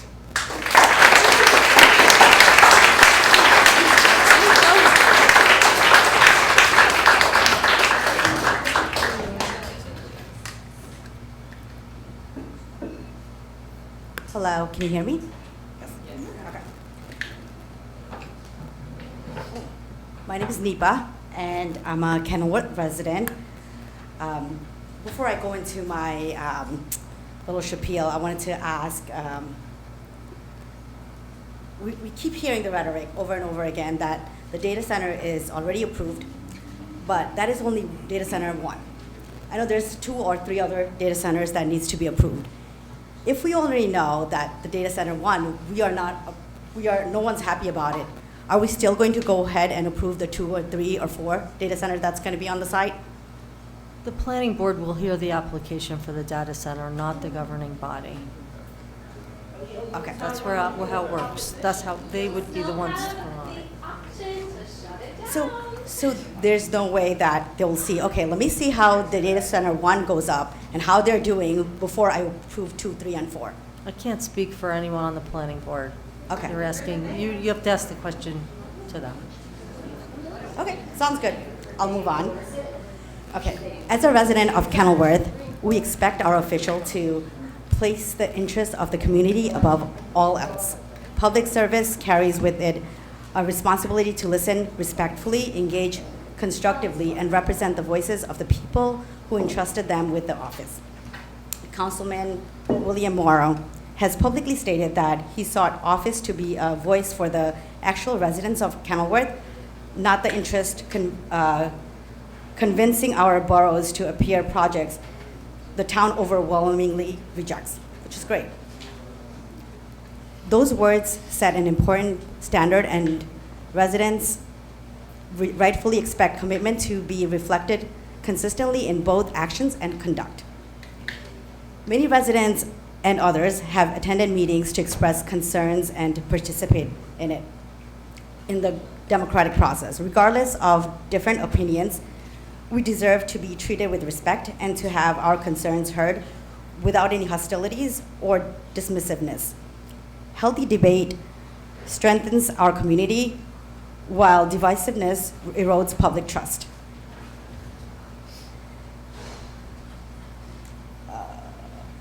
As an executive in the technology and AI data industry, Councilman Mauro brings valuable experience. However, with that experience comes with an even greater responsibility to ensure that the decision involving major developments, including proposed data centers, are guided solely by what is best for the Kenilworth residents and the others that in the neighboring towns, especially when 3 or 4 data centers being built, not just 1. I don't work for an AI company. I don't know where you got that from, for the record. Okay, sure. Public officials should not merely evaluate opportunities through the lens of economic growth, but also consider long-term impacts of quality of life, infrastructure, transparency, and wish of the community they serve. Leadership is not measured by who speaks the loudest, but who listens, who treats others with dignity, and who demonstrates that public office is about service rather than personal or corporate interest. Residents are not asking for perfection. We're asking for accountability, civility, and assurance that our voice matters. Ultimately, elected officials are stewards of the public trust, which is earned through transparency, respect, and commitment to putting community first. The interests of Kenilworth residents must always come before the priorities of corporations, outside special interests, or any personal or professional consideration that create a conflict of interest. In the end, public office is a public trust, not a side hustle to anything else. That's all I have. Thank you.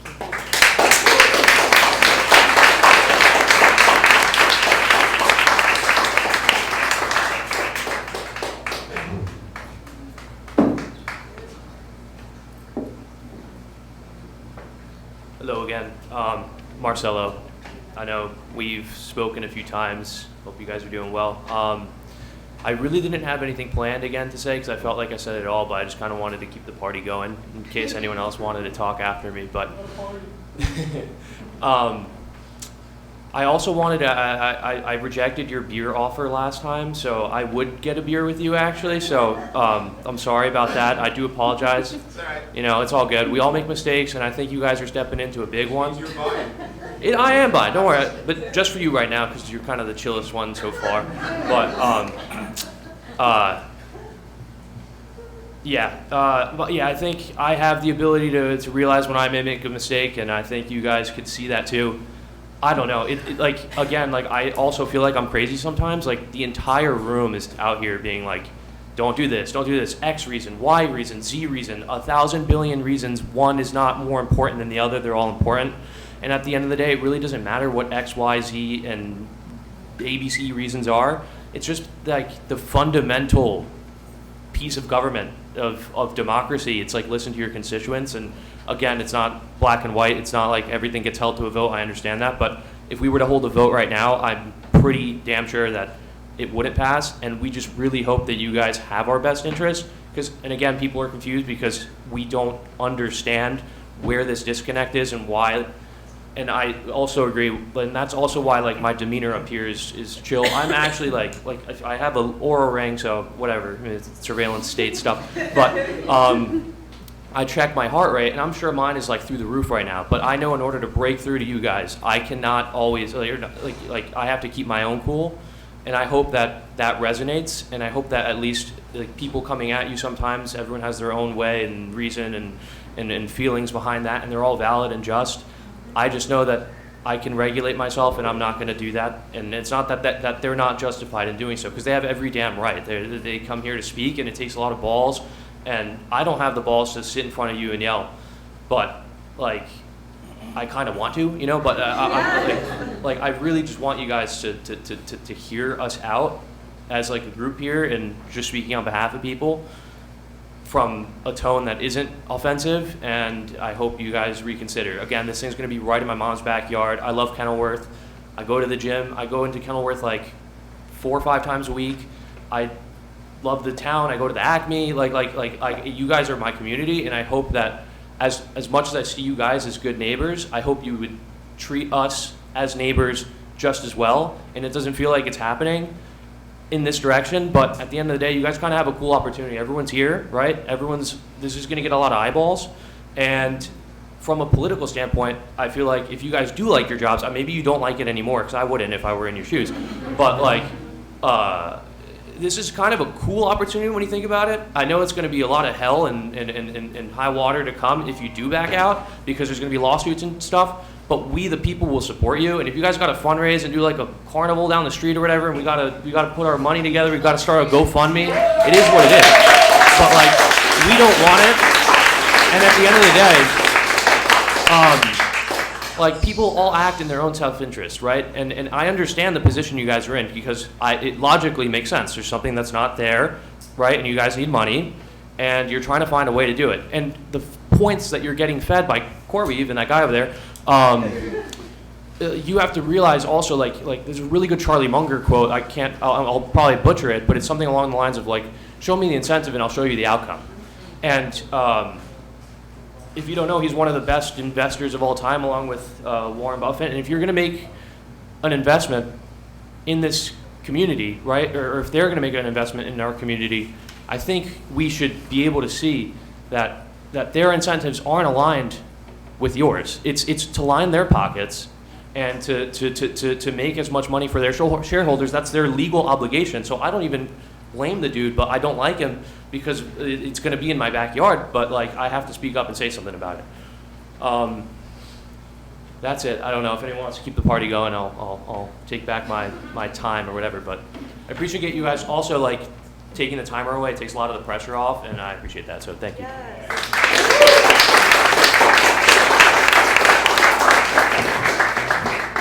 Hi, my name's Rebecca Davis. I'm from Cranford. I spoke once before. I'm the person who has a daughter who's sick, and I'm concerned about health issues for her and for every vulnerable person in the community. I just want to say two things based on what I've heard tonight. One is I'm worried about the whole idea of it being built and then holding them accountable and possibly having them pay fines, because a very wealthy corporation can probably afford fines, and if what's happening in the community is damaging people's health, causing a cancer cluster, whatever, the fine doesn't matter really. You know, it's the health of the community that is, I think, the most important. I know that I understand that Kenilworth needs money from that place, but I wonder if there's some other kind of company that could build there. The second one is, I'm an editor, so I do a lot of research. I know how to look at what's a good resource versus a good source versus a bad source. And I've been doing research on the closed loop system, which has made me concerned. I know that you keep saying that the water keeps recycling, and so there's no danger or whatever from big water use.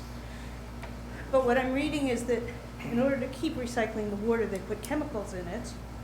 And so if there's a leak, if there's an accident, if something happens, then that chemicalized water can go into our water systems, and then our cleansing plants, our water plants that take care of the water, the sewage plants, whatever, it's too much for them to handle, and then you've got a poisonous water problem. And so I just want to make sure that everybody's thinking about all the possible problems here and planning for all of the possible problems, including leaks, including, dangers to our water supply and everything else. And then that's all. That's just based on what I've seen tonight, and I thank you again for listening. Thank you.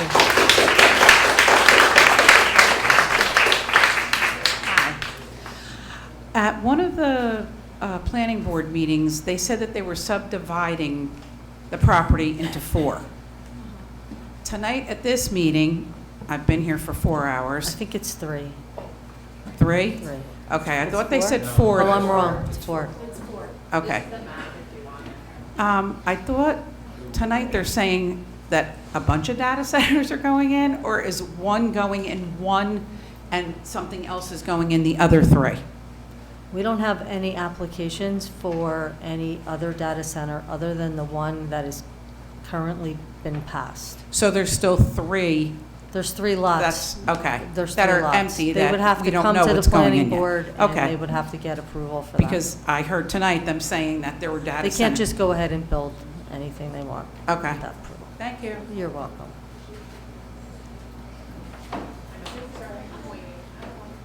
Hi, my name is Heather. I live on North 14th Street in Kenilworth. My family's lived here for a little over 70 years. I live with my grandmother. She's 84. And I really care about this town. I love this town. I want to live here forever. You said it yourself that it is your job to concern yourself with what is in the best interest of the people of Kenilworth, but you're not listening to us. And we don't want the data center to be built at all. These AI companies have financial incentive to deceive you and the public, and they'll say whatever they have to in order to leech off our resources in our town. And as evidenced by the what was it? It was the lawsuit.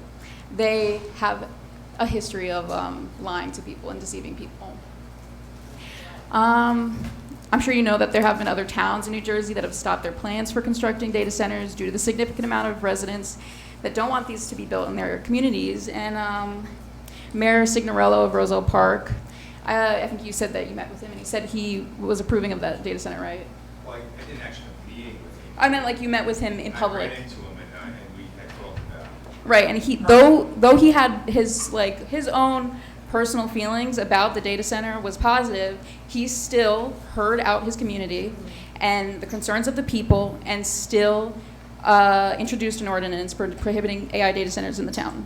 Because that is his job to do, is to represent the people and not his own personal feelings, right?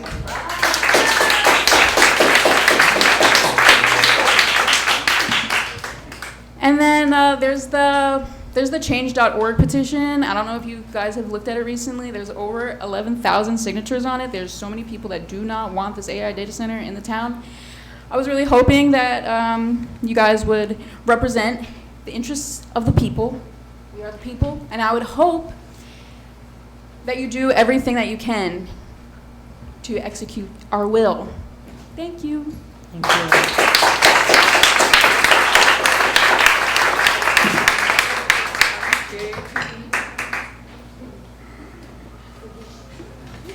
Perfect timing.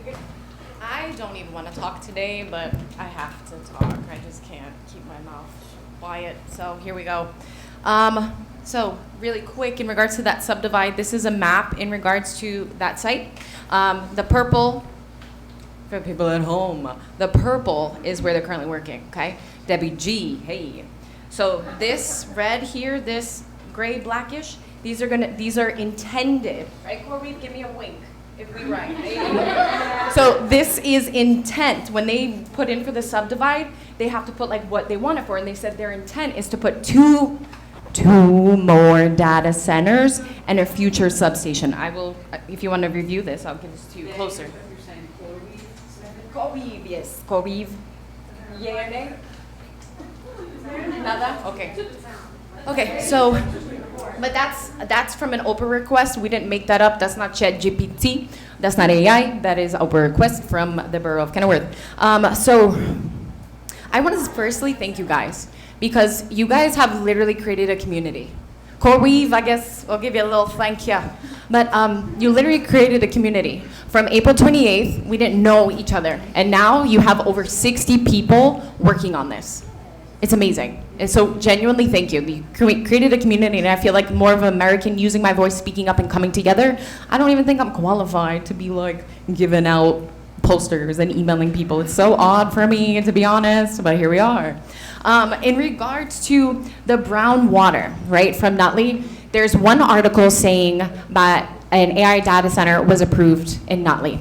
It was originally, the applicant put in that it would be a truck depot, 44 or 41 truck depots there. Then all of a sudden, the applicant changed their mind because Nutley added zoning for data centers prior. So they were like, oh, okay, well, we're gonna change our mind and do a data center, okay? And yeah, maybe the information of what I said last week might have been leading, but look what's going on here. This went on without any transparency in Kenilworth. Most people only found out about it about an Instagram post prior to the planning board meeting on April 28th.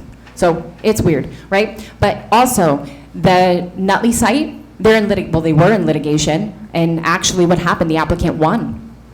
Because of their big tech money, they can afford good lawyers, and they actually won the litigation. So it's more than likely gonna go through. And Nutley will not even say anything additional about that site. I went up, and it was probably the best council meeting I ever had. I'm going to council meetings all over the place. So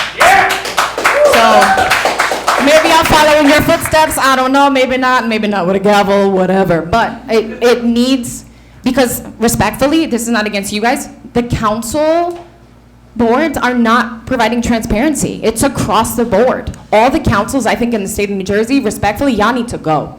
Because there is no transparency, there's no care or consideration for what the residents want. And I have many details, so we're gonna be here for a while and telling you and why. So that's why, yeah, maybe the information about Nutley Brown Water was leading, but it is a little bit odd that that data center is likely to go through in Nutley. You can't get any other information on it besides that article I sent you.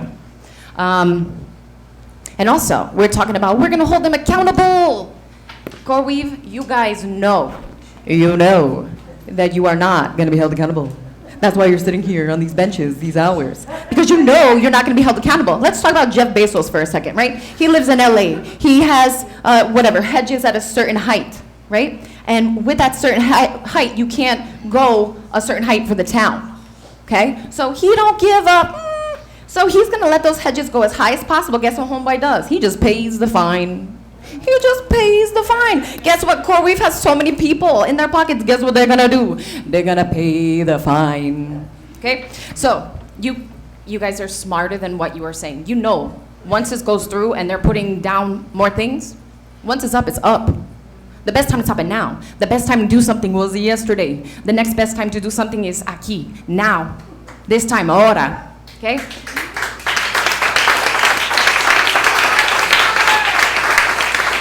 Most people, when we come up here to talk, it's awkward because the podium is backwards, the mic, you have to be really close to it, and then you sound like you're screaming, or you can't hear us at all. So, really quick, the terrible air conditioners, the mics, the lights, the noise that goes in the background, the whole time. Tell me you know nothing about AI without telling me you know nothing about AI. You're about to have an AI data center, but look at this crummy council meeting room. Respectfully, I'm sorry, I'm just pointing out the truth. It is what it is. So yeah, maybe CoreWeave, you wanna donate to upgrade the room? Anyway, and also,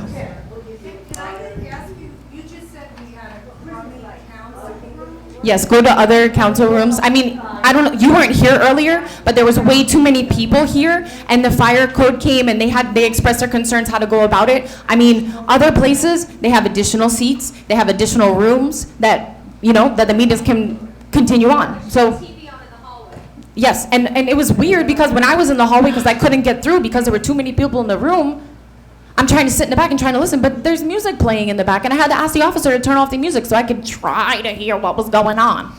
Anyway, also, the last meeting, Joseph, it was cool to hear you speak for the first time. The last meeting, like you said, why would she say that? Why would she say that? Well, because when I went down and Madeline came up, the mayor and Morrow had a little, how do you know it's a deep fake about the brown water in Nutley? How do you know it's not real? So I had to send her the metadata to let her know that it is indeed real, it's not AI.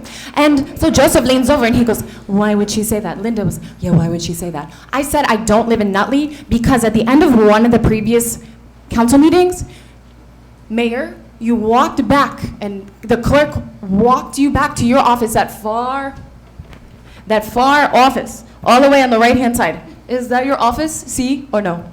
Yes? No? I don't get the nature of your comments. Okay, good. Am I speaking? You guys understand? Yeah. Okay, thank you. All right, so if you go down this hallway, the door on the right-hand side, the clerk walked the mayor there, and I guess she was upset or whatever, just to make sure she got to her office safely. I support that. That's great. And then the mayor looks back and she goes, and I need to know who she is! Pointing at me. And also, let's also identify, okay, whatever. I dreamt about it. I really don't want to gavel her. That did not happen. Once I start, it's not going to stop. That did not happen. All right, so I'm really trying here. That did not happen. You were not there. I said the clerk walked the mayor. Yes, I was. Go back home or wherever you just came from. Okay, let me talk. Let me talk. All right. Really dang, guys. I really don't want to use it. Very rude and disrespectful. Really quick, guys, stop. Your perception of me is a reflection of you. And my reaction to you is Anyway, here we are.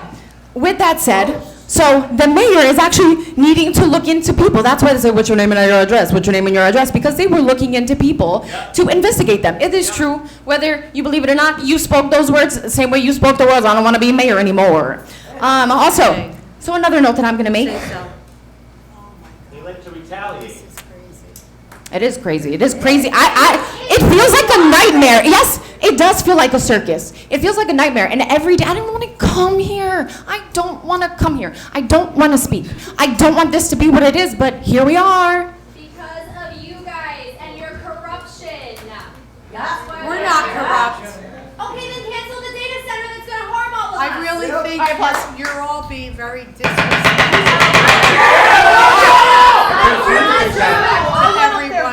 They don't tell us, and we're being disrespectful. People's gavel. The people's gavel We are not doing has this entered the We chat. are speaking to you politely and trying to answer questions. You just showed up. You just got here. Guys, let's not. Boom. And here we are. Actually, I was 4 hours late. You're proud you were late? Yeah, good. Me too. Anyway, so not really quick. I got time. So I don't know if you guys know. Truthfully, I don't want to be here. I don't want to talk. But the thing is, I can't not. After the research that I've done, I shared this before. I cannot take action on this. I am the one canvassing. I am the one planning the canvassing. I would go door to door. I was the only one at the street fair burning down. Like, I was sweating. I was in black. I was so foolish. I don't know what it is, but I had amazing connections. And I don't know. Maybe my purpose right now is to help spread awareness on this. It is what it is. So we've been canvassing, and I personally have spoken to over 200 people. I want to identify one woman. Again, I spoke to over 200 people, residents of Kenilworth, and most of them do not know. One resident opened up his door on Sunday, and he goes, "Tell me what you need, and I'll be there." And I said, "Be at this meeting." Another resident walking, I stopped her, and she's like, "Tell me what you need. I can't be there at this meeting. I'll be there at the next meeting. Here's my personal line. Text me." I got so many people I gotta call. I ain't got time for it. But here we are, and I'm gonna do it. So, canvassing, we met Jimmy. Hey, Jimmy, sitting next to the creepy Coral Reef people. Jimmy's amazing. And we went canvassing, and we met Mary. And Mary was watering her tree. She's a 77-year-old woman. She doesn't look 77, I'll tell you that. She looks active. And she we're like, "Hey, can we present you with a flyer regarding the AI data center in Kenilworth?" She threw her hose down, and she said, "Finally, I've been waiting for you guys to come here. I called Assemblyman Ed Rodriguez." Was that his name, guys? Okay. Ed Rodriguez. And he told her it's a done deal, there's nothing she can do. She said she stays up at night thinking about this. She doesn't have kids, but she's concerned about other people's kids.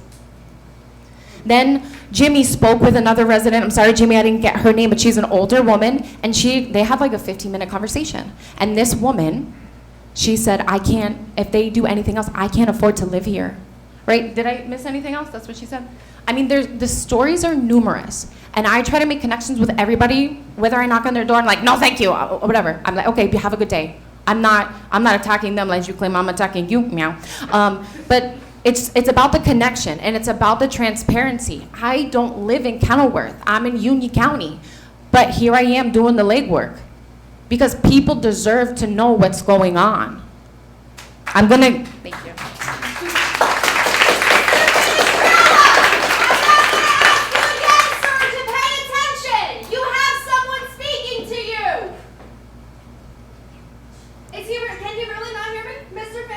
He might have a hearing concern. It's okay. It's all right.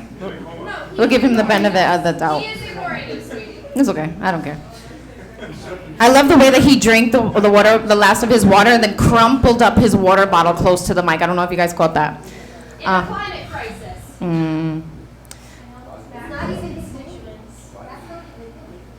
Also, Anthropic, right? That's one of the companies that was interviewed in that AI doc.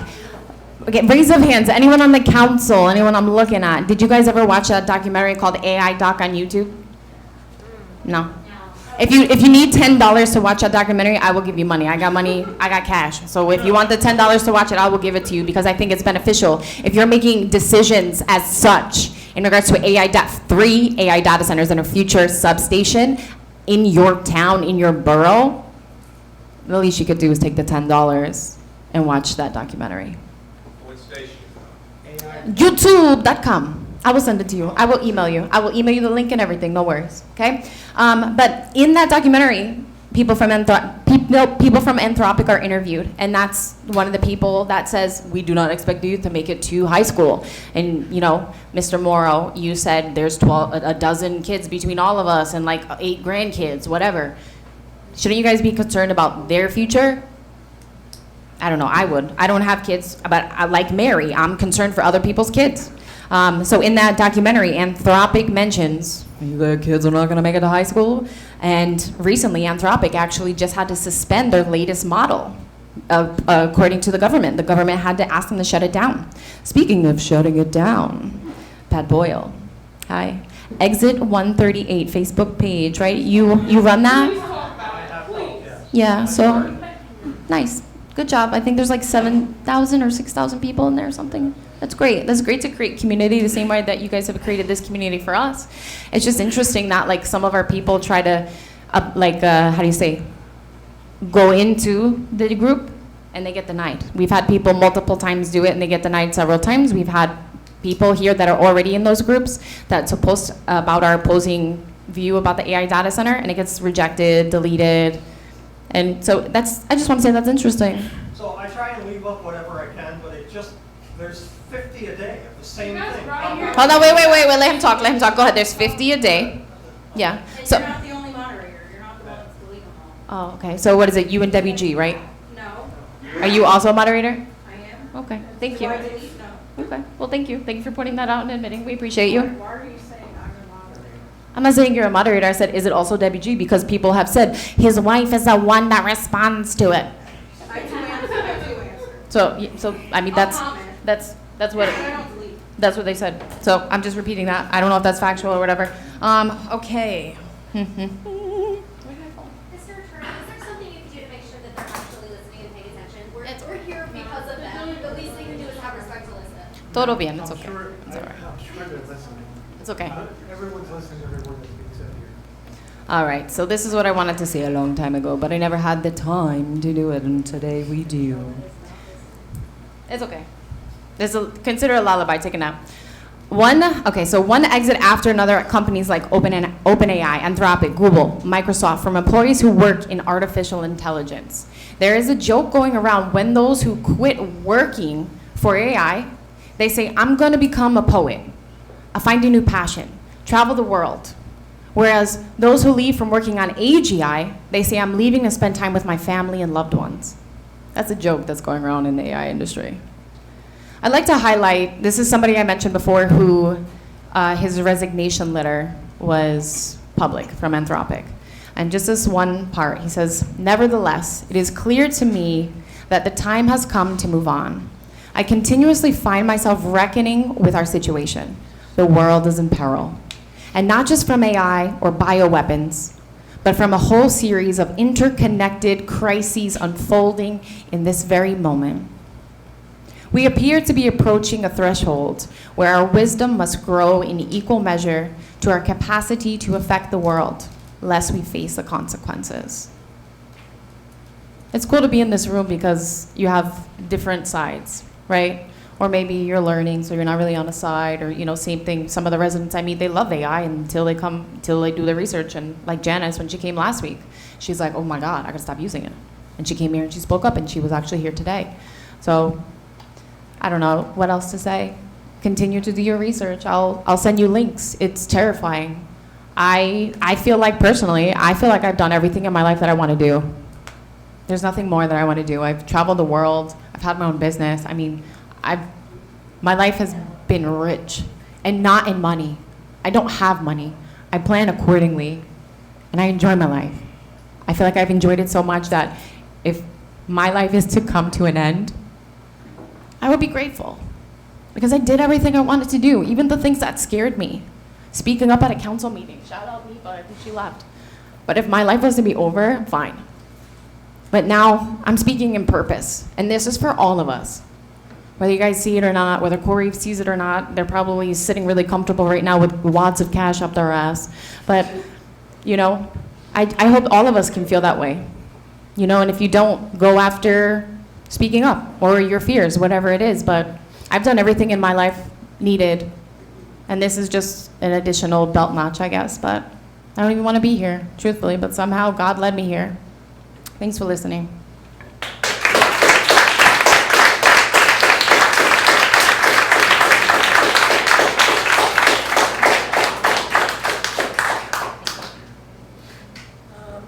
After my first time here, I emailed everybody on this panel that this should not even be taking place here. So what's the procedure to have this meeting at David Burley? So everybody could have a seat, and there's no fire code broken, and everybody's comfortable. I don't know that we can. Good idea.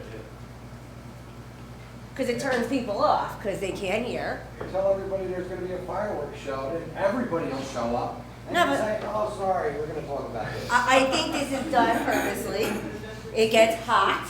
You have people standing like cattle in the hallway. Then, we hit over 95, people gotta leave. It's very strategically done. Other towns have done it. We have a football field, we got a high school, we got a grammar school. You emailed me back, you understood my point. This is a control method, what we're doing here. You only have 95, you don't have 500.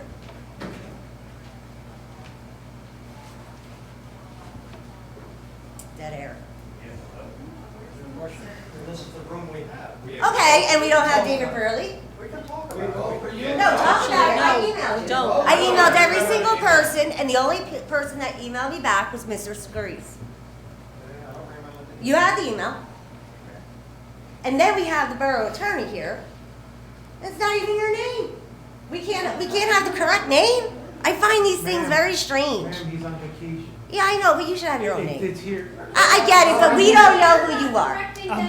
I'm only substituting because I he's on vacation. understand, but you can have your own You're name. correcting us. You're not correcting them. They have been lying, they've been mocking, they've been very rude. and you're People are lying. writing notes, and they're writing the attorney's name, thinking you're dead. It's the same firm. It's conspicuous, it's not you. Yeah, I mean, I think does Mr. Boyle say he's William Morrow, and they're Ma'am, all the same? it's not to say No, that I'm no, Mark Semro. I It's to think that's identify, strange. it's I to find that identify weird. the position. I find a lot of things weird that's going on in here. It's rude. It's very rude. Who's dozing off? Who's rolling their eyes?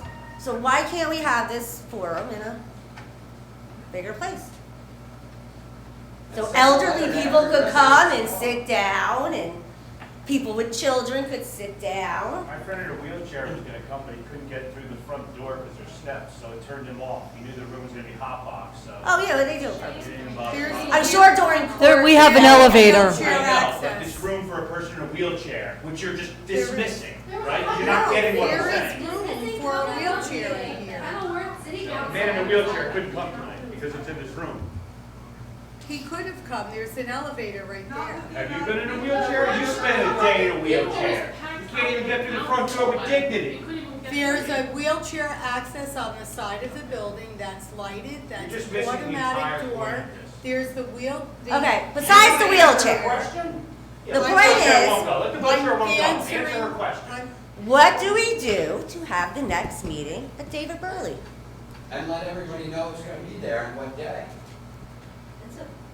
It's a completely different governing body. I don't know. what Governing we would have body? to do. Yeah. You're the mayor. No, we do not. You can't move a meeting. No. To rent out Wait. No, the Board of Education is the government for the school, and we are the government Okay, so for. we don't pay for They that are. school. It's My taxpayers. It's two separate governments. I am sure Two separate governments. we could shut down the boulevard for a fair, but we can't have a meeting that affects everybody in this town at David Burley.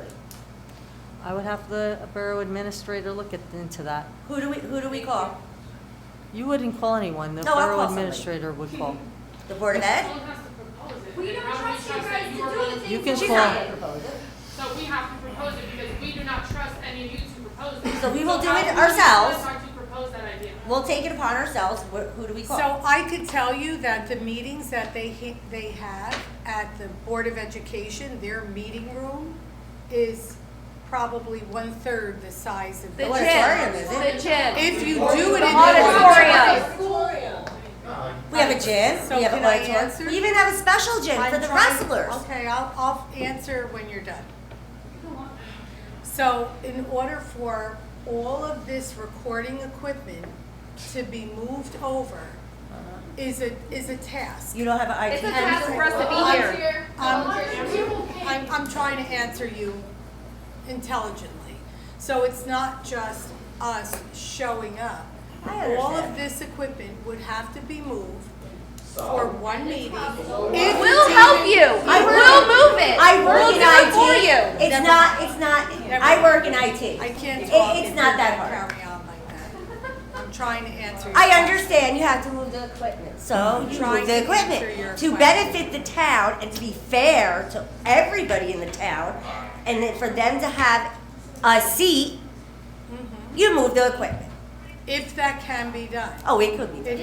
Why can't it be Absolutely. done? We voted for you. So if it was done for one meeting, are you proposing that every single council meeting? Maybe, be yeah, because moved I have a over feeling there? people aren't going to go away. Okay. Now that, because this made everybody We don't awake, have to do this anymore. we actually trusted you to do the right things, and now that we see you didn't, I think a lot of people are going to keep showing up because what else was done?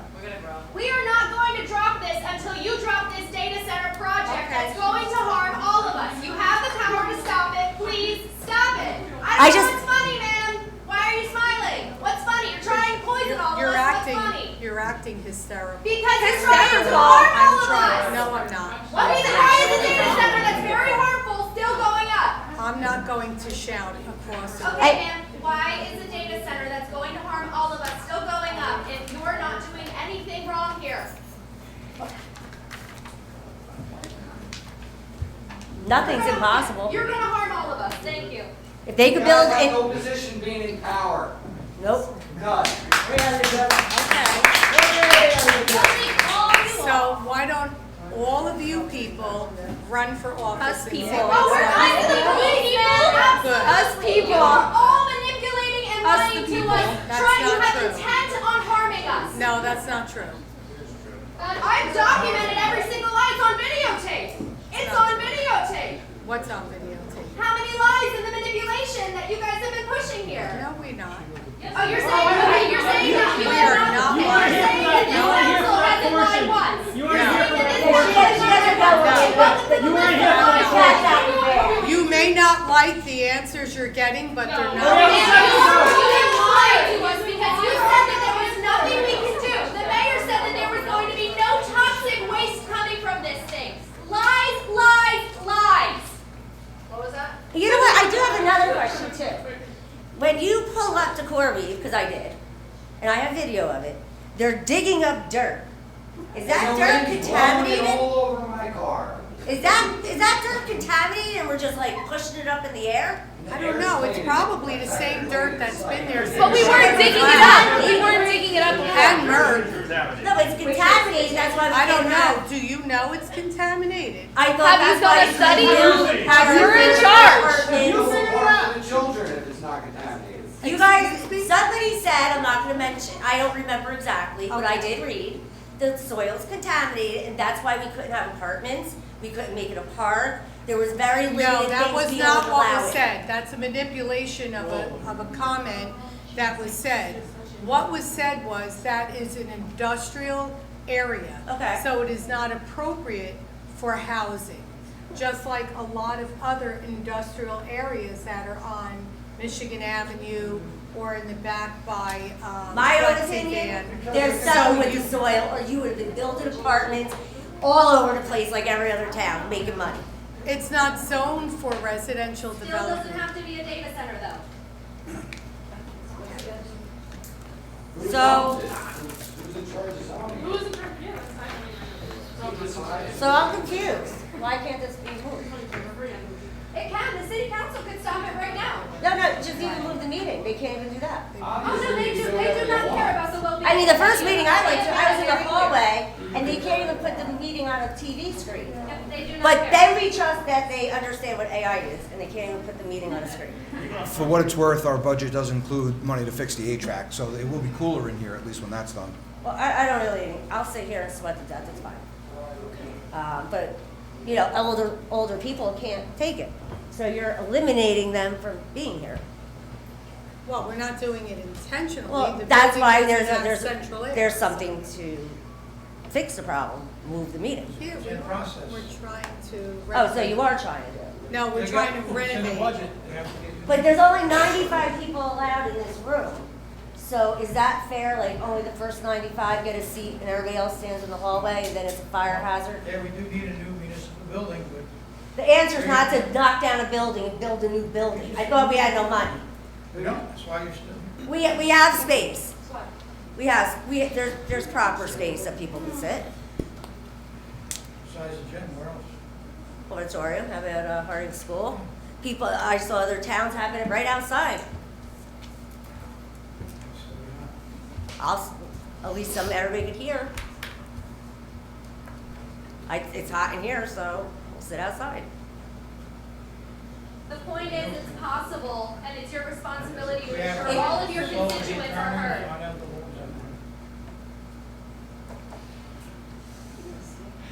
I'm just waiting. So who do we call? Board of Ed? Their building, can't do it without their. I'm sure they could give you permission. I don't think it should be a problem. I mean, we don't pay taxes for our high school. We use it to vote. We used it to vote everybody in, didn't we? Yeah, so we'll see what they say. I just think it's more. They probably want to get paid though.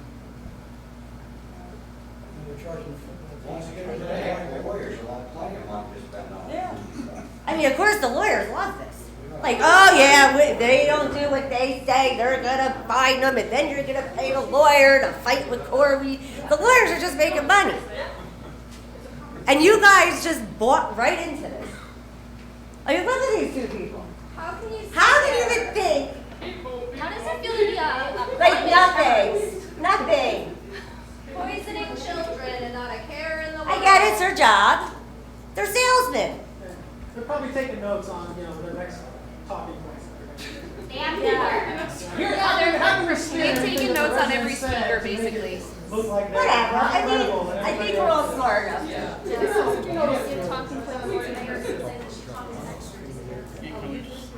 Oh yeah, when's the meeting with Corby? You said June. I don't have any meetings set up with CoreWeave. But you wanted to, right? I did want to. There's gonna be a totally meet group as a moderator. It didn't get put together. So they don't want to do it? It just didn't get put together. And I mean, I get it, you wanted to do it because you didn't mention it. I mean, you did throw it out there, so. I think you wanted to do it, but I guess Puerto Rico doesn't. They'll want to do it. They want to do it when they feel it's in their interest. If they feel like it won't be in their interest, they won't do it. It's that simple. It's just that simple. No, you're not really upset with me? Like, listen, well, if you're well, I got gonna the talk to same each thing. other, we're gonna adjourn the meeting. Whoever's gonna come up can speak. Okay, so the Board You're of all- Ed, I will be calling them tomorrow. Okay. And I will copy you on the email. Okay. Thank you.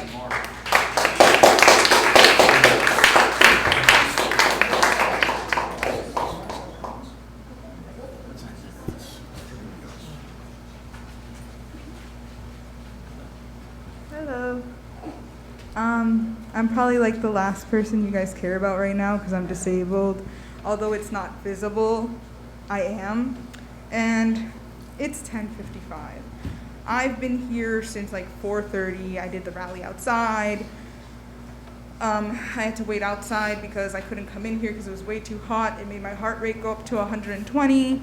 So I had to sit down outside, which I think is really unfair. More to her point, like we should have this somewhere else. That's besides the point. I also don't think it's fair for someone to come in maybe like an hour or so before the meeting's about to end, clip-clopping up the stairs, and then coming here and laughing at us and making comments about us. I find that very unfair. Okay, so I was was at my grandson's high school graduation. That's okay, and I really don't give a And shit. then when I drove past I and don't saw the care. lights still on, I out do of not. concern for the borough, Then move my the meeting fellow to a different date. colleagues, You know I it's came June, in. everyone's having graduations. So, I still came.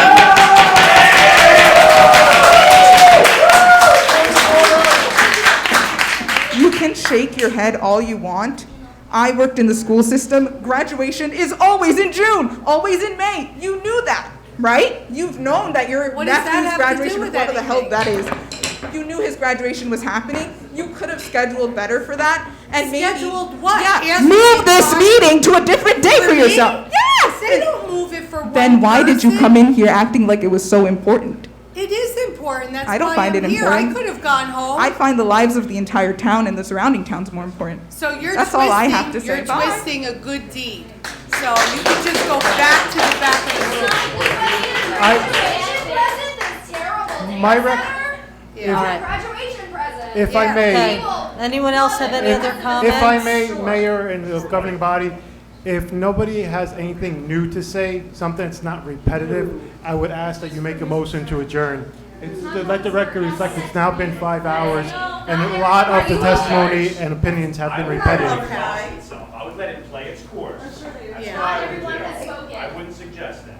That's my personal opinion. Let it play its course. So me and my mom and a friend that has come here before, we by foot handed out flyers, 200 flyers. We talked to 200 people about what was going on, and not one of them knew what was going on. And that was weeks ago. Still, no one knew what was going on. And still to this day, like, not a lot of people know or understand what's going on.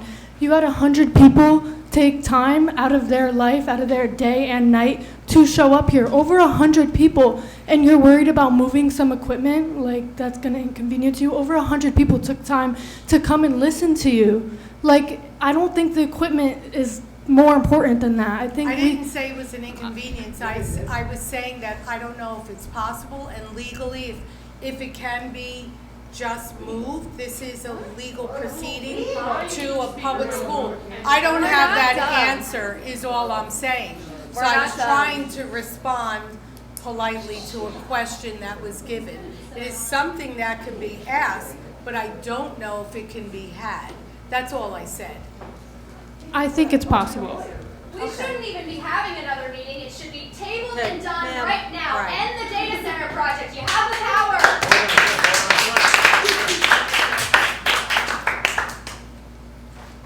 I'm gonna make a motion to end the. I just have Anyone one question else? for Ms. Paserno, just because she wasn't here prior. It's a singular question, if I'm allowed. Go ahead. Is the most recent bid that you and your husband for Paserno Giordano Construction in Roy, the Orchard Brook Stream Capacity Restoration Project? Did you win that No. bid? No, No? no, I don't even. In Roy? know of it. And what? No, did it's just a question, yes or no? I said no. Okay, thank you. And I don't know what that has to do with this proceeding here.